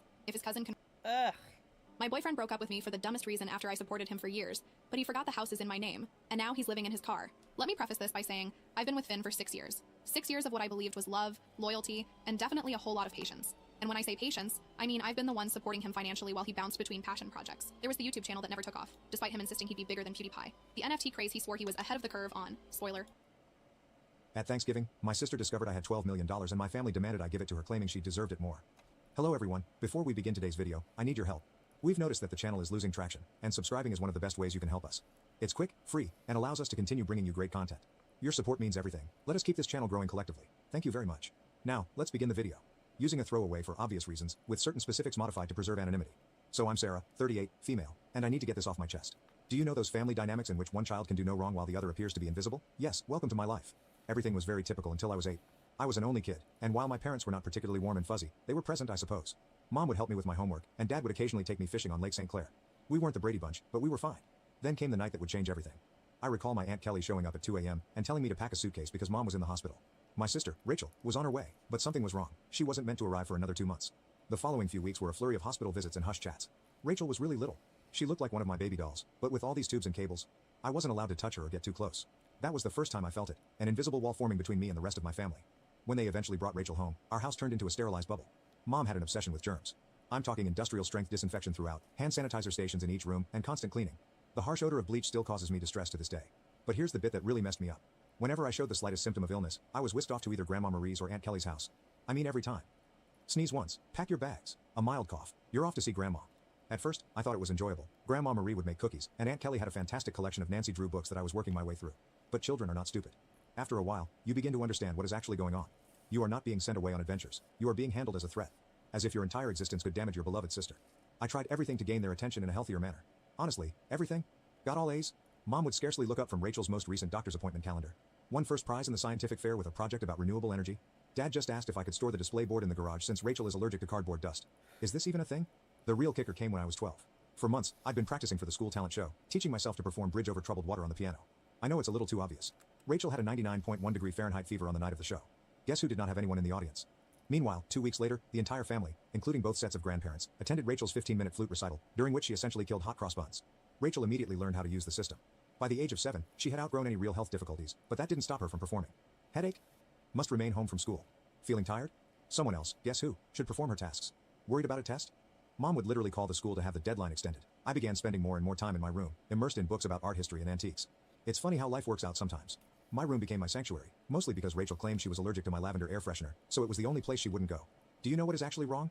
When she pretended to be sick, a part of me felt grateful. At the very least, I'd be taken to Grandma Marie's, where someone would ask about my day or be interested in what I was about. Grandma was the one who sparked my interest in vintage jewelry. She had an incredible collection of costume pieces that she let me organize and catalog. I suppose I should have regarded it as prophetic. The worst thing wasn't even the clear favoritism. It was how they rewrote history to excuse their actions. Rachel just needs more attention because she had such a rough start. Sarah's always been so independent. Sarah understands that her sister has special needs. Number I did not comprehend. I was a child who didn't understand why having a good immune system made me less deserving of love. Looking back, I can see how these years shaped me. The persistent message that I was somehow unsafe or inconvenient to be around doesn't just go away. But hey, at least it taught me to be self-sufficient. When no one checks your homework or cares about your triumphs, you quickly learn to be your own cheerleader. High school, the majority of people either loved or loathed it. Me, I regarded it as a ticket out. While Rachel was establishing her drama empire in middle school, I was laying the groundwork for my own escape. And let me tell you, nothing inspires you to accomplish more than knowing that no one will do it for you. Remember how I said I spent hours sorting Grandma Marie's jewelry collection? That taught me a valuable lesson, the need for systematic organization and attention to detail. In high school, I approached everything with the same perspective. My desk at home resembled something out of an organization magazine, color-coded notes, meticulously organized study plans, and everything had its place. Rachel teased me about it, calling me Rain Man. Very great, sis. But here's the thing about being invisible, no one is monitoring your failures or successes. So do whatever the heck you want. I joined every club that would not interfere with my part-time employment at Carson's Diner. Thank you to Carol, the owner, for remembering my birthday when my own parents had forgotten. Debate team? Check. Who is the National Honor Society president? Check. Who is the editor-in-chief of the school newspaper? Check. The debate team was when I truly found my voice. There's something quite rewarding about shattering someone's argument while maintaining complete composure. It also taught me how to negotiate, which I didn't realize at the time but would be useful later. I've won states twice. Rachel had major soccer games, therefore my parents were unable to attend both competitions. She was on the C team, did not even play. The game changer the junior year was when things truly became interesting. I took the SAT and received a flawless score. Not like, oh, pretty good, perfect. I mean perfect. 1600. You know how many people receive that? Less than 1%. I remember staring at the results screen for almost 20 minutes, convinced it was an error. I rushed home to tell my parents. I realized this is stupid. Mom was in the kitchen assisting Rachel with her English homework. The conversation went something like this. My reaction. Mom. Look, I got a perfect SAT score. Mama. That's nice, honey, but can you keep it down? Rachel's trying to concentrate. She has a big test tomorrow. Rachel, you're correct. Yeah, some of us actually have to study, Miss Perfect. She said. Rachel, sweetie, don't stress. You're just a different kind of learner. I still have the hard copy of those SAT results someplace. Never got pinned on the fridge. But Rachel's C+ in English? That infant received primo refrigerator real estate, complete with a "we're so proud of you" magnet. College applications. The college application procedure was interesting. I applied to 15 schools without informing anyone. I wrote all of my own essays, gathered my own recommendations, and handled all of the financial assistance paperwork myself. My guidance advisor, Mr. Chen, was the true MVP. My parents were too busy to help me with the FAFSA, so I stayed late after school. Then acceptances began to arrive. Harvard, Yale, Princeton, Michigan, and each one comes with a scholarship offer. I stored them all in a locked box under my bed, knowing what would happen if Rachel discovered them. They'd suddenly shifted their focus entirely to her. But if Sarah goes to Harvard, I'll be all alone. Or some nonsense like that. The day I received my full ride offer from UMich, Rachel joined JV cheerleading. Guess which one was celebrated with a family feast? Hint, I had microwave mac and cheese in my room while they went to Olive Garden. But, you know what? The scholarship was my golden ticket. Tuition, lodging and board are all included, as is a book allowance. I could finally leave that house, where I was either invisible or inconvenient. The day I received my acceptance package, I went to my favorite spot in the local library, a 4th-floor window seat overlooking the park, and grieved for an hour. Not sad tears. There were tears of relief. When I told my parents at supper that I was going to UMich, they were ecstatic. He said, Michigan? But that's so far. What if Rachel needs you? She replied, I hope you're not expecting us to help with expenses. Rachel's cheerleading competitions are very costly. Rachel is crying. Oh my God, finally. Can I have your room? I need space for my TikTok videos. The summer before college, I worked double shifts at Carson's Diner to save money. Carol, bless her heart, always gave me additional tips and made sure I got to take home leftover pie at the conclusion of my shifts. She also taught me a vital skill, how to recognize genuine people in a society full of fakes. Baby, she'd tell me, in diners and in life, the ones making the most noise usually have the least to say. Move-in day at U Michigan? My folks couldn't attend because, surprise, Rachel had a cheerleading competition. Aunt Kelly drove me instead, helped me set up my dorm room, and gave me a $500 envelope. Your Grandma Marie wanted you to have this, she told me. She's so proud of you. Later, I learned that Grandma had been saving that money from her Social Security checks for months. That first night in my dorm room, I promised myself I was going to create such a wonderful life that being overlooked would be inconceivable. Not for vengeance. Nothing to prove to my family. But what about the 8-year-old girl who used to get sent to Grandma's house for sneezing? College and the beginning of something new. College went by in a flurry of all-nighters, instant ramen, and heavenly independence. I graduated summa cum laude from the University of Michigan. Not that my folks noticed. They were too busy helping Rachel transfer to her 3rd college in 2 years. But this is where the plot takes an unexpected turn. I got an entry-level job at Everett and Phillips Auction House in Detroit. I won't use the real name for obvious reasons, but if you're in the business, you probably know who I'm talking about. A genuine high-end establishment, many old money clients, that type of transaction. I began with their estate sales business, which involved documenting the belongings of wealthy individuals after their deaths. Not exactly glamorous, but it paid the bills. The breakthrough. My first several months were very standard, logging countless china sets, categorizing vintage furniture, and so on. Next followed the Kingston estate. Mrs. Kingston was an elderly widow who had died with no children, leaving behind what everyone assumed was a huge collection of costume jewelry. Rooms filled with the material. This is where those hours at Grandma Marie's came in useful. I'm looking through this stack of jewelry when something catches my attention. It's an Art Deco brooch. Nothing really showy, yet something about it felt different. The weight was unsuitable for costume jewelry. The clasping mechanism was far too complex for a copycat. I believe I spent my whole lunch break that day researching old jewelry markers and signatures. I ended up staying late at the office to use the company's membership to several antique jewelry databases. The more I looked, the more certain I got that this was not costume jewelry. It was the real stuff. Problem was, I was the new girl. Nobody would believe me if I claimed we had a potential treasure on our hands.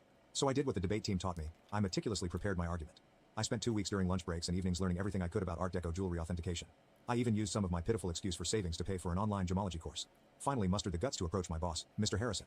I brought the entire presentation, which included comparative images, historical documentation, and the works. The conversation went something like this. My response. Sir, I think we might have something significant in the Kingston collection. Harrison, scarcely looking up from his phone, says, Sarah, we've already cataloged those as costume pieces. You are correct. I know, but look at these maker's marks. They match perfectly with Cartier's 1925 signatures. Harrison, finally paying attention. Where did you learn all of this? My reply was, I did some research. Long story short, the costume brooch sold for $47,000 at auction. It turns out that it was part of a limited collection created for some European sect in the 1920s. But here's the real kicker. Harrison started to trust me after that. He began giving me other artifacts to authenticate. Suddenly, my pointless pastime of sorting antique jewels acquired real significance. I devoted myself to learning everything I could about vintage jewelry. I took every online course I could afford. I spent weekends at estate sales, researching items. Even began a small notepad to document various authentication procedures. My apartment looked like a jewelry scholar's fever dream, with walls covered with printouts of vintage hallmarks and certification guidelines. The auction house started getting results. I was discovering important items that others had overlooked, developing contacts with collectors, and knowing the market. My commission checks became larger. For the first time in my life, I was not simply surviving, I was also saving money. Family? Still remarkably uninterested. At Sunday dinners, which I still went to like a fool, the discourse went like this. Mom, Sarah's still at that antique shop, right? This is me. Auction house, and yes, actually, I just authenticated a rare Tiffany piece. Rachel interrupts. Oh my god, speaking of jewelry. You guys have to see this charm bracelet I bought at the mall. But I didn't care anymore. For once in my life, I had discovered something wholly mine. Something I was actually excellent at. Something unrelated to being Rachel's sister or family disappointment. The Rothschild collection. Then came the Rothschild collection. This was about 2 years into my employment at the auction business. A massive estate. Old money family. There's a lot of buzz in the industry. I was part of the team that cataloged their jewelry collection. And that's when I noticed it. A fairly commonplace Art Nouveau piece that everyone else had missed. I spent 3 days investigating it. I barely slept. It turned out to be a piece from a famous French jeweler's private collection, which was supposed to have been lost during World War II. When it sold at auction for $238,000, Harrison summoned me to his office. I believed I was being promoted. Instead, he said something that completely changed the situation. Sarah, you're wasting your talent here. You should be running your own authentication business. Initially, I shrugged it off. Me? Start a business? With what money? However, the notion took root. I began doing modest freelance authentication projects on the side. Word spread that I had a terrific site. Private collectors began contacting us directly. One night, I was sitting in my modest apartment, surrounded by jewelry manuals and authentication tools that I had gradually accumulated, when I had an epiphany. This is something I could actually do. I could create anything on my own. So I did what any reasonable person would do. I took out a large debt against my car. I emptied my savings account. I rented a small office space in a less desirable area of town. People believed I was insane. Perhaps I was. I transformed a storage room above a Chinese restaurant that was about the size of a college dorm room. The rent was low because it always smelled like Kung Pao chicken, and the Wi-Fi only functioned if you sat in the corner by the window. But it was mine. The struggle. The first few months were interesting, and by interesting, I mean scary. I'd awaken at 4 a.m. with cold sweats, calculating how many months till my savings ran out. Loan payments felt like a rope around my neck. My office furnishings comprised of, I purchased a card table from Goodwill. A chair I literally found on the curb. Don't worry, it was thoroughly cleaned. However, in the world of high-end jewelry, reputation and contacts are everything. And my experience at the auction house provided me with both. I started small by doing authentication work for local antique dealers. My fees were lower than the larger organizations, but my attention to detail was becoming known. Word spread. 6 months later, a watershed moment occurred. A dealer I had dealt with at the auction house inquired about a collection of Victorian-era brooches. The owner requested confirmation before selling.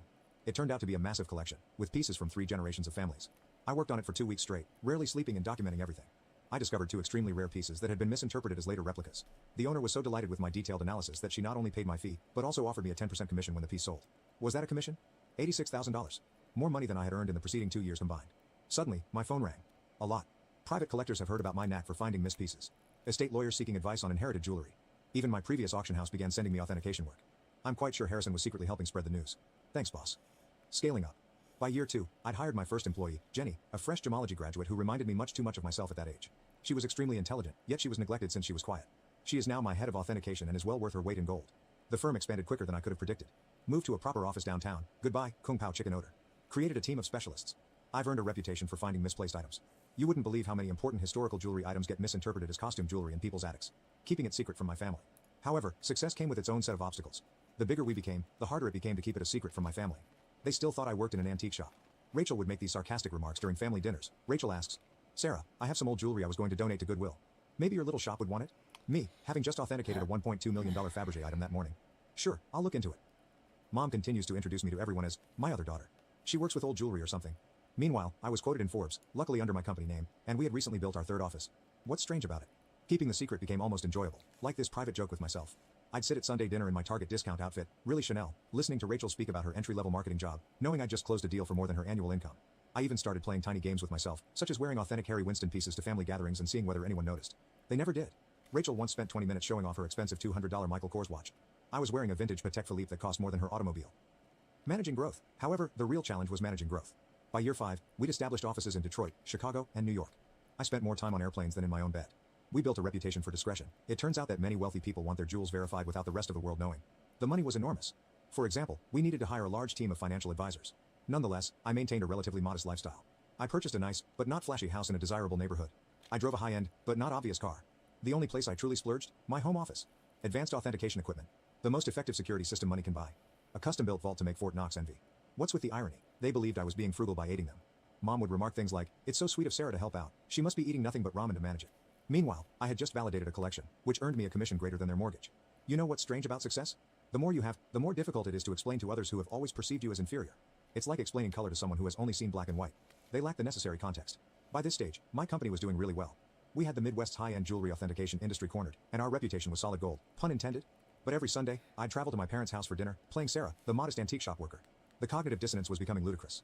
I'd spend my mornings on conference calls with Dubai collectors, my afternoons authenticating million-dollar pieces, and my evenings at my parents' house in carefully chosen normal clothes, eating Mom's overcooked pot roast while Rachel dominated the conversation with stories about her latest marketing triumph. Usually something like bringing her boss's coffee without spilling it. A defining moment. One Sunday is very memorable in my mind. I had just completed a huge transaction, authenticating a missing Cartier piece that had been resting in someone's safe deposit box for 40 years. Was it just the commission? 7 figures. I drove directly from the meeting to my parents' place, still euphoric from the successful authentication. She said, "Sarah, honey, is everything okay? Your clothes are looking a bit worn." "Oh, trying to save money," I said, wearing a $3,000 cashmere sweater that I had purposefully chosen for its subtle appearance. Rachel responded, "Well, if you'd gotten a real job instead of playing with old jewelry. Your dad." "Rachel, be nice, not everyone can be as successful as you." I almost choked on my pot roast, trying not to laugh. The anonymous transfers monthly payments to my parents began about this time. Aunt Kelly informed me that they were struggling to pay Rachel's educational loans and medical bills. Mom casually stated that they might have to sell the house. I couldn't let that happen. Despite everything, it was still the home I grew up in. So I initiated an anonymous monthly transfer of $5,000 to their account. When asked, I said I was giving $1,000 by living on rice and beans. They imagined the rest came from Aunt Kelly or another family. Rachel, of course, claimed responsibility for inspiring family members to help. Watching Rachel spend my money. The money was helpful, but it also had unexpected consequences. My parents began treating me with a strange combination of sorrow and patronizing pride. As if I were some kind of noble poverty case, sacrificing everything to support the family. Meanwhile, Rachel's spending became more extravagant. She'd arrive for dinner with new expensive bags, claiming they were outlet finds. They weren't. I can recognize a genuine Gucci at 20 pesos. She began taking extravagant vacations and bragging on Instagram about her fortunate life. I'm very convinced she used my support money for shopping sprees. However, I remained silent. The irony was simply wonderful. The MBA drama. Then came the college fund drama. Rachel revealed that she wants to return to school for her MBA. Another private university, of course. Only the best for the golden child. Mom contacted me in tears, explaining how they couldn't afford it. I say, maybe Rachel could look at state schools? They have good programs too. My mother.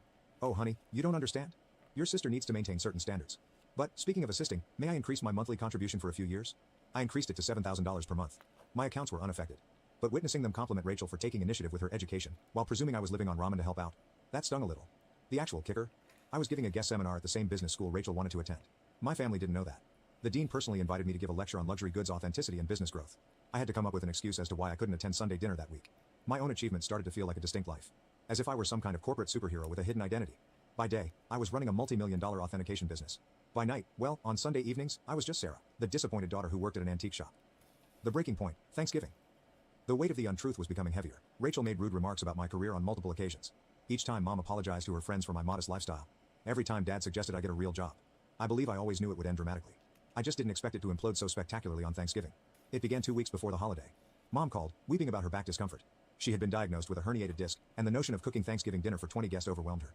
Now, I'd like to tell you that I offered to help purely out of goodwill. But really? I became tired of pretending her dried turkey was appetizing. My response, why don't I handle the food this year? I can have it catered. She replied, oh honey, we can't afford a caterer. My response, don't worry about the cost. I've been saving up. Mom, concerned. You're not taking out a loan, are you?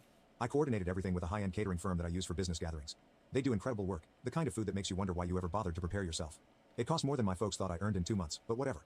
Thanksgiving morning dawned, and I was feeling quite good. I had my laptop with me because I needed to monitor a major online auction in Hong Kong. This magnificent Art Nouveau necklace was for sale, and I had a customer who was interested in authentication if they won the bid. The lunch arrived on schedule, and everything was properly prepared. Rachel, of course, had to respond. Rachel inquired, store-bought stuffing? Really, Sarah, Mom's is so much better. This is from the girl who once set off the smoke alarm while making toast. Mom was apologizing to everyone for not cooking herself, but you could tell they were enjoying the meal. Rachel shut up after tasting the maple-glazed Brussels sprouts, which, by the way, cost more per plate than her weekly grocery budget. I stepped away from supper and dessert to check my laptop. The auction was getting intriguing, and I needed to be prepared in case my client won. I set up in my old bedroom, which Mom had kept the same since high school. In the meantime, Rachel's room had undergone 3 renovations. That's when everything went wrong. I had left my authentication program running, with many tabs open that displayed various accounts and current agreements. Rachel came in without knocking, some things never change, to borrow my phone charger. She saw my laptop screen and realized this was her chance to finally expose how pathetic her older sister was. Rachel, smirking. Let's show everyone what Sarah's really been up to. Before I could stop her, she took my laptop and walked into the dining room. The big reveal, picture this: 20 people, including aunts, uncles, cousins, and my parents, filled with gourmet turkey and half drunk on pricey wine, which they mistook for Trader Joe's. Rachel's reaction. Time to see what kind of important work Sarah's doing on Thanksgiving. She flipped the laptop around triumphantly, apparently intending to disgrace me with whatever minor antique transactions she assumed I was working on. The room went completely silent. Like, you could hear the fancy clock I got Mom for Christmas ticking silently. She believed it was a reproduction. My screen displayed, current account balance, $12.4 million, pending authentication contract, $485,000. Recent transaction, $1.2 million, Hong Kong auction, company's quarterly profit report, $4.2 million. Rachel's face shifted through 5 different emotions in 3 seconds. The final one landed somewhere between astonishment and nausea. She actually swayed slightly on her feet. Rachel whispers, "This cannot be right." She said, "Rachel, honey, what is it?" Rachel, voice cracking. She's rich. Sarah's rich." Chaos ensues. If it was possible, the hush deepened even farther. Then Mom began giggling, like, really laughing. She said, "Don't be silly. Sarah works at that little antique shop." I rose up carefully, straightening out my basic cashmere sweater, which cost more than their monthly mortgage. Me. Yes. Actually, Mom, I own one of the largest jewelry authentication companies in the country. For years. Those antique shop comments? I authenticate pieces worth millions. That little business you never asked about? It has offices in 3 cities. Dad choked on the liquor. Aunt Kelly dropped her fork. Uncle Mike began coughing terribly. Then Mom's laughing transformed into something else. Her face turned red, then purple. She stood up so quickly that her chair tumbled over. Mom screams, "You have millions, and you let us struggle?" My response. "Struggle? I send you $7,000 every month." She replied. "While sitting on millions? Your sister has student loans." So there it was. Instead, congratulations. Not, "Wow, we're so proud." Just outraged that I hadn't given them more money. Rachel began to cry. Surprising, I know. Sobbing about how she deserved to know, and how I had betrayed the family. Dad joined in. My dad. "How could you be so selfish? We're your parents. We raised you." That was when I lost it. Years of being disregarded. Years of dismissal. Years of being considered as a family disappointment. Everything poured forth. My response. "Raised me? You shipped me off to grandma's every time I sneezed. You missed every achievement, every award, every milestone, because Rachel might feel left out. You never saved a penny for my college but took out loans for her private school. And now, you're mad that I built something for myself." The following 5 minutes were chaotic. Mom screamed about family obligations. Dad is yelling about ungrateful children. Rachel alternated between sobbing and demanding to know just how much money I had. Meanwhile, the fancy catering team attempted to serve dessert while seeming exceedingly uncomfortable. I grabbed my laptop, took my Hermes bag, which Mom had previously commended as a nice replica, and walked out. Behind me, I could hear Mom discussing how to spend my money, something about Rachel's MBA and a new car. As I went home in my sensible automobile, a limited edition BMW, my phone started filling up with texts. The family group chat burst. Rachel began posting on Facebook about hidden family wealth and selfish siblings. The aftermath. The days after Thanksgiving were like watching a cyclone hit in slow motion. Except that the hurricane represented my family and the debris symbolized my sanity. Let's start with SMS messaging. Within 1 hour of leaving supper, my phone had 47 missed calls. More than 200 messages. Mom followed this intriguing progression. 7:42 p.m. How dare you walk out on family? 8:15 p.m. We need to talk about this like adults. 9:03 p.m. Your sister No, we deserves a don't. share of your success. No, she 10:30 don't. p.m. I've already called a realtor about houses in better neighborhoods. 11:45 p.m. Why aren't you answering? This is your mother. Meanwhile, Rachel had become a full-fledged social media fighter. Rachel, on the other hand, had fully embraced social networking. She wrote an enormous rant on Facebook about how her millionaire sister had been hoarding wealth while watching her beloved family struggle. The comment section was insane. Distant cousins and former high school classmates, whom I hadn't spoken to in years, suddenly formed strong ideas about my moral character. But this is the bit that really grabbed me. Rachel actually posted, all those years of me trying to help Sarah's career, giving her advice about moving up from that little antique shop, and she was secretly wealthy. The betrayal hurt so much I nearly threw my phone across the room. What was the only career advice she ever gave me? I suggest I try selling jewelry on Etsy. If you're unfamiliar with the term, flying monkeys occur when toxic family members send others to guilt trip you. Aunt Susan, whom I saw maybe once every 3 years, called to inform me that family is everything.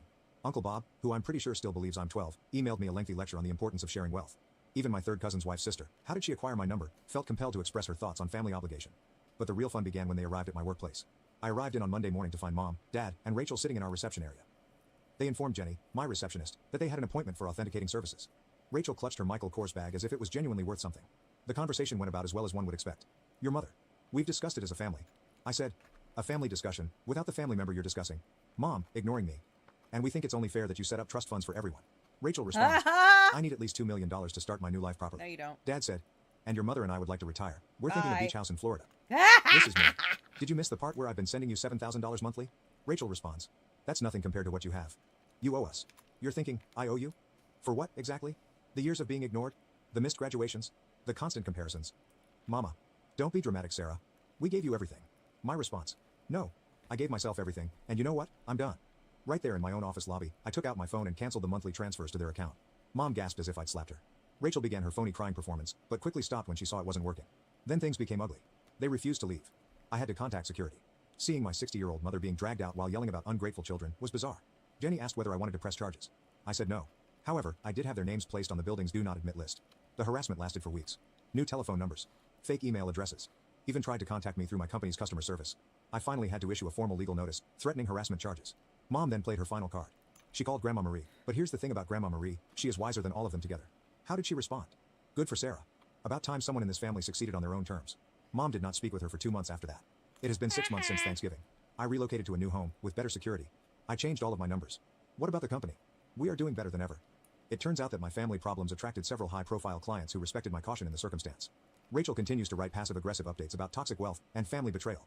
According to what I've heard, she is beginning her own jewelry authentication firm. Good luck on that. Mom and Dad finally stopped trying to contact me when my lawyer wrote them an official letter outlining how the harassment charges would affect their lives. They're now informing everyone that they never wanted my money anyway, and that they're praying for my salvation. What's the best part? For the first time in my life, I feel liberated. No more Sunday dinners full of sly insults. No more downplaying my accomplishments to spare their feelings. No longer financing for the Rachel show. My therapist believes I am finally establishing healthy limits. I say, I am finally living authentically. So, that is my story. Reddit? Thanks for allowing me to share it. Special thanks to the catering. My parents kicked me out to let my golden sister live there, even though I bought the house. But karma came faster than expected. I, 37F, have spent the last 15 years developing my career as a senior management at one of the leading investment banks on Wall Street. This narrative focuses on my complex connection with my sister Emily, 47F, my parents, both in their late 70s, and a house I recently bought for them that has become the focal point of constant family strife. I have to take you back to the beginning to see how we got here. My parents were in their late 40s when I was born, so I was an unplanned child. My mother would frequently tell me that they already had Emily, who was 10 years old at the time, and that she was more than enough. She did not say this with malice, but rather in a tone that somehow made it worse. She would say, "We didn't plan for you," as she was arranging Emily's extracurricular activities or putting together her college application paperwork. These innocuous comments, which served as a constant reminder of my position as an afterthought in our family, shaped the background of my early years. I might not even be here if it weren't for my maternal grandparents' persistence. My parents saw me as a burden they hadn't requested, but they were thrilled about the possibility of having a second grandchild. I was an afterthought in my parents' lives, and that was evident right away. They had the same ritual every morning when they dropped me off at my grandparents' place. My father would say to my grandfather, "You wanted her," as he got ready to go for work, keys jingling in his palm. "She's all yours." My grandparents' house turned into my true home, a haven where I felt genuinely loved and wanted. They made sure I was fed and taken care of, picked me up from school, helped me with my homework, and took me to the park. I would spend hours learning about numbers and problem solving from my grandfather, a retired math professor. He'd say, "Numbers never lie." These lessons will subsequently influence my professional choices in ways I could not have predicted at the time, such as they tell stories more honest than people do. At their kitchen table, my grandma would assist me with my schoolwork every afternoon, ensuring that I fully grasped each idea. Her patience appeared limitless. She had taught high school before retiring. She would add, "Knowledge is the one thing nobody can take away from you," in a forceful yet kind manner. She also taught me to cook as a means of expressing my creativity and love, rather than as a chore. These times spent in their kitchen, reviewing my school day and learning how to measure materials exactly, turned into some of my most cherished recollections. My parents, who were generally exhausted and a little irritated at having to make the trip, would only arrive to pick me up late at night. "Madison," my grandmother would say as she bid me farewell every night, "you're the best thing that ever happened to us." I could almost forget that I wasn't wanted anywhere else while I was in her loving embrace. They became my emotional rock, giving me the stability and affection that were conspicuously lacking at home. My grandfather would often add, "Remember, sometimes the best things in life aren't planned." I learned to live as an afterthought in my own home as Emily got ready for her promising future. My sister just pretended that I didn't exist. She wasn't nasty or harsh. She would be lying on the couch, talking on the phone about mails and college applications, totally unaware of me, while I played with my dolls in the corner of our shared living room. The difference between how my parents treated Emily and me was clear and consistent. I would hear my mother's proud voice as she talked about Emily's achievements with family or friends. Emily got straight A's again. Emily made the debate team. Or Emily got accepted to her dream college. They went to all of her school functions, scientific fairs, and debating contests. They consistently cited, "We're too tired, we have to work," or "You understand, don't you?" as excuses for their glaring absence from my events. My grandparents took on the role of my cheerleaders, attending every school function with joy and true pride on their faces. I hoped that things at home would change when Emily went off to college. I was the daughter who stayed, and perhaps my parents would see me at last. I was completely mistaken. I went from being invisible to being the housekeeper at the age of 14. My mother would call out to me, "Madison," before I could even put my backpack down after school. "The house needs cleaning. Start with the bathrooms." Emily's chores were taken up by me, along with a number of additional duties. I got to know the washing machine settings and peculiarities by heart, and it became my daily companion. Cleaning, cooking, and keeping a home for parents who hardly acknowledged my existence seemed like a continuous loop of housework. My father would remark, "You live here. You need to contribute," if I hesitated in the least. "Your sister always did her part." My career progressed from cleaning to cooking by the time I was 14. The shift wasn't gradual. My mother just quit preparing dinner one day. One morning she declared, "You're old enough now. We expect dinner ready when we get home from work." I maintained a stellar academic standing in spite of the taxing domestic responsibilities. My teachers encouraged me to compete in a variety of academic events after noticing my ability for economics and mathematics. In order to help me get ready, my grandfather would dedicate extra time to teaching me complex ideas that were way above my grade level. He would exclaim, "You have a gift with numbers," with pride shining in his eyes. "Don't let anyone tell you otherwise." Dreaming about college was the only way I could get away. I would go to my room every night after doing the dishes and go through university websites. I would see myself traversing several campuses, distant from the never-ending tasks and chilly quiets. I was rewarded for my diligence in school. Despite my household responsibilities, I maintained straight A's, and at the age of 16, I received acceptance letters from a number of prestigious colleges, including some renowned for their top-notch finance programs. Emily's engagement followed. One Sunday afternoon, she bounded in the front door, pulling a tall, smartly dressed man along with her. She let out a squeal. Mom, Dad, this is James. We're getting married. You would believe that someone had just declared their lottery victory. With my mother sobbing with happiness and my father already taking out his phone to call family, my parents literally sprung from their seats. We'll cover everything, my mother exclaimed as she gave Emily a hug. Our first daughter's wedding has to be perfect. For months, our home was occupied with wedding preparations. Every discussion centered on guest lists, venues, and flowers.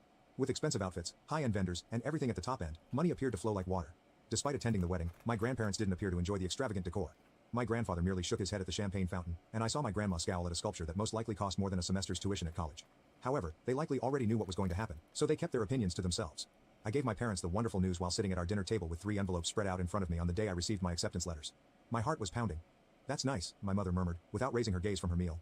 But we can't pay for it. We spent all our savings on your sister's wedding. Even took out a loan for it. There's nothing left for college. I stumbled and said, but you paid for Emily's college. Scarcely raising my voice above a whisper. That was different, my mother said in a condescending tone. We saw potential in her. The ensuing hush was deafening. You should get a job, save up some money, and take out student loans. That's what responsible adults do, my father said in between sentences. I had never before dared to leave the table without being excused. Grabbing my phone with trembling hands, I dialed my grandmother. In a matter of minutes, I was crying as I entered their well-known front door. As he heard my narrative, my grandfather's expression hardened, but I could not quite read the sparkle in his eyes. They exchanged a knowing glance after I had told them everything. My grandfather took my hand and said, Madison, we've been saving for your education since the day you were born, so we've been expecting something like this. He returned with a folder after walking to his study. Bank statements demonstrating years of meticulous saving were found inside. You can choose any of those universities. We've got you covered. I moved in with my grandparents that evening after packing my necessities. When I told my folks I was going, they were downstairs watching TV and hardly looked up. My mother said, whatever you think is best, while keeping her gaze fixed on the TV. Did I hear the relief in her voice? The years that followed were revolutionary. I decided to enroll in one of the best business schools to study financial analysis. My passion in doing things correctly was maybe prompted by witnessing my parents' poor financial management. My zeal and innate financial skills were noted by my lecturers. Before long, I was staying after class to talk about difficult financial ideas. Someone other than my grandparents saw possibility in me for the first time in my life, real potential. I obtained esteemed internships at significant financial institutions during my time in college. Every summer presented fresh possibilities as well as difficulties. Senior managers were impressed by my analytical abilities and meticulousness. During my performance review at Morgan Stanley, my supervisor said, "You've got a natural instinct for this. We'd love to have you back next summer." With the exception of calls with my grandparents, I kept my head down and concentrated on my schoolwork, hardly thinking about my family. I was hired by one of the city's leading financial firms after I graduated. I never would have imagined earning the starter pay. I located a small, clean, and secure one-bedroom apartment. I was thankful every morning that I didn't have to make breakfast for anyone but myself. As I poured myself into every new challenge, my career took off, and I received bonuses and promotions that I could never have dreamed of when I was younger. I advanced to a senior role in 5 years, overseeing intricate portfolios and fostering significant client connections. Within the industry, I became known for my strategic thinking and analytical accuracy. Every accomplishment felt like a subliminal affirmation that my parents had misjudged my abilities. In the meantime, I discovered from my occasional chats with my grandparents that Emily's marketing profession wasn't succeeding as she had intended. James, Emily's husband, struggled to maintain a career. They were begging for money from my parents all the time. My grandma told me in one of our weekly conversations, "Your mother emptied her retirement account last month to help them with rent. They just can't say no to her." After a year, things deteriorated. Even with our parents' assistance, Emily and James were no longer able to pay their rent. They and their twins, who are 7 years old, returned to my former bedroom. My parents, who had previously been really pleased with Emily's abilities, suddenly had to provide for her whole family in addition to their golden child. I maintained my distance, concentrating on developing my own life and profession. Every bonus, promotion, and successful transaction served as a subliminal affirmation that I wasn't the failure my parents had predicted me to be. I had substantial investments and money by my mid-30s, which included enough for a down payment on a home of my own. Then everything was different. My grandfather died unexpectedly after suffering a severe heart attack. It was a tragic loss. He was the father figure who had supported me when no one else did, and he had been more than just a grandfather to me. After that, my grandma, who had spent more than 50 years with him, seemed to lose her spark. She followed him less than 2 months later. In every significant sense, they had been my biological parents, and suddenly they were no longer with me. Behind me at the funeral home, I heard my mother's voice while I was setting up my grandmother's funeral. "Madison, do you want some help with the arrangements?" She was standing there when I turned around, looking older and more worn out than I had remembered. A part of me wanted to tell her to go, but I refrained because of her face. "Sure," I said to myself. "That would be nice." My parents started to open up over the course of the following few days as we prepared the service. They acknowledged that they were having difficulties. One afternoon, when we were choosing flowers, my father admitted, "We haven't been financially well off since retirement." He went on to say, "We barely make ends meet," before mentioning Emily's twins. I recognized that my sister and her family continued to live with them and rely on their diminishing income. We convened in a wood-paneled office for the reading of the will 1 week after we buried my grandma. Emily and James were slumped on recliners next to my parents, while I sat opposite from them. The tension was thick enough to sever with a knife, and the room smelled of furniture polish and old papers. Though none of us realized it at the time, what followed would start a series of events that would permanently alter the relationships of our family. After adjusting his glasses, Mr. Patterson, the notary, started reading in a monotone. I anticipated the standard legalese, but what followed made everyone take notice. "To our beloved granddaughter Madison, we leave our house at 1542 Maple Street and the sum of $150,000. The ensuing hush was deafening. My mother tightened her hold on my father's arm until her knuckles turned white, and Emily's mouth dropped wide. After clearing his throat, Mr. Patterson went on. He glanced at my mother and said, "And a personal note from Mr. Henderson to his daughter Margaret." The message said, "Remember, Margaret, that we provided you with $200,000 just when you needed it most. As we respected your needs back then, we expect you will respect our final decision. My mother's cheeks turned pale after flushing red. Emily and James looked at each other anxiously, while my father gazed at the floor. In the parking lot, my parents came up to me when the notary had finished and collected his paperwork. Something desperate had taken the place of the calm manner they had displayed during the funeral preparations. With a shaky voice, my mother said, "Madison, honey, you must realize that we always assumed we would inherit the house. We're having trouble, but we were depending on it. The mortgage, Emily's family's expenses, we could really use the house," my father continued, stroking his gray hair. Speaking about how her youngsters wanted a yard to play in, Emily also joined in. However, I just got into my car and left. I kept thinking about my grandparents' parting gift over the course of the following few weeks. My life was well established near the city, and although the house I had inherited held many priceless memories, it was too large for me alone. In the meantime, I learned about my parents' growing financial difficulties from our weekly chats. Helping Emily and her family had drained their retirement funds, and they were finding it more and more difficult to pay their own mortgage. I gave it a lot of thought before deciding. I would purchase my parents a better house, one that is single-story, has a lovely garden, but is easier to maintain, with the money I make from the sale of my grandparents' house and my own savings. For their retirement years, something cozy. I was shocked by their response when I shared my concept with them. They actually started crying with happiness. After several weeks of house hunting, we eventually discovered the ideal location. A stunning ranch-style house with large doorways and no stairs in a peaceful neighborhood. My folks couldn't stop gushing about how thrilled they were after the purchase was finalized. "A proper housewarming party is what we need," my dad said. "It is the least we can do to make all the arrangements." "That would be beautiful," I said, intending to show them the deed at the festivities. "Tell me when, please." Weeks went by. Even though I had a lot of work to do, I kept expecting an invitation. "Oh," my mom would say, "we're still planning. You are aware that these tasks require time." My father would also say, "We want it to be perfect. We'll notify you shortly." I was annoyed by their evasive answers for some reason. One evening, I was putting Emily's name into Facebook following another evasive phone call from my mother. We weren't connected on any social media, and I hadn't seen her page in years. Just hours ago, it was posted, "I can't wait for this Saturday's housewarming party for Mom and Dad. I can't wait to celebrate with everyone in this beautiful residence." Numerous friends and family members confirmed their attendance and scores of comments on the page. Pictures showed caterers being hired and decorations being set up. This was hardly an impromptu get-together. Weeks had been spent organizing it. I called my mother with a little trembling fingers. "Hello, Mom. I wanted to inquire further about the housewarming party. Do you have a date in mind yet?" "Oh, honey, not just yet," she said with ease. "Most likely in a few weeks. The specifics are still being worked out." Everyone except me, apparently. I had to make a choice as that Saturday drew near. Shall I go up to them? Do I have to let it go? How could they keep me out of the festivities after everything that had transpired, after I had purchased them this house? I would eventually find out, but not in the manner I had anticipated. I parked a block from the house I had purchased for my parents on Saturday. I could see dozens of people mingling through the windows, including Emily's social circle, friends, and relatives. My father offered tours of the house I bought, while my mother, dressed in her special occasion pearls, welcomed guests at the entrance. Twinkling lights and welcome banners adorned the mansion. Laughter and music poured out onto the street. It was obvious that they had spent weeks organizing this housewarming celebration, to which I was not invited. For a while, I sat in my car and watched Emily's twins chase each other past crowds of grown-ups who were ogling them. I could see moving boxes with Emily's handwriting on them stacked in the corner through the wide bay window. The process of relocating her family's possessions had already begun. I inhaled deeply before sneaking in through the side door. The aroma of flowers and catered cuisine filled the house. I heard my father speaking to a gathering of people in the living room when I followed his voice. "After all these years of hard work, we finally did it, bought our dream home." My mother excitedly added, "Don't forget about Emily. She helped so much with the down payment. Such a wonderful daughter, always thinking about family first. Unlike some people," she went on.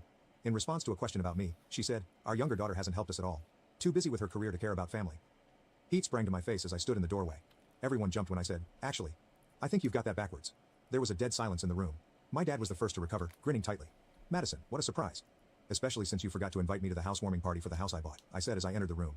The quiet grew longer. His shoes quickly piqued Emily's husband's curiosity. Inquiring as to why everyone appeared so distressed, one of the twins pulled at Emily's sleeve.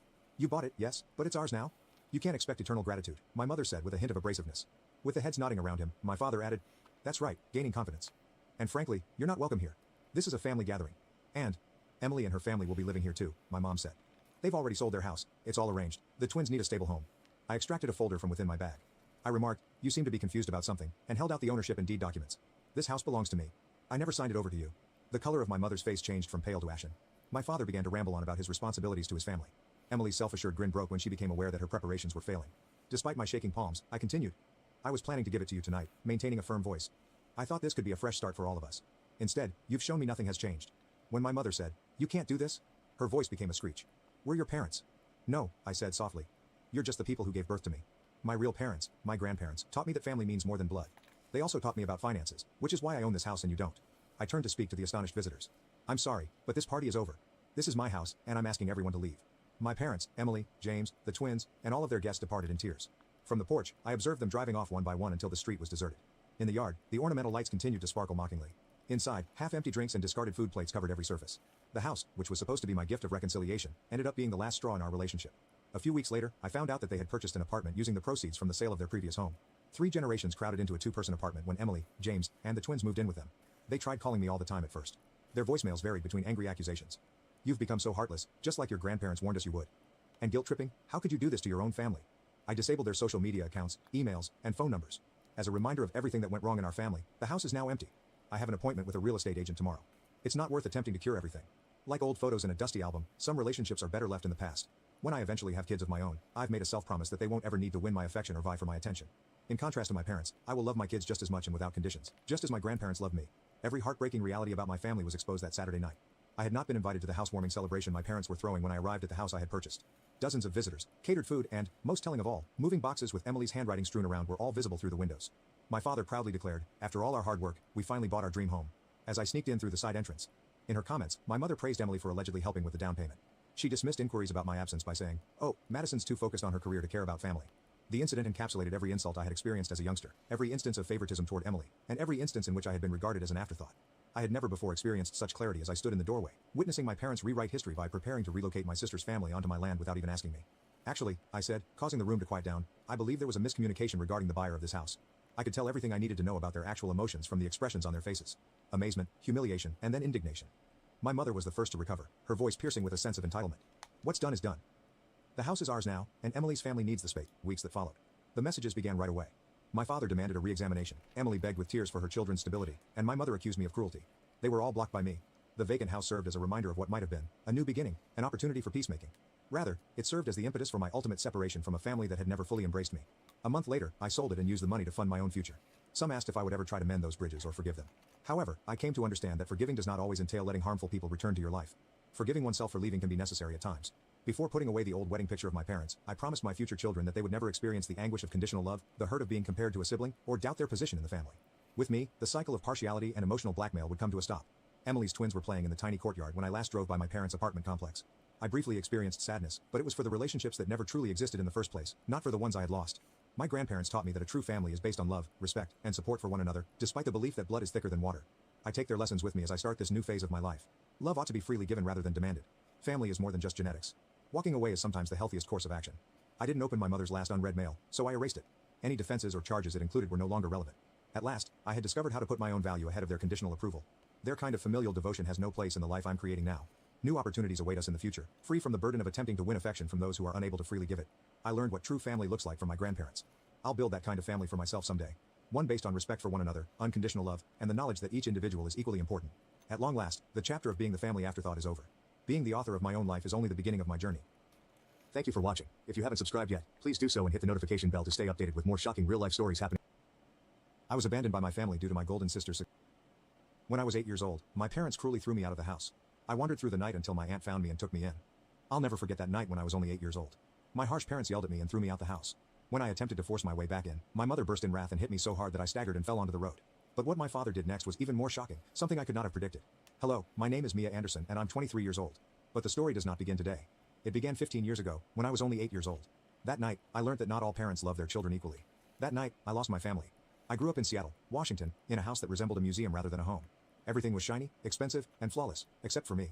My parents, Jonathan and Catherine Anderson, were well-known attorneys for their discipline, brilliance, and accomplishment. In their world, there was no place for weakness, failure, or mistakes. They expected excellence in everything, particularly from their children. My younger brother, Adam, was their pride and pleasure.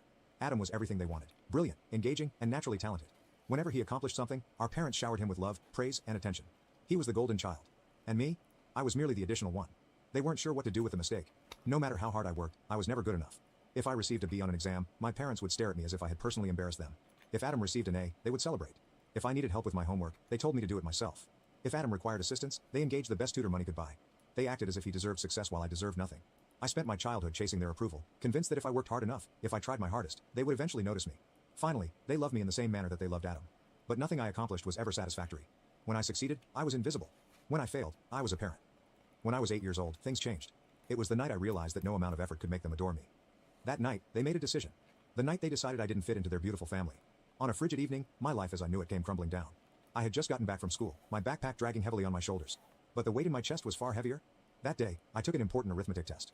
I'd spent endless evenings studying, going over my notes over and again, thinking that this time I'd make my parents proud. Despite my best efforts, I only received a C+ in the end. I understood what that meant. As soon as I went inside the house, I could hear their voices in the living room, loud, piercing, and disappointed. My hands gripped around my test paper while I remained frozen in place, listening. "She's an embarrassment," my mother said sharply, each word piercing the air like a knife. "We have given her everything, every opportunity, and she still fails us." My father's voice followed, colder than before. We've done our best to shape her into something worthwhile, but she keeps proving she's not meant to succeed. My gut wrenched horribly, and I felt my breath catch. They were talking about me again. She's lazy, my father added. No matter how much we push her, she never rises to the occasion. She is not the kind of child we can be proud of. Tears welled in my eyes, blinding my vision. I tried. I'd done everything I could and worked harder than ever. But it wasn't enough. Then my mother's voice broke the silence in a way that made my blood run cold. We can't keep doing this. Maybe it's time for her to leave. I felt the ground beneath me shift. For a moment, I thought I misheard her. I was 8 years old. She couldn't have meant that. But she did. After supper, my parents summoned me to the living room. My father sat on the couch with his arms tightly crossed over his chest. My mother stood beside him with an unreadable expression. Adam was nowhere to be found. He never had to witness these events. Mia, we've talked about this, my father remarked, his tone calculated and dispassionate. You aren't meeting our expectations, and quite frankly, we're tired of trying. A shiver went down my spine. Trying what? My voice was barely audible, a murmur of bewilderment. My mother did not hesitate. Trying to fix you, she stated bluntly. If you can't live up to what we expect, then maybe you don't belong here. My breath got locked in my throat. My hands trembled by my sides. Where would I go? I said, barely above a whisper. My father sighed, unfazed by my apprehension. Figure it out, he said. Something within me shattered. Panic clutched at my chest. Please, I implored, my voice faltering as tears ran down my cheeks. I'll do better. I'll work harder. Just don't send me away. I walked closer, reaching for my mother's hand, hoping for some trace of warmth or hesitancy. Instead, she punched me. It happened so quickly that I barely had time to respond. Her punch hit my cheek, sending a ripple of anguish through my skull.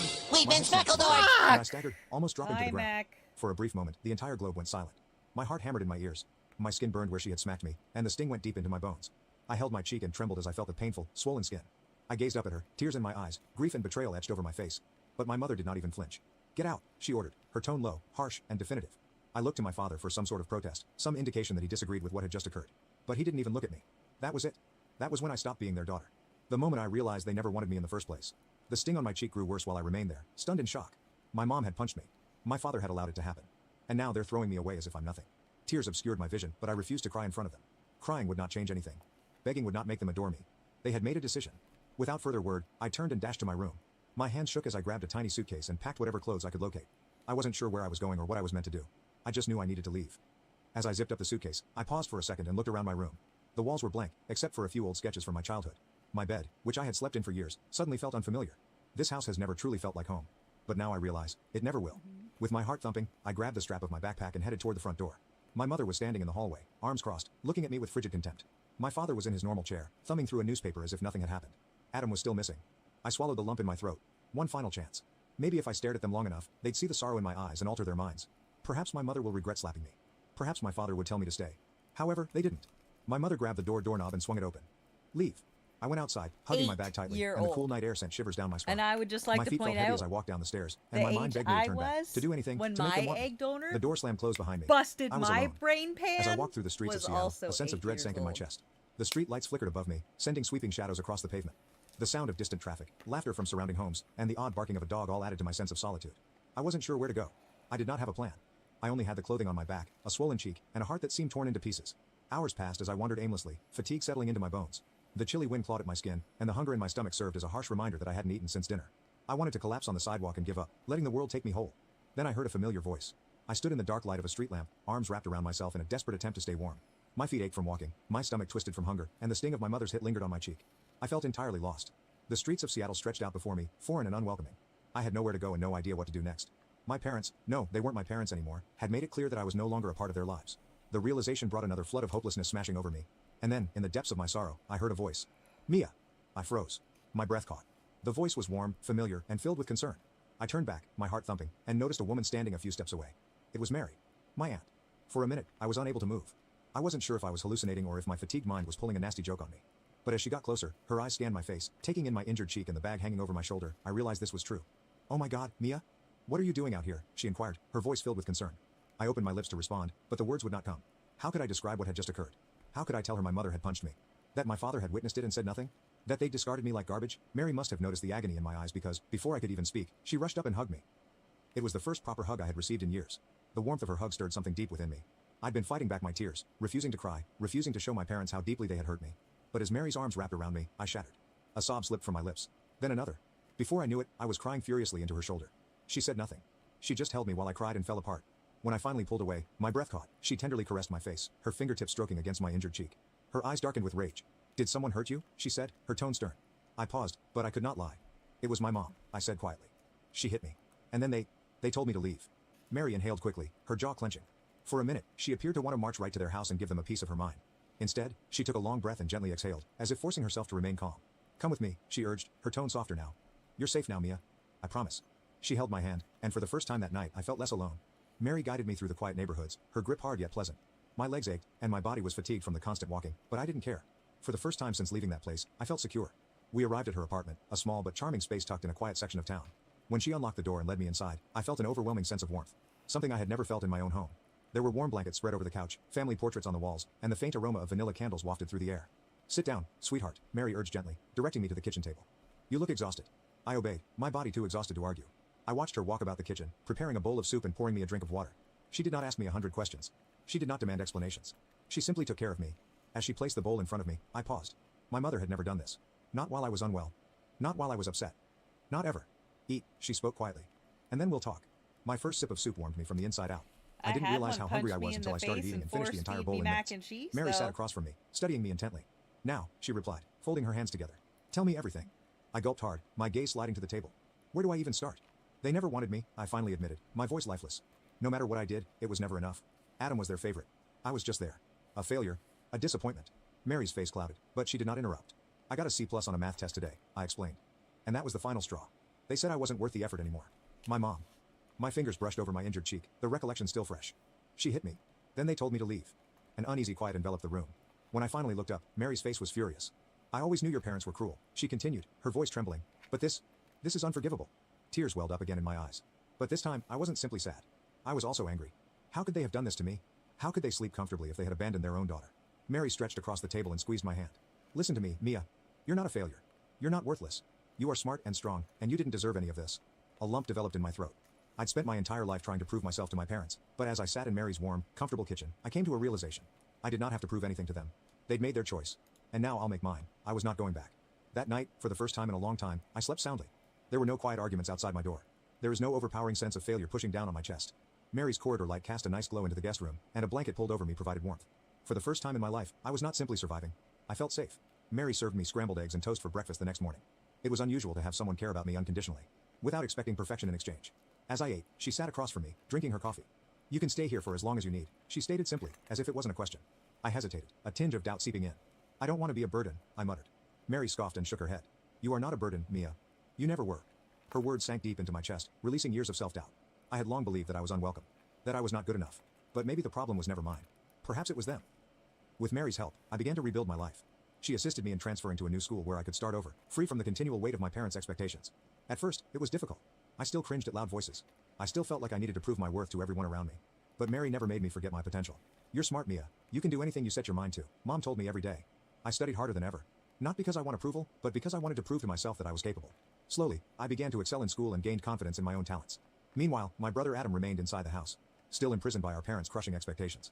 I scarcely spoke to him throughout those first several years, but I was concerned about him. I'd escaped. However, he was still stuck. My phone chimed one evening as I was sitting on the couch, scrolling through my school assignments. My heart almost stopped when I saw Adam's name on the screen. Adam. Hello, could we talk? I stared at the message, my fingers hanging above the keyboard. A part of me wanted to dismiss it, to leave that period of my life behind and never look back. But another part of me, the one that still cared despite everything, understood Adam was contacting me for a reason. I took a deep breath. Mia, what is going on?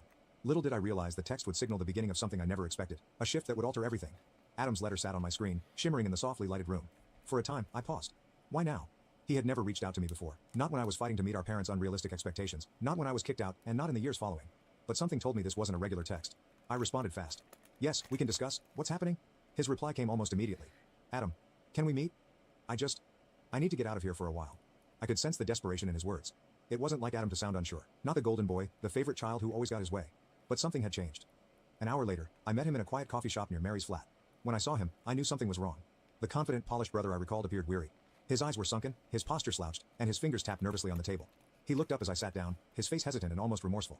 Hey. I nodded and kept my voice neutral. Hey. We didn't speak for a while. The stillness between us was dense with unspoken words. Finally, Adam moaned and scratched his temples. Mom and Dad are suffocating me, he said. They won't let me do anything that doesn't fit their idea of success. I told them I wanted to go to a performing arts school, and they lost it. They said I was wasting my potential. I frowned. What do you mean? I thought you wanted to follow in their footsteps. Law school, corporate success, all of that. Adam gave out a hollow laugh. That's what they wanted. Not me. For the first time, I looked at him, not as the sibling I despised for being the favorite, but as someone who had been trapped like me. He may not have been kicked out like I was, but he had been just as confined and crushed by expectations. I can't do this anymore, Mia, he said, his voice raspy. I don't want to wake up every day feeling like I have to be perfect just to be worthy of their approval. I had a strong sense of recognition. I understood that feeling better than anyone else. I took a deep breath. Then I stopped hesitating. Adam looked up at me, bewilderment in his tired eyes. You don't owe them your life, I stated firmly. If you don't want the life they're forcing on you, then leave. Start over. You have a choice, Adam. His jaw stiffened. It's not that easy, he remarked. I still live under their roof. They pay for everything. School, clothes, food. If I leave, I have nothing. I slumped back in my chair, contemplating his comments. He was not mistaken. It was simpler for me because Mary had taken me in and given me another chance. Adam had no one else but me. I met his gaze. Then come stay with me. He blinked, taken aback. What? I mean it, I said. If you really want out, then leave. I'll help you figure things out, the same way Mary helped me. You don't have to do this alone. Adam swallowed hard, his hands curling into fists against the table. For a little while, he said nothing. Then he nodded. Okay. And just like that, everything changed. For years, I assumed Adam was the lucky one, the one they cherished and desired. But now I knew he had been stuck in the same way that I was. The difference was that I'd already broken free. Now it was his time. The tension in the air the night Adam departed our parents' house was almost unbearable. He had packed a single bag, just as I did years before. But, unlike me, he could choose to leave. He was not being tossed out. He was finally gaining control of his own life. Mary and I waited for him outside, in her car, which was parked a few homes away from our boyhood home. My gut was tight with apprehension, knowing our parents would not let him leave without a battle. But Adam was determined. He'd spent years as their perfect son, their golden child. And now, for the first time, he was selecting himself. The front door opened 15 minutes later, and Adam stepped out onto the porch. Mom and Dad were just behind him. Even from a distance, I could see the rage in their faces. Mary tightened her grip on the steering wheel. Are you sure he's ready for this? She wondered. I breathed slowly. He has to be. Adam strode down the stairs, his motions rigid and strained. My father stood at the doorway, arms crossed, face twisted with barely restrained rage. If you leave now, you will not come back, my father cautioned. Adam paused. I could practically feel his internal struggle, years of training, years of being the preferred son, the one they shaped to their liking. Leaving meant losing up all of that. But then he took another stride forwards. Then I won't come back. My mother gave a bitter laugh. You're making a mistake, Adam. You're nothing without us. I felt my nails drive into my palms as she said. I'd heard those identical lines before, words designed to rob us of our confidence and make us believe we were powerless without them. Adam, however, did not shy away. He returned to them for one last time. No, Mom, I was nothing with you. And with that, he walked towards us. Mary accelerated as soon as he got inside the car, pushing away from the curb. I turned to face Adam, expecting him to display some expression of contrition. But instead, he sighed with relief. For the first time in his life, he was free. That night, Adam stayed in Mary's guest room, which had become my safe haven all those years before. He was quiet at first while processing everything. But as we sat at the kitchen table, something about him felt lighter. I should have done this sooner, he said, staring at his hands. I gave him a slight smile. You did it when you were ready. That's all that matters. Mary touched his shoulder. You'll figure things out, Adam. And you don't have to do it alone. I nodded in accord. We're in this together. For years, I believed that my family was irreparably shattered, and that I would never have a sister who genuinely understood what I had been through. But as I sat with Adam and watched his confidence begin to recover, I noticed something. Perhaps we were not broken. We were just breaking free. The days that followed seemed strange. Adam was finally out of his parents' grasp, but he was still getting used to his new situation. At first, he was quiet and reserved. He spent a long time lost in thought, contemplating what had happened. But gradually, I began to see the true guy emerge. He played his guitar more, something he had to give up due to our parents' stringent prohibitions. He began talking again about music school, songwriting, and finally doing something for himself rather than for them. It was weird to see him without the weight of their expectations on him. However, it was wonderful. We were sitting on Mary's little balcony, admiring the city lights, when Adam turned to face me. Do you ever think about them? He inquired tentatively. I breathed gently, my fingers stroking the mug's rim. I used to, I confessed. For years, I wanted them to regret what they did. I wanted them to realize their mistake, to come find me and beg for forgiveness. Adam nodded while looking down. And now? I considered it briefly before shaking my head. Now, I don't care anymore. And I intended it. I had spent so much of my youth and adolescence needing something from them that they would never give me. Love, approval, or an apology. But the truth was that I didn't need it anymore. They were not part of my life. I was better off without them. Adam remained silent for a time before nodding. I think I'm getting there too. We sat in peaceful silence, the weight of the past gradually fading into the night air. As the months passed, I immersed myself in my studies, resolved to make something of my life, not for them, but for myself. Adam began writing and recording music with a newfound freedom. For the first time, we were creating lives we truly desired. And then one day, Mary approached us with an idea that would change everything. We were sitting in the living room, laughing at one of Adam's stupid song lyrics, when she gave us a thoughtful look. What if we did something with all of this? She was asking. Adam lifted his eyebrow. With my music? Number. With everything we've been through, she clarified. You both know what it feels like to be rejected, to be told you're not enough. What if we created a place for kids who feel the same way? I frowned. What do you mean? Mary leaned forward, eagerness in her eyes. A community center? A place where kids and teenagers who feel lost, abandoned, or pressured by their families can come and just be themselves. No expectations. No judgment. Just support. The notion settled in my chest like a spark waiting to ignite. I remembered the kid I used to be, the child who yearned for affection, a secure haven, and someone to tell her she was enough. I envisioned what it would have been like if such a location existed back then. Adam sat up taller. We could have music programs, art classes, tutoring. A place where kids can actually do what they love without fear of being told they're wasting their time. Mary nodded. Exactly. I met Adam's stare and knew we were going to do this. We intended to make our misery significant. We were finally going to build a home we never had. Months later, what began as a notion became a reality. The Anderson Community Center, which we called after ourselves rather than our parents, gradually took shape. We got a small place, raised finances, and created something from nothing. A place where children might pursue their passions without fear, pressure, or rejection. Every time I stepped inside, I felt a strong sense of purpose. This was what I was destined to do, not prove myself to my parents or seek their favor. But just when I thought I'd left the past behind, it came calling. It happened during a calm afternoon. I was in the community center reviewing schedules when my phone rang. I hadn't seen this number in years. My stomach turned. I almost didn't respond. But then curiosity got the best of me. Hello? A crisp, familiar voice came through the line. Mia. I froze. My mother. It had been years since I'd heard her voice, but just hearing it felt my chest constrict. We need to talk, she said. Do we? I clenched my jaw. I We don't really think we do. She let out a deep sigh. Enough with the attitude, Mia. We've been patient, but this little act of rebellion has gone on long enough. I nearly laughed. Act of rebellion? Did she really believe I had established a whole new life only to spite her? What do you want? I inquired plainly. Your father and I have been thinking about the future, she said. And we believe it's time you come home. I grabbed the edge of the desk. Home. As if they hadn't discarded me like rubbish. As if she hadn't punched me in the face and declared me worthless. You're getting older, Mia, she continued. You need stability. A real career. That community center nonsense isn't going to sustain you forever. My heart pounded. She had not altered. Not even a little. I took a deep breath and kept my voice calm. Let me make something very clear to you, Mother. You are not my family. You stopped being my family the day you hit me and threw me out into the streets. Her stillness at the other end was deafening. I persisted, my voice resolute. I used to dream about this moment. About you realizing you were wrong. But now I see that you haven't changed at all. And I don't need your approval anymore. I heard a sudden intake of breath. Mia, be reasonable? No. You are reasonable, I replied. I am never coming back to you. I am never letting you have control over me again. You don't get to decide my future. I do. And I choose to live without you. Her voice became sharp. You're making a mistake. You'll regret this. I grinned, but she couldn't see it. Number, I regret ever wanting your love in the first place. With that, I hung up. That was the moment I realized I was free. On the day of the community center's grand opening, I stood with Mary and Adam, admiring the space we had created together. A place for youngsters like us, who have been rejected, abandoned, or made to feel inadequate. Adam strummed his guitar with a slight smile on his face. Mom and Dad would hate this, he reflected. I laughed. Good. Mary wrapped her arms around both of us. You two have done something incredible. I hope you know that. I gazed around at the children passing through the doors, kids who would never have to feel as alone as we did. I didn't need my parents' love. I did not need their approval. I had something better. A family selected me. A life I created on my own terms. And for the first time in my life, surprised my family with a vacation, but my entitled sister tried to hijack it and kick me off, so I canceled her ticket and went without her. Now she's homeless, begging to come back. I, 29M, come from what you'd call a close-knit family, but let me tell you, that term is doing a lot of heavy lifting here. We're 3 siblings, me, my younger brother, 26M, and my younger sister Bonnie, 24F. Now, my brother and I, we're tight. We've got that typical brotherly bond. We can go from wrestling each other one minute to having each other's backs the next. But Bonnie? That's where things get complicated. Growing up, Bonnie was always the golden child. You know the type, the baby of the family who could do no wrong in our parents' eyes. While my brother and I were expected to be responsible and mature, Bonnie got away with murder. Forgot to do her chores? Oh, she's just tired from all her activities. Got a C in math? Well, she's more of a creative type anyway. Meanwhile, if I so much as left a sock on the floor, you'd think I'd committed a capital offense. This dynamic created a rift between us that only grew wider as we got older. It's not that I don't love my sister, I do, she's family after all, but her sense of entitlement has always grated on me. And it's not just me. My brother's patience with her antics is even thinner than mine. Put them in a room together for more than 5 minutes, and you can bet your bottom dollar there'll be fireworks. Let me give you an example of the kind of stuff we're dealing with here. Last Christmas, Bonnie showed up empty-handed to our family gift exchange. Her excuse? I'm a broke college student, you guys understand, right? Fair enough, except she posted pictures of her brand new iPhone and designer boots on Instagram just days before. When my brother called her out on it, she burst into tears and accused him of being materialistic. Guess who our parents comforted? Yeah, you guessed it, Bonnie. But despite all this, I've always tried to be the bigger person. I figured that as we all got older, things would even out. Bonnie would mature, our parents would start treating us more equally, and we'd all laugh about the past. Earlier this year, I hit the jackpot at work. I'm talking a bonus that made my eyes pop out of my head like a cartoon character. After the initial shock wore off, my first thought was, I want to do something nice for my family. Our parents' anniversary was coming up, and I had this brilliant idea. Why not treat everyone to a family vacation? It had been years since we all went on a trip together.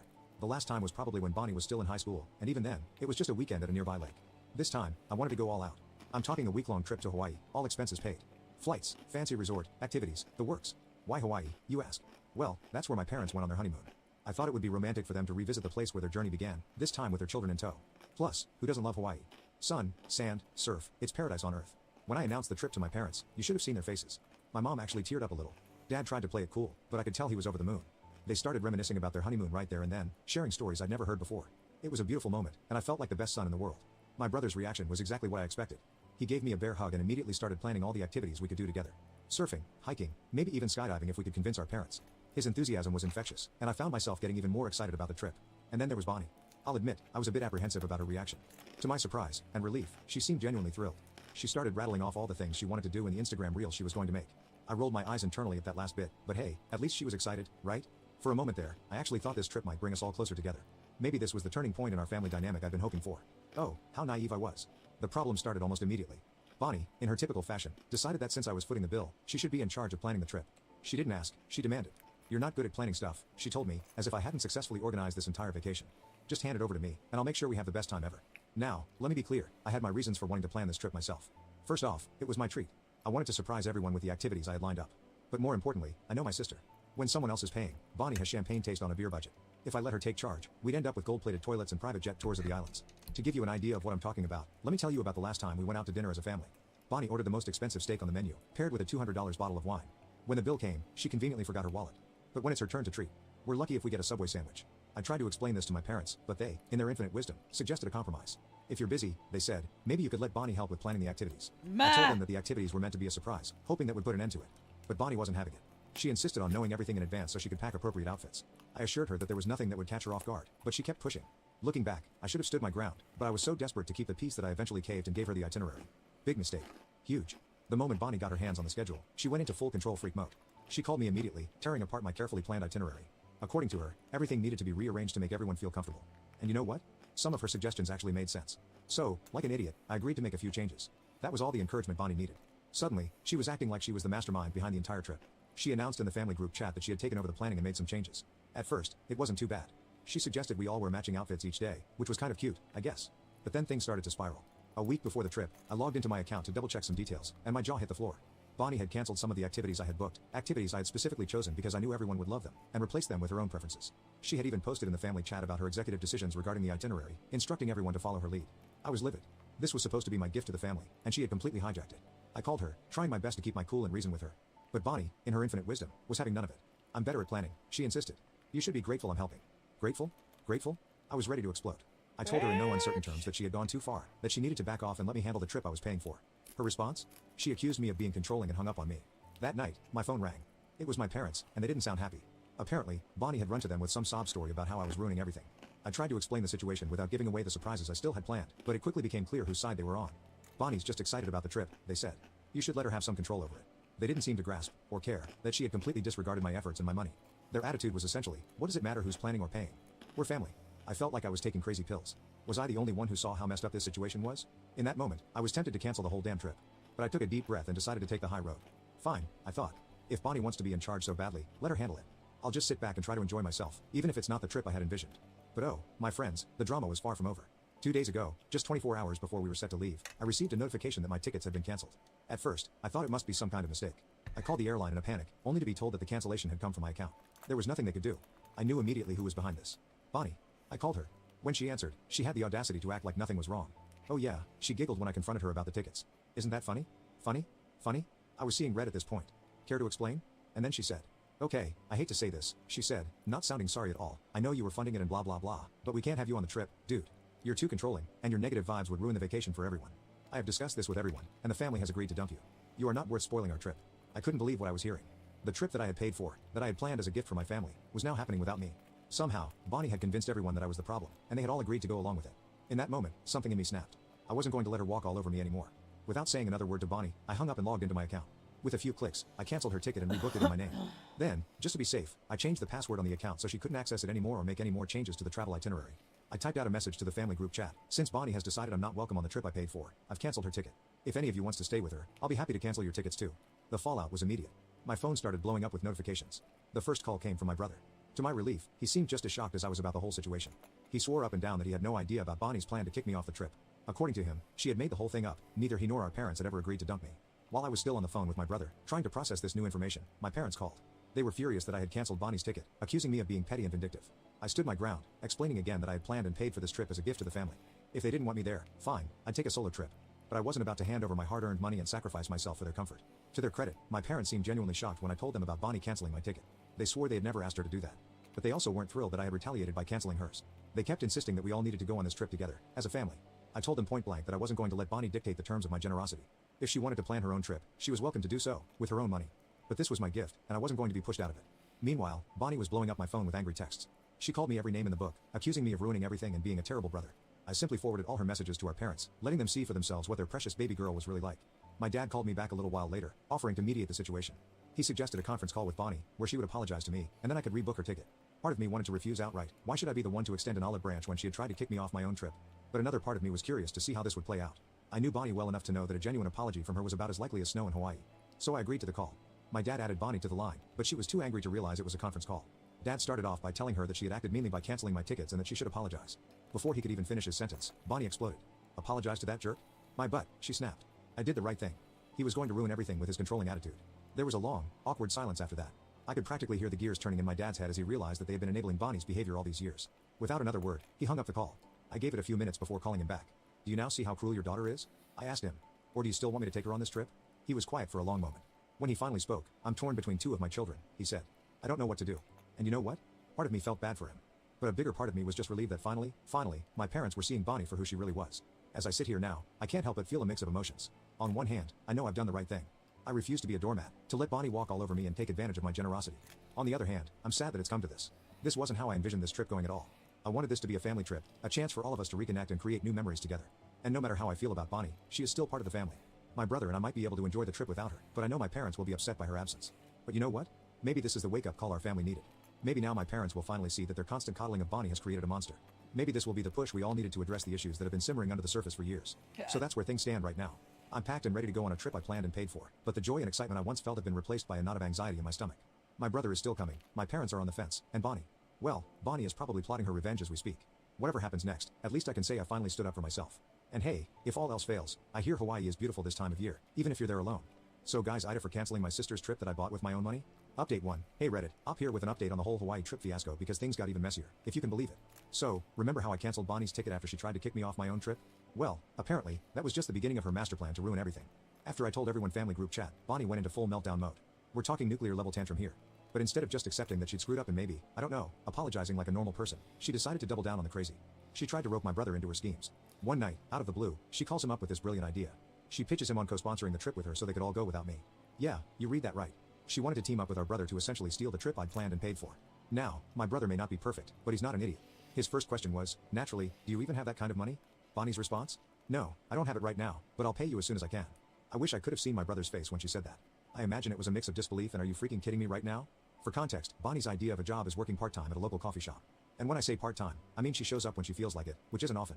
She's been fired from more jobs than I can count because she thinks showing up on time and actually working is beneath her. So yeah, her promise to pay as soon as she can is about as reliable as a chocolate teapot. My brother decided to see how far down this rabbit hole Bonnie was willing to go. He asked her if she was serious about this plan. Her response? Hell yeah.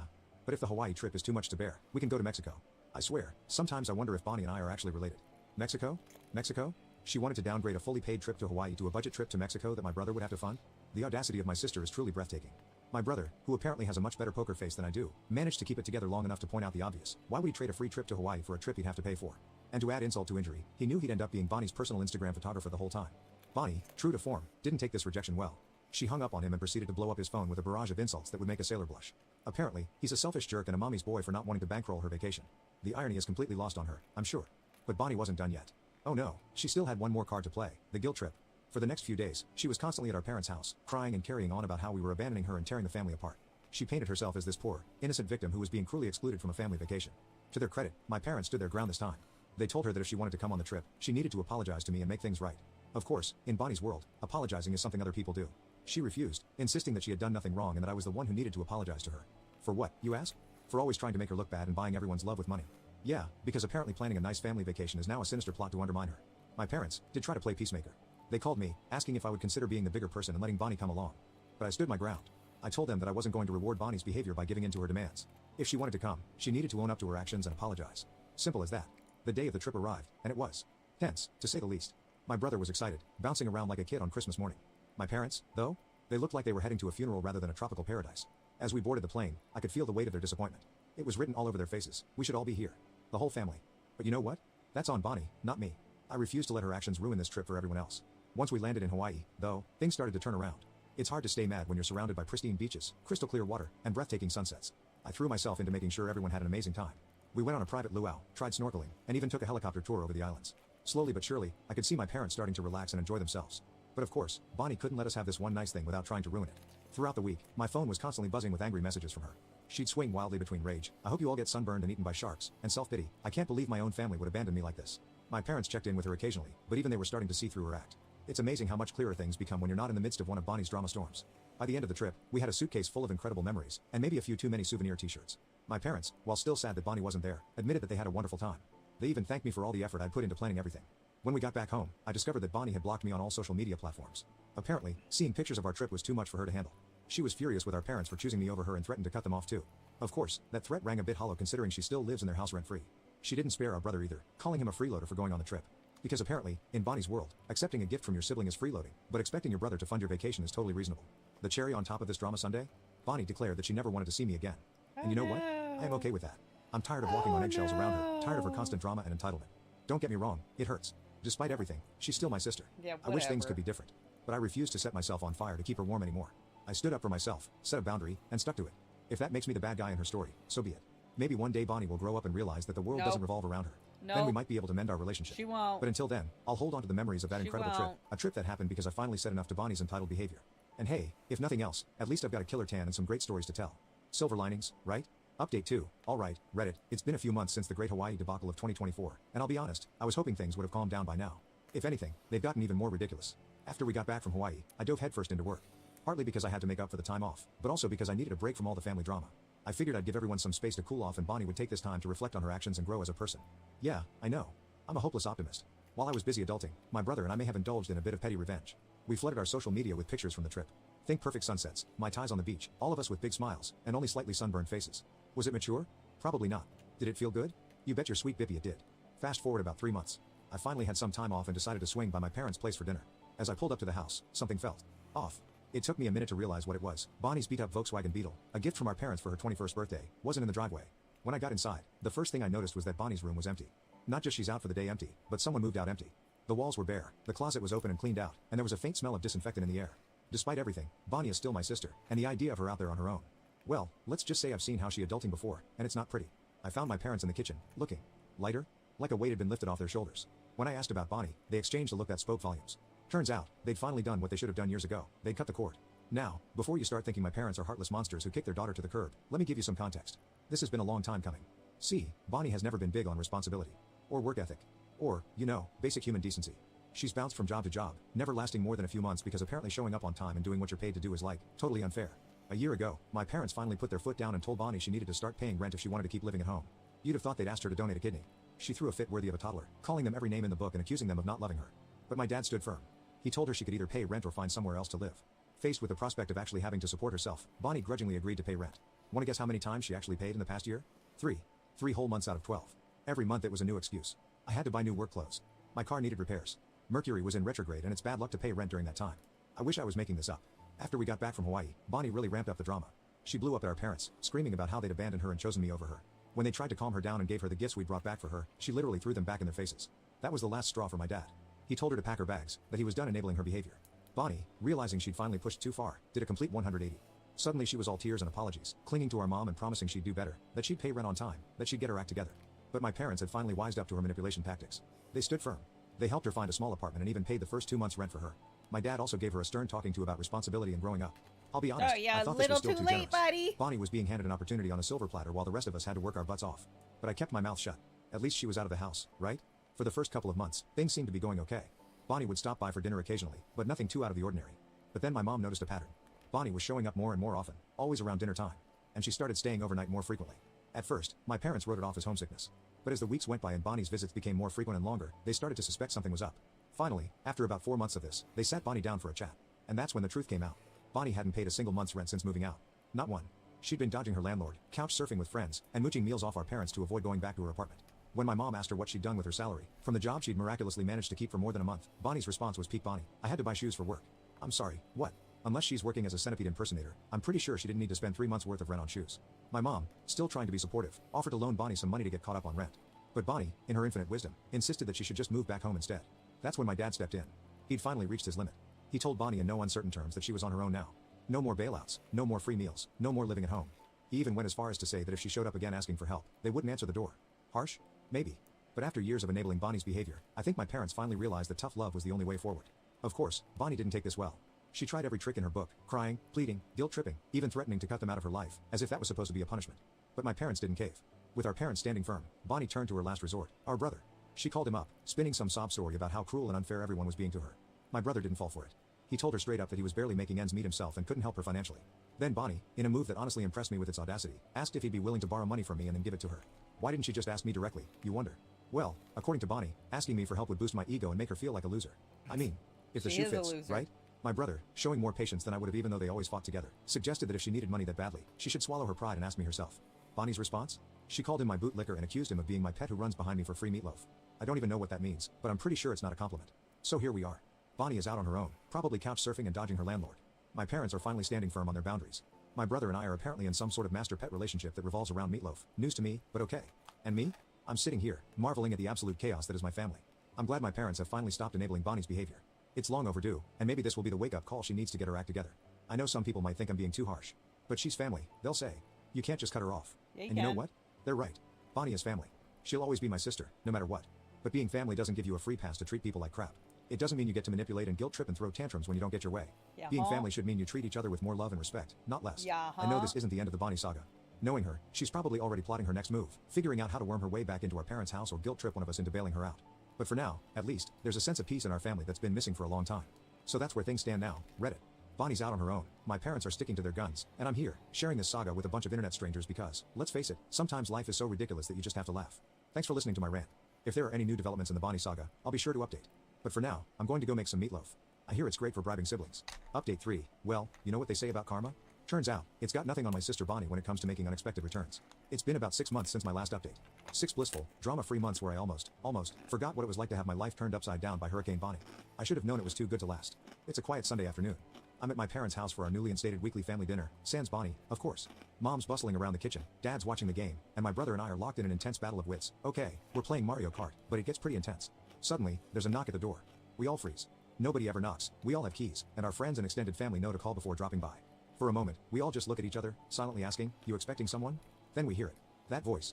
That whiny, entitled voice that has haunted my nightmares for the past year. Mom? Dad? Is anyone home? It's me, Bonnie. I swear, in that moment, you could have heard a pin drop. Hell, you could have heard an ant sneeze. We're all just staring at the door like it's about to burst open and unleash the zombie apocalypse. Dad's the first to move. He gets up, squares his shoulders like he's preparing for battle, and opens the door. And there she is. Bonnie. Looking like she's been through hell, to be honest. Her hair, which she usually spends hours styling, is pulled back in a messy ponytail. Her clothes, typically designer labels she can't afford, are wrinkled and look slept in. For a split second, I feel bad. Then she opens her mouth, and any warm fuzzy feelings I might have had evaporate faster than a snowball in Hawaii. Daddy, she says, I'm home. I have to hand it to my dad. He doesn't even flinch. He just stands there, blocking the doorway, and says in the calmest voice I've ever heard, no, Bonnie. You're not. Bonnie's face crumples like she's been slapped. She tries to push past him, but Dad stands firm. We talked about this, Bonnie, he says. You're not welcome here anymore. Not until you get your act together. And then the waterworks start. Full on, Oscar-worthy sobs. But Daddy, she wails, I have nowhere else to go. They're going to arrest me if I don't pay my rent. Don't you love me anymore? Now, I've seen Bonnie pull some nuclear stunts in her time, but this takes the Having to cake. pay rent. She's standing there, Having crying her eyes out, looking for all the world like a lost little girl instead of a grown woman who's repeatedly screwed over her own family. Rent. I can see Mom wavering. She's always had a soft spot for Bonnie, and seeing her baby girl in distress is clearly tearing her up. But before she can say anything, my brother steps in. Arrest you? He says, his voice dripping with sarcasm. For not paying rent? Come on, Bonnie. We weren't born yesterday. Bonnie's tears dry up real quick at that. She glares at my brother like she's trying to set him on fire with her mind. Stay out of this, she snaps. This is between me and my parents. Oh hell no. I've had enough. I stand up, walk over to the door, and look Bonnie straight in the eye. No, I say, this is between you and all of us. You don't get to waltz back in here and pretend the last year didn't happen. You don't get to manipulate Mom and Dad anymore. You made your choices, Bonnie. Now you have to live with them. Oh, look who it is. The golden child. Always so perfect, aren't you? Well, guess what? Nobody likes a goody two-shoes. You think you're so much better than me, but you're not. You're just a stuck-up jerk who doesn't know how to have fun. I'm about to retort when Dad cuts in. His voice is steel. That's enough, Bonnie. You need to leave. Now. Bonnie looks at him, then at Mom, clearly hoping for some support. But Mom stays quiet. She looks torn, but she doesn't contradict Dad. Fine, Bonnie spits. Fine. I see how it is. You've all turned against me. Well, I don't need any of you. I'll figure this out on my own. Don't come crying to me when you realize what a mistake you've made. And with that, she turns on her heel and storms off. No! We watch her get into her beat-up Volkswagen, and she's still keeping the thing running as beyond me, and screech out of the driveway. For a long moment, we all just stand there in silence. Then Mom bursts into tears. Dad wraps her in a hug, murmuring comforting words. My brother and I exchange a look. We both know this isn't over. The rest of the evening is subdued. We eat dinner, but nobody's really tasting the food. We're all lost in our own thoughts, processing what just happened. Later, as I'm helping Mom clean up, she turns to me with tears in her eyes. Did we do the right thing? She asks. Should we have let her stay? I take a deep breath. Mom, I say gently, you know as well as I do that letting her stay wouldn't have solved anything. Bonnie needs to grow up and take responsibility for her actions. We can't keep enabling her behavior. Mom nods, but I can see the pain in her eyes. I just worry about her, she says. Is she eating enough? Does she have a place to sleep? What if something happens to her? I give her a hug. I know, Mom. I worry too. But Bonnie's an adult. We have to trust that she'll figure things out. And if she really wants to change, she knows what she needs to do. As I drove home that night, I couldn't help but chuckle. Who needs soap operas when you've got family like mine? I should really start writing this stuff down. Who knows? Maybe said one day that I'll turn it into a too. book. Living with Hurricane Bonnie, a survival guide for the chronically entitled sibling. Bestseller material right there, folks. Bestseller material. So that's the latest in the Bonnie saga. Reddit. Will I ever master the blue shell in Mario Kart? Multiple of them. Seriously, that thing is the I bane of have my existence. 9 Thanks for listening, Reddit. And Your I support came and from advice a have been a lifeline through all narcissist this egg craziness. donor. Here's hoping the next update will be about Bonnie turning her life around and becoming a productive. This story has already been uploaded to my channel months ago, but recently there have been new updates that might interest you. I will leave the timestamp in the description for you to skip the old bits. My entitled family wants to take my house and give it to my brother, even though they kicked me out of their home because they had no space for me. I'll warn everyone here that this is going to be very long. So long that I'm splitting it into 2 posts and including a TLDR for each. I also really don't care who believes this. It's just so crazy that I don't blame anyone who calls BS. I won't argue about it. But this happened to me. I also really don't care if anyone in my family sees this. I'm not going to sugarcoat anything. But I'm also not going to reveal any details that clue anyone into who I am that doesn't already know me. I'm a single man in my early 30s. I've got a brother who's 29, and he's already got 4 kids now. He had his first at 22, and the second followed a year later. Then the third 2 years after that. And the fourth is the most recently born a couple months ago. His wife, my Sil, and I do not get along as she always likes to try and get a rise out of me by acting superior. Then turns into an extreme self-victimizing drama queen if I retaliated against her in any way. She can cry in an instant and can put on an extremely convincing show to get sympathy from just about anyone. My parents and brother absolutely adore her, even though they know exactly how she really is and just don't care. She's very good looking, I'll give her that. But she's so awful that I could never be attracted to her. She also refuses to get any sort of job, even though she has a college degree and my mother willingly helps with the kids all day. So their finances are entirely dependent on my brother. This also means they can't afford to live anywhere but my parents' house. And privacy is a bit of an issue with all of them under one roof in a 3-bedroom house that was built in the 60s. Growing up, my younger brother was also the obvious favorite. We're 3 years apart in age, but he developed a superiority complex because I was badly punished if I retaliated against his antics in any way back then. It was obvious my parents cared for him a lot more because he got the lion's share of everything unless people called him out on it. Which did happen a fair bit by other members of family. Which is why my parents packed us all up and moved us about 150 miles away from them, so they generally would see us on holidays since it was a 3-hour drive. My brother got physically abusive towards me on a number of occasions, flirted relentlessly with my first girlfriend to the point she broke up with me, and laughed at any misfortune I had. And my parents just told me to suck it up whenever I was upset about it. I only got equal treatment when my parents wanted to keep up appearances. I admit it was rather funny to see the looks on their faces whenever they had to treat me equal to my brother on birthdays and Christmas because other people were present. We had relatives that were very nosy and loved gossiping drama. So my parents did their best to hide what was really going on, and threatened to take all my stuff away if I didn't keep my mouth shut. If anything, it just made my parents celebrate more when I turned 18 and moved out because it meant they no longer had to provide for me. I wasn't even done with high school yet when I moved out. But couch surfing was far better than living with them. I was low contact ever since leaving home. They didn't even show up for my high school graduation. But I really didn't care. From that point on, I would usually only see my parents and brother on holidays like the rest of the family. The start 2020 pandemic was not kind to me. I lost my job, and couldn't renew the lease on my condo because my roommate also lost his job and neither of us could afford the place on unemployment money. It was a rented 2-bedroom condo that I really loved. As the lease was ending, my roommate left early to move back in with relatives, and I had to sell nearly all of my stuff because I was soon going to be homeless if I didn't downsize to an extreme. I really shouldn't have rented a place that was so expensive. But I liked living the high life. Until that life wasn't kind to me. And I realized I should have been living somewhere far cheaper so I could have saved more money to fall back on. But I had a plan. I own a truck simply for the fact that I've always loved trucks, so I found a $1,000 camper in good shape and put it on my truck just so I could live out of it for a while. It was supposed to be temporary, but I ended up living out of it far longer than I ever thought. I originally was hoping to be able to live out of the camper at my parents' house, where my brother and his family still reside as well. But when I asked my parents to let me stay for a while, they told me they had a full house and didn't want me there. Plus, we hadn't exactly gotten along in the past decade. They said they'd only agree to let me park my camper there if I paid them basically what it'd cost to rent an apartment in my area. That was way too much just to park my camper. I was jobless and trying to save as much of my unemployment money as I could till I could find a new job. I may as well be living in an apartment with that rent price they were asking. My parents called my camper an eyesore and told me to take a hike since we couldn't come to an agreement. And Sil thought it was absolutely hilarious I had to live in a camper. My brother joined her in pointing at and mocking me while calling me a homeless bum. I parked my truck/camper in a store parking lot to sleep on the first night that I had nowhere else to go. I felt scared out of my mind that someone might try to break in. Suffice to say I didn't sleep well that night. There was nowhere else I could go as any other relatives that owned houses were fairly far away, and all my friends were all apartment people. And I was pretty attached to my area as well. So I didn't want to just leave. I'd also had my mail forwarded to a friend's apartment. It was the only way I could still get my mail anymore.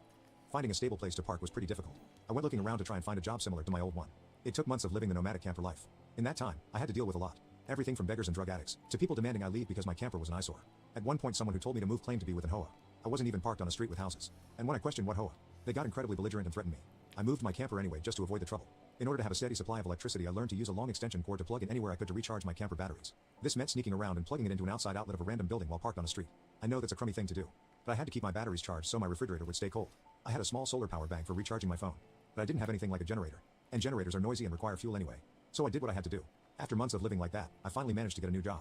I had to move to the neighboring city to find a job that didn't involve retail. I worked retail while in college and promised myself never again.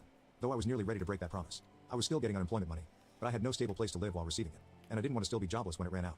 Plus I was bored out of my mind. I had little else to do but read, watch movies on a small portable DVD player, use my phone or laptop, and keep note of where I could park and what local public bathrooms I could use. I kind of envy that the Japanese have public bathhouses. We could really use stuff like that over here. When I finally landed a new job, I practically lived in the back lot of the building by the warehouse in old employee parking spaces literally no one else seemed to bother using because they were so far in the back that the area was borderline forgotten. My boss/company owner actually liked this arrangement because I was willingly available to take any shift I could get, so long as I had enough sleep. He even let me take the camper off my truck and set it up in one of the spaces so I could drive around without it. Not exactly sure if this was legal, but no one bothered us about it. The entire time I lived back there, I didn't have to deal with many trespassers. There were a few, but the security guards escorted them out. I was pretty much on call almost all the time when they needed me, and was working virtually every day of the week. My boss let me plug my camper into the building for power and water, and I paid a small amount of rent by working for free on Sundays when no one else was in the office but the janitor and security guard. Beyond that, I usually had to shower at a friend's apartment, or at my local gym as the camper didn't have a shower in it, and only a portable toilet. And I didn't want to fill it because emptying it is a nasty chore. So I used other bathrooms as often as I could.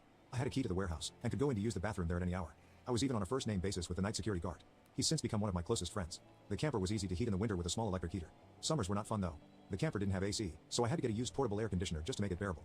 I made a lot of overtime pay, and hands-on learned some new skills from other employees. Eventually midway into this year I landed a better position in the company as a supervisor, and started making a better salary than my old job. That's when I decided I wanted a house. The scare I'd gotten from losing my condo made me realize I needed something much more stable for the long term. I looked around for something close to my work, and just 2 miles away found a 3-bedroom manufactured home on a small property. But I managed to get it for $10,000 less than the asking price somehow. I used nearly my entire savings for a down payment and got approved for a home loan. I finally didn't have to live in a camper anymore. There was enough space for me to back my truck in behind the house to take the camper off to set it up in the backyard. So I put it there as its own little building just in case I want to use it again. When I was fully settled in the house, I was dumb enough to brag about it on my book of faces. My family saw the post, and that's where this shit really starts. After a few weeks my parents and brother along with his family came to visit completely unannounced to have a tour of my home. I didn't even give them my address. So how they found out where I live, I still don't know. None of my friends have fessed up, and no prior family members visited me before that. So I wonder if they stalked me at work and followed me home or something. It really wouldn't surprise me. Once I opened the door, they practically all shoved their way in like rambunctious tourists. Then just started making themselves at home. They all kept poking around and Sil had this creepy smirk that she was repeatedly flashing me. And it was only later that I figured out why. And it made me madder than a bull on steroids that just got stung by a hornet. My parents were constantly talking about how I've got so much extra space now. And it's too much for someone like me who has no wife or kids. Sure, not now. But maybe someday. And my brother kept remarking about how there was more space than our parents' house. And my house was closer to his job too. Red flags all around, I know. Eventually my brother asked me to speak privately. Everyone else suddenly left the room and piled out onto the front porch. That's what finally made me realize they'd planned something. My brother, let's call him Dan for the sake of simplicity, said the house was too much for me alone. And I should let him move in with his family because his wife is pregnant with kid number 4. And my house is much closer to his job. He pointed out that I already have the camper, so I could just live in that outside while they live in the main house. And I'd like to point out that Dan never once spoke of offering rent. Mind you, he's got a good job. He also started talking about how there would be changes, and even curfews, and that I couldn't just walk in at any time without prior notice. If it weren't my brother, I think the person I was talking to had lost their mind. But Dan lost his marbles long ago thanks to our parents treating him like he was the center of the world. I tried to speak, but he kept talking over me as if I had no say in the matter. There was no way in hell I'd rent my house or parts of my house to him. Other people maybe, just so I can pay the mortgage off more easily. But certainly not him, or his nasty wife. I've heard of this exact kind of situation in videos online many times, and never once did I think I'd actually live it because I thought it so ludicrous. But my parents, brother and Sil do all fit the bill for a bunch of narcissistic entitled crazies. So I picked up my phone and set it to start recording. Then just held onto it. Dan didn't even seem to care or notice that I'd done this, and just sat there with his arms waving around while talking about all the reasons of why he needed my house. Then went from saying that to acting like it was a done deal and trying to reach out his hand to shake mine. That's when I finally showed my backbone and said hell no. And I said it loud enough that Dan stumbled backward for a second. I'd rarely ever raised my voice to him on that level because I was punished by our parents whenever I did. But this was my house, not theirs. My spine can be as shiny as it wants here. I stood up and then told him that my house was not up for grabs. And acting like I'll let him move in just because they want it won't make it happen. I bought my house for me, and it's not my fault he keeps having more kids and has to keep living with our parents because he can't afford to move out. Dan got as physically close to me as he could without actually touching me and said that I didn't deserve the house, and he needed a better place for his family to live. I laughed back in his face and said that was total bullshit because I worked hard to be able to buy my house. Of course I deserved it. Dan started yelling that I have no wife or kids, and I don't need all the space. So I may as well give it to him. I said I'm not giving him anything. And he never even offered to pay me rent. If I let him move in, I'd still be covering the entire mortgage on my own house without even being able to live in my own house. Then Dan told me that he shouldn't have to pay rent because his family comes first, and our parents said I was going to do this, and that I will. I yelled as if their word was law or something, and told Dan that they did not have the right or power to give my house to him. Then right one cue my parents and Sil barged back in through the front door and surrounded me to try and force me to agree. There was a lot of fighting. But to sum it up from this point on I heard the line just do it for Dan way more times than I can remember. In the fight I told them all they don't have a say in my life or my house, and to get out before I called the cops. Sil screamed the loudest at me about how she was pregnant again, and I can't do this to her. I said I did nothing to her. She just assumed she could take and take from me like I would just allow it. I had no obligation to her or her family. Then I called her a stuck-up bitch who never had any respect for me. So I don't care what she thinks or how many kids she has. I have no sympathy for her. She won't be living in my house. Well, that made her angry enough to attack me. She got in one good hit on my face and tried to do more, but my brother held her back kicking and screaming. She kept demanding he let her go so she could scratch my eyes out. The phone I was holding recorded pretty much everything.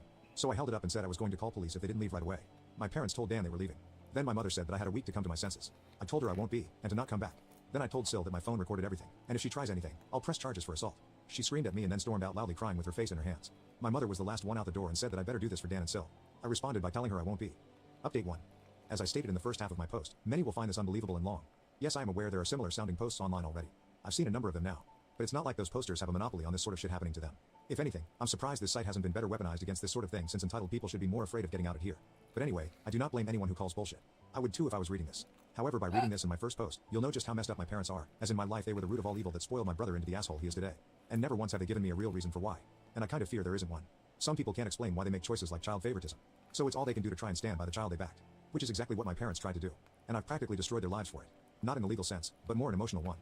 After I kicked my parents, brother and Sil out for trying to force me to hand over my new house to my brother, I immediately went to my social media and told the story to the whole family. It spread pretty fast, but you won't find it now because it all got deleted some time ago and I put my own profile on private. I posted about it because I knew that the first thing my family would do when they got home is try to twist the event to make me the villain. And I was exactly right. But I had about an hour to get started before them. And I had video evidence to back up my story about what they'd done. No, I don't plan on showing the video here. So don't ask, being preemptive worked because I got a fair number of family members on my side right away. My parents, brother and Sil must have been all set to write their own post, but it was too late. So they didn't even bother trying to lie much. My parents, Dan and Sil had a few flying monkeys supporting them. But not much else. Plenty of others knew how entitled they already were. So what happened was something they all quickly understood and accepted. There was one person in particular that called me.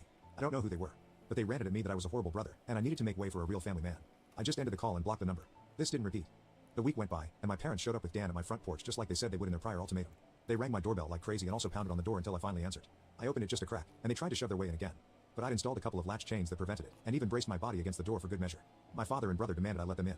But I said I was recording everything on camera, and would call the police if they tried to force their way in again. My mother calmed them down, and then in her most sickly sweet tone asked me if I was ready to let my brother move in. I told her and the rest of them to fuck off and never come back. My mother put on the crocodile tears and asked me why I can't just do this for Dan because he's my beloved brother. I laughed and then bluntly said I do not love him as a brother because he treated me like shit for years, and they only encouraged him to do so. They are terrible parents, and he is a terrible brother.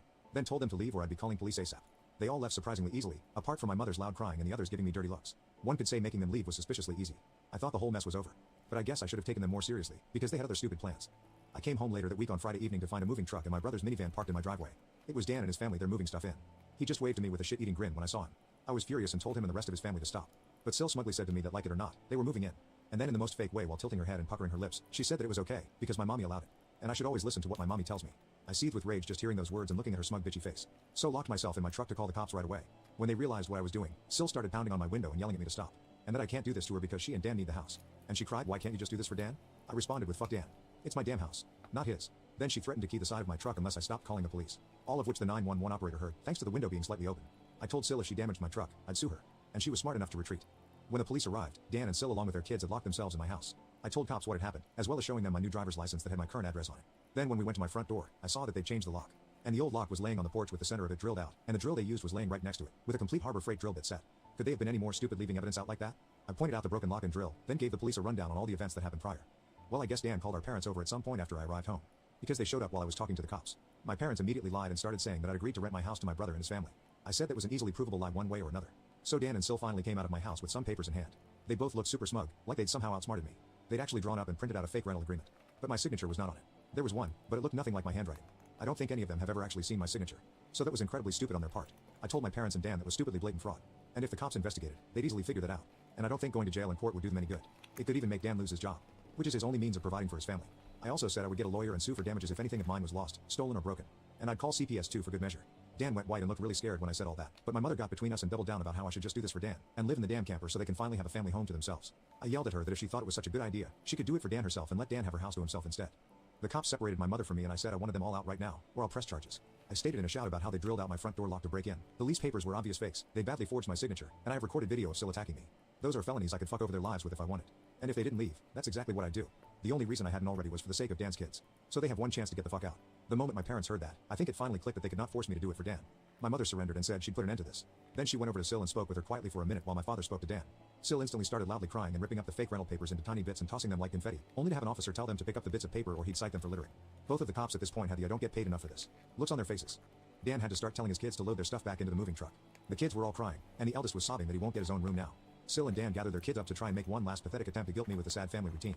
You know, where they all gathered together in a sort of group hug while all facing one direction. I swear, I think they practiced it beforehand. All of the kids had the same pleading look with quivering mouths. Sil kept rubbing her pregnant belly and tilting her head to look like a sad puppy, and my brother just made the saddest face he possibly could and said, please don't do this. We need to be able to live here. But I didn't falter and told them to keep packing. All the kids and Sil turned the crying up to 11, and Dan yelled at me, are you satisfied with yourself? You've denied us a home because you're too selfish to share and help out family. I ended up laughing like a maniac and retorting that what he was trying to do was taking, not sharing. And no amount of crying will make me let his family move in because he's no brother of mine anymore. He's just an entitled prick who thinks he can take whatever he wants from me like when we were kids. Dan started F-bombing me until the cops told him to cool it or he'd be in cuffs regardless if I wanted to press charges. He sucked in his lips and looked a mix of afraid and supremely pissed off. I asked the cops if they could stick around until my parents, brother and Sil had all left. And they said they had no intention of going anywhere until this had been resolved. In fact, in the next few minutes 2 cops became 4 as more drove in for whatever reason. That gave my parents some extra incentive to get moving. I made Dan give me the keys to the new lock he'd put on my front door. Though I got another lock the next day anyway because I didn't know if he had copies of the keys or not, he was really reluctant to hand them over. Then instead of handing them to me, he actually threw them down the street and into a storm drain while saying to go get them myself. But one of the cops scolded him for that and made him go get them. He had to pull the grate off just to get at them. And he got pretty dirty in the process. When he got the keys back, he just grumbled then slammed them down into my hand. I then told them all to leave and never come back. My mother said I'd be disowned for this, as if that were some kind of threat to me. And I voiced that to them. Then in an overly sarcastically I said something along the lines of, oh no. That means I won't get to come to any holidays with you guys where I always get treated like shit by you all anyway. Because Dan has always been your obvious favorite. You treated all me so badly when I was growing up that if Dan ever needs an organ donor, I wouldn't give him anything. So do like you always told me to do when I was mistreated by all of you, and suck it up. My parents were floored after I said all of that. And the quartet of cops were looking pretty judgmental at them as well.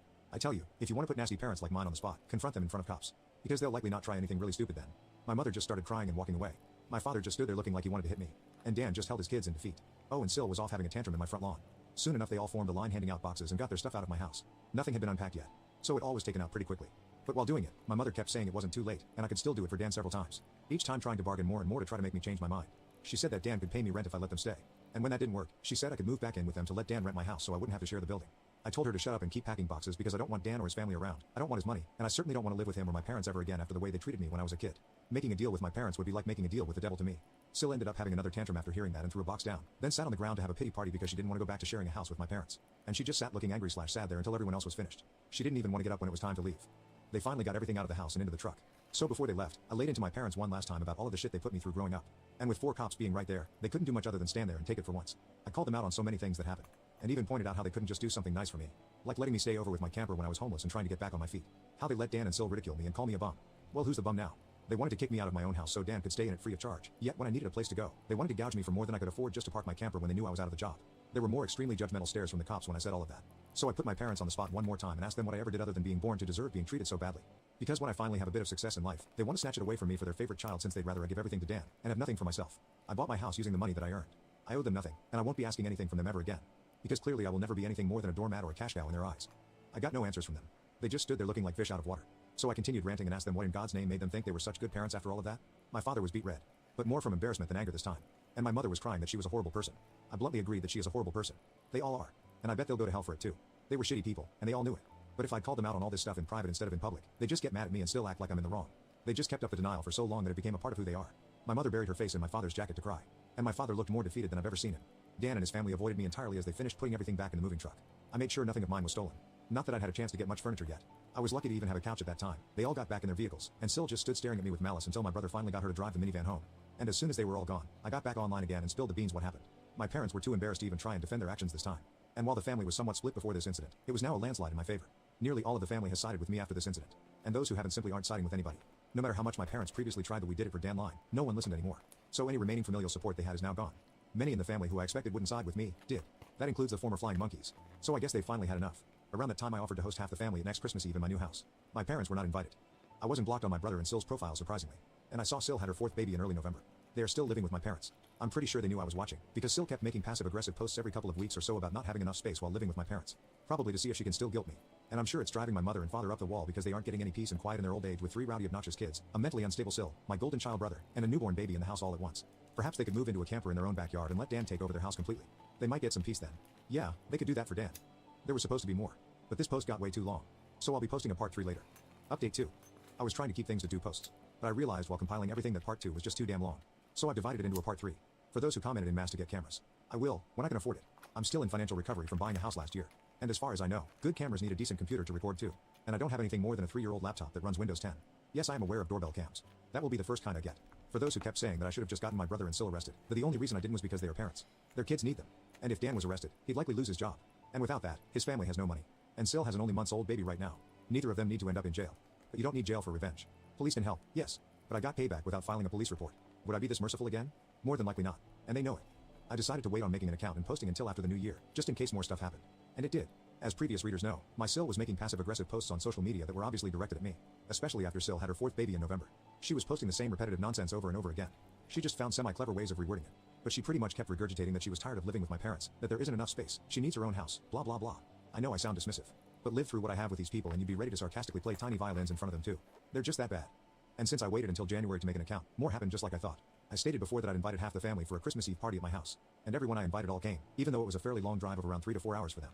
But they wanted to come and show me their support. I was praised by them a lot for how hard I'd worked to get a house on my own, and that they were sorry for everything I went through. I was asked why I didn't just take my camper and drive the 3 hours back to them, instead of living pretty much homeless for so long. And I had to sheepishly admit that I was very attached to living around here, and I had my best employment opportunities in this area. My hometown doesn't have a lot of great job opportunities in my field, if any at all. And I wanted to make my own way as much as I could. An answer they overall accepted. We moved on to having a rather nice party.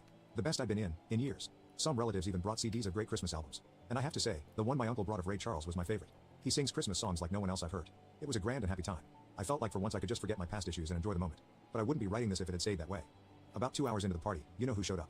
My parents, brother and Sil popped in trying to look all smiles. They didn't even knock. Just walked right in my front door like they were meant to be there. I shut off the music and told them to leave immediately. They begged to stay and said they brought gifts. One of my uncles stood up and yelled at them before I got another chance to speak. And he said they don't deserve to be in my home, or my life after the shit they tried to pull months earlier. And he was backed up by several other relatives. Mind you, this guy is my mother's brother. And he used to love her to pieces until he found out about the shit that went on between me and my parents. My grandparents, mother's parents, as old as they are, hurriedly got in between us and said to my parents that if they want to make amends with me, it's far too soon. And they've never been more disappointed in them than they were this past year. They'd hidden their favoritism for my brother from prying eyes for a long time. But no one was fooled anymore. And they needed to make a serious effort to try and actually treat me like a son if they ever wanted to be in my life again. Then they turned to Dan and Sil, and said they've seen the repetitive nonsense Sil keeps posting about. They're tired of it, and to just let it go already. My house will not become their new home. Sil went back to her old standard of crying, and had a pity party about how she should be the one living here, and not me. She plopped down in a chair to have a tantrum and say it wasn't fair I got this house to myself when I have no family of my own, and she has 4 kids that need more space. And she just wanted a better place to live in and feel like a real mom. It was petty of me, but I loudly pointed out that she sucks as a mother because she lets my mother do most of the parenting while she sits on her butt all day drinking, playing on her phone, or going out and spending all of Dan's money. And she has the nerve to complain about it. I even joke that I'm surprised her baby doesn't get drunk from her breast milk since she drinks so much booze. Which I admit went a bit too far as I got some stares. And Sil demanded to know if I was calling her a bad mom.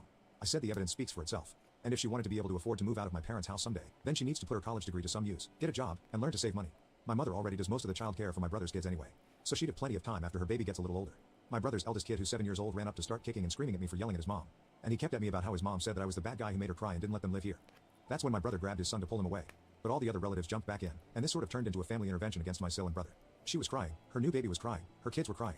Hell, even Dan was very nearly in tears from the verbal lashing he was being assaulted with. He ended up just sitting on the ottoman I keep shoes in by the front door and looking like a complete wreck. He couldn't look anyone in the eye, he couldn't even say 2 words to me.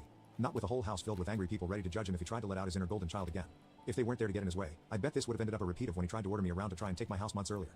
By this point though, he'd been so thoroughly humiliated that his and my parents' reputation in the family was completely destroyed because the masks were all now off now. Soon after, my parents, brother and Sil all left in defeat. The party resumed and we all avoided speaking of what just happened for the rest of the evening. Since most of the adults had been drinking, everyone stayed the night in my house. I even let some of them sleep in the camper so there'd be enough space. I admit, it also makes a good guest house. My relatives all wanted a tour of it earlier as well. And they said they couldn't believe I'd been living in it for around 2 years. I got a lot of questions about it. Like what summer and winter was like, and so on. I was up earlier than everyone else Christmas morning, and had a fresh pot of coffee and some ibuprofen for those spiked eggnog hangovers a few of them had. I was complimented on being a way nicer host than my parents ever were, and we all agreed to do this again next Christmas. After Christmas, Sil did finally stop making posts that were obvious digs at me, and deleted all of the old ones as well. But shortly after the new year, she more recently made a new post complaining about how she tried to convince my parents to get a camper like I did, so it could be set up in the backyard so Dan and his family could use the whole house as their family home. Well, the taste of one's own medicine is never fun. Because my parents turned that idea down. Vehemently, I hear. No one is going to push them out of their own home, let alone their master bedroom. The post was only up for a couple of days before Sil removed it, and she has hardly posted anything since then. She loves to complain. But if a tree falls and no one is around to hear it, can it still complain? Sil, I guess, has realized there's no point in doing it when no one hears her anymore. And Dan can't afford to move his family out on his salary alone anytime soon. If they end up expecting another child in the next few years, I won't be surprised. Things mellowed down for me since then, and I've even invited friends over for a poker night. I suck at poker because I can never remember a damn thing about it. But so what? We get to drink beer and eat junk food while being merry idiots. We all loaded up on Whoppers from Burger King and just had it the best way 4 grown men can when they just want to have a good unadulterated time and get pissed drunk. I think maybe around summer I'll look into possibly dating someone. I'm not exactly getting younger here. Fingers crossed that goes well. My camper just sits idle in my yard now. And I admit, there were some days I went out there just to spend time in it. I did live in it for 2 years. It's like my second home. And maybe one day I'll actually get to use it for camping, like it was meant to be. I've never been camping. My parents considered it a waste of time. So it'd be a completely new experience for me. This pretty much marks the end of what happened. My parents, brother and Sil have all been staying very clear of me. In fact, they seem to have gone back to acting like I don't exist. The end. Like It's they did only before at at our house. halfway. Not like that bothers me at all. Obviously, It's better don't that mark way. the end But of they'll inevitably nothing. come back in some way. I know they will. I just wonder what kind of stupid thing they'll do next. If anything notable like all this ever happens again, I'll make another post if this account is still active. Update 3.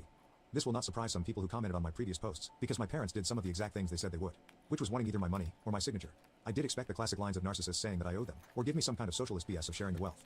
But that was just my imagination running wild. The ensuing situation was somewhat similar to that, but much more tame, I guess you could say. They seem to know not to push me too far now, and were mostly aiming for pity. It began when my parents recently got in touch with me through social media and asked for a meeting in a public place of my choosing. It just screamed trap. But I wasn't afraid.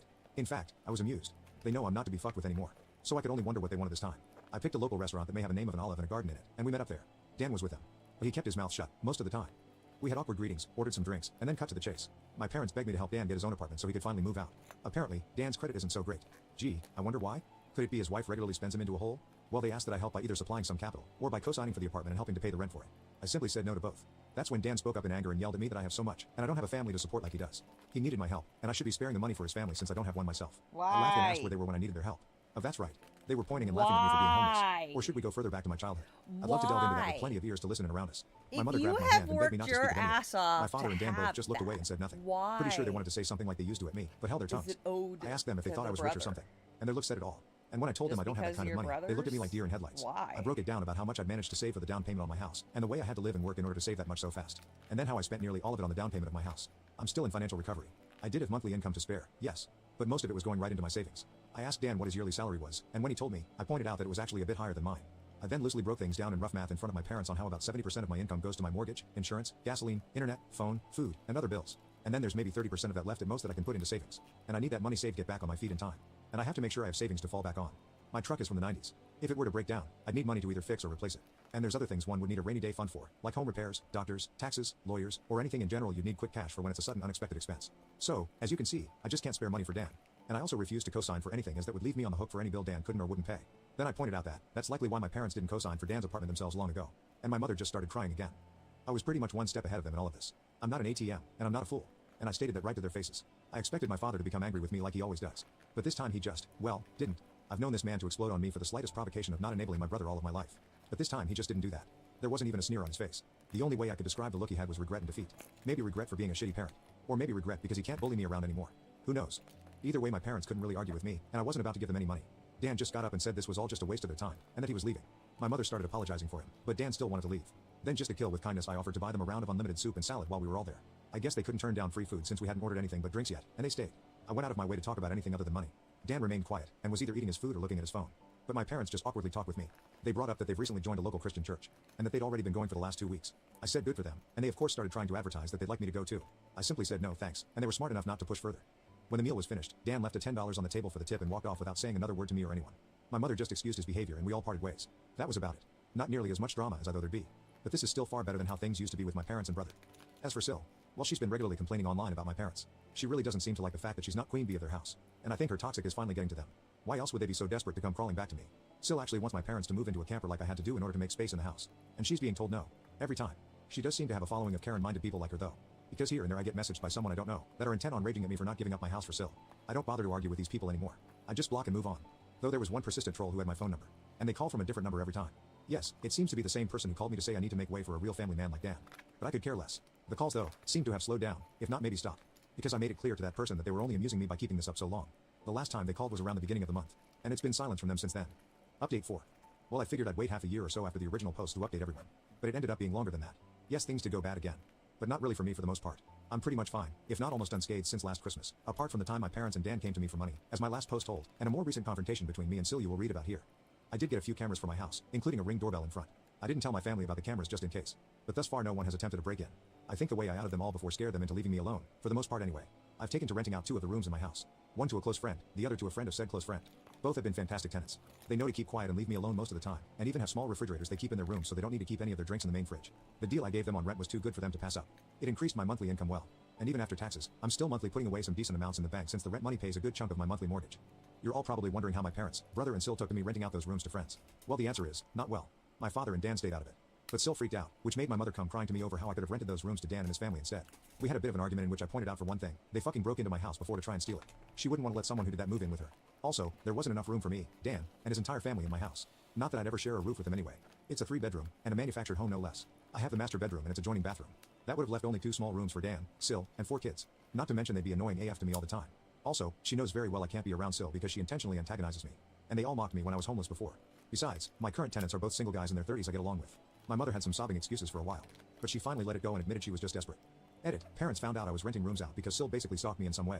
Then she told my parents, and then my parents contacted me. And then my mother came over to cry about it. Since then my parents haven't bothered me once about the How's house. it looking so So far? things are good for me. My parents and Dan, not so much. I've had It turns enough. out Sil is a far I'm worse gonna person than go even I thought. I already knew she was a read in gaslighting bed. self-victimizing drama queen. Wait. But she sank even lower. Because There Dan's you go. youngest child turned out not to be his. Yeah, you all read that correctly. Sil had an affair. Which in retrospect isn't all that surprising. And something a few people here totally called months ago. After being caught, Sil was ousted from the family. Dan just recently finished with his divorce. Which actually went in his favor since we thankfully live in an at-fault state. Dan also sued to get his name taken off the birth certificate of the youngest child, and won. Basically, after the incident where my parents tried to force me to hand over my house, things got pretty tumultuous over at their house. Sil blamed me, a lot. She was convinced somehow that I had tons of money, like I'd won the lottery or something, and that I should share the wealth. Apparently it was her idea that they come to my Christmas party, because she hoped they could all try to get on my good side. It was also her idea to make my parents and Dan try to get money from me for an apartment. So it really burst her bubble when Dan and my parents informed her of how my finances actually were. For the longest time she had Dan and my parents fully engulfed in her toxic mindset, and only fed their narcissism with her own. So her blaming me made the rest of them blame me. That is until what happened in front of the police when they tried to steal my house. That's when the downfall for Sil really started. My parents and Dan were apprehensive about coming to my Christmas party after the way I outed them. But Sil convinced them to just throw together a few cheap gifts from what they could get at the last minute and just show up, because he'd never throw us out once we're already there. Boy was she wrong. She gambled on that plan, and I, with the complete blessings of everyone I'd invited, threw her and the rest of them out. Her plan she no doubt thought was the most clever thing ever, backfired in her face spectacularly. I guess being chewed out by family at my party not only wrecked my parents' reputation even more, it actually started a wake-up call for them to eventually not listen to Sil anymore. And as I said in my last post, my parents decided on going back to church. Perhaps because last year I'd said they'd probably go to hell for their actions. I can't say that's the real reason. But you gotta admit, it would feel kinda satisfying if that was the case. Though my parents hadn't been to church in 2 decades before going back. While I don't think it's a bad idea that they're going to church, they need to understand that going doesn't just give them a do-over for all the shit they've done in the past. But I have a little faith they're at least trying, because my parents came to my house without Dan to personally apologize to me after they'd seen an animated video of my first 3 posts. That's right, they've known about this Reddit account for a long time now. They also know everything I'm saying. Yes, they're unhappy about it. But I feel everyone here deserves an update since it's anonymous. For my parents and Dan though, watching animated video of themselves and their own actions was a great way to make them see what kind of people they really are. And they came over to apologize to me later. I'd never seen my father apologize like that to anyone. And the man isn't a good actor. So this felt genuine. They fully acknowledged what they did to me, and how there's no excuse for any of it. They even described themselves as narcissists, and admitted the truth that they had wronged me very badly. Then they went on to blame Sil for a lot of things. Yeah, they kinda threw her under the bus. But it's not like she wasn't guilty of everything they said. My parents have been getting counseling for a while now too, and did offer group family counseling. But I declined as I'm not ready for that anytime soon. Dan himself didn't apologize to me for some time, but he looked extremely remorseful anytime the past was brought up. Meanwhile, Dan and Sil's marriage absolutely fell apart. It wasn't a crumble, it was a cascade. Without me as the scone-paid goat/black-sheep/ATM that they couldn't mock or try to get money from anymore, and after the public humiliation of social media, my Reddit posts, and the animated online video, Sil finally let out enough of her toxic on Dan and my parents for them to realize she's not the person they thought she was. Their denial had been strong, but Sil's entitlement was stronger. I've had many a thought of lightsabers clashing over this drama. Sil clad like a bimbo Sith with a lightsaber that looks like a giant lipstick, or something like that. I imagine there's a wealth of puns and jokes to be had there, but I really didn't bother to think much more detail about it. But as you can imagine, things only got worse because Sil kept looking for other ways to get what she wanted. She kept bringing up ads for used campers and RVs to try and get my parents to buy one to live out of, so they could have the main house. And she kept doing this no matter how many times they told her to stop. She even tried to say my parents should just buy an RV and have a life on the road, like normal old people do. That was stupid, even for Sil. The opposite was suggested by my parents, that Dan and Sil buy a camper themselves to live out of it instead. Okay. Sil basically said she shouldn't have to do that since she's the mom. She pretty much lorded the fact that she thought she had total parental authority over everyone's heads because the kids in the house were all hers. And when Sil didn't get her way, she actually took her baby and left the house to disappear for several days. They knew she was fine because her phone was still working, and she was responding texts with short but passive-aggressive answers. All right. And when she came back, she was only more embittered because nobody paid for her demands while she was away. Thanks Sil for also stopping by. refused to go to Appreciate church. being here. But Dan Don't went with her forget to check parents and took his kids social along as medias well. for Save updates, for the youngest, since Sil whatnot. refused to let him take the baby I'll anywhere. be back Personally, I don't go to church. in a couple of I believe in God and all that hours stuff. with I just don't Alice.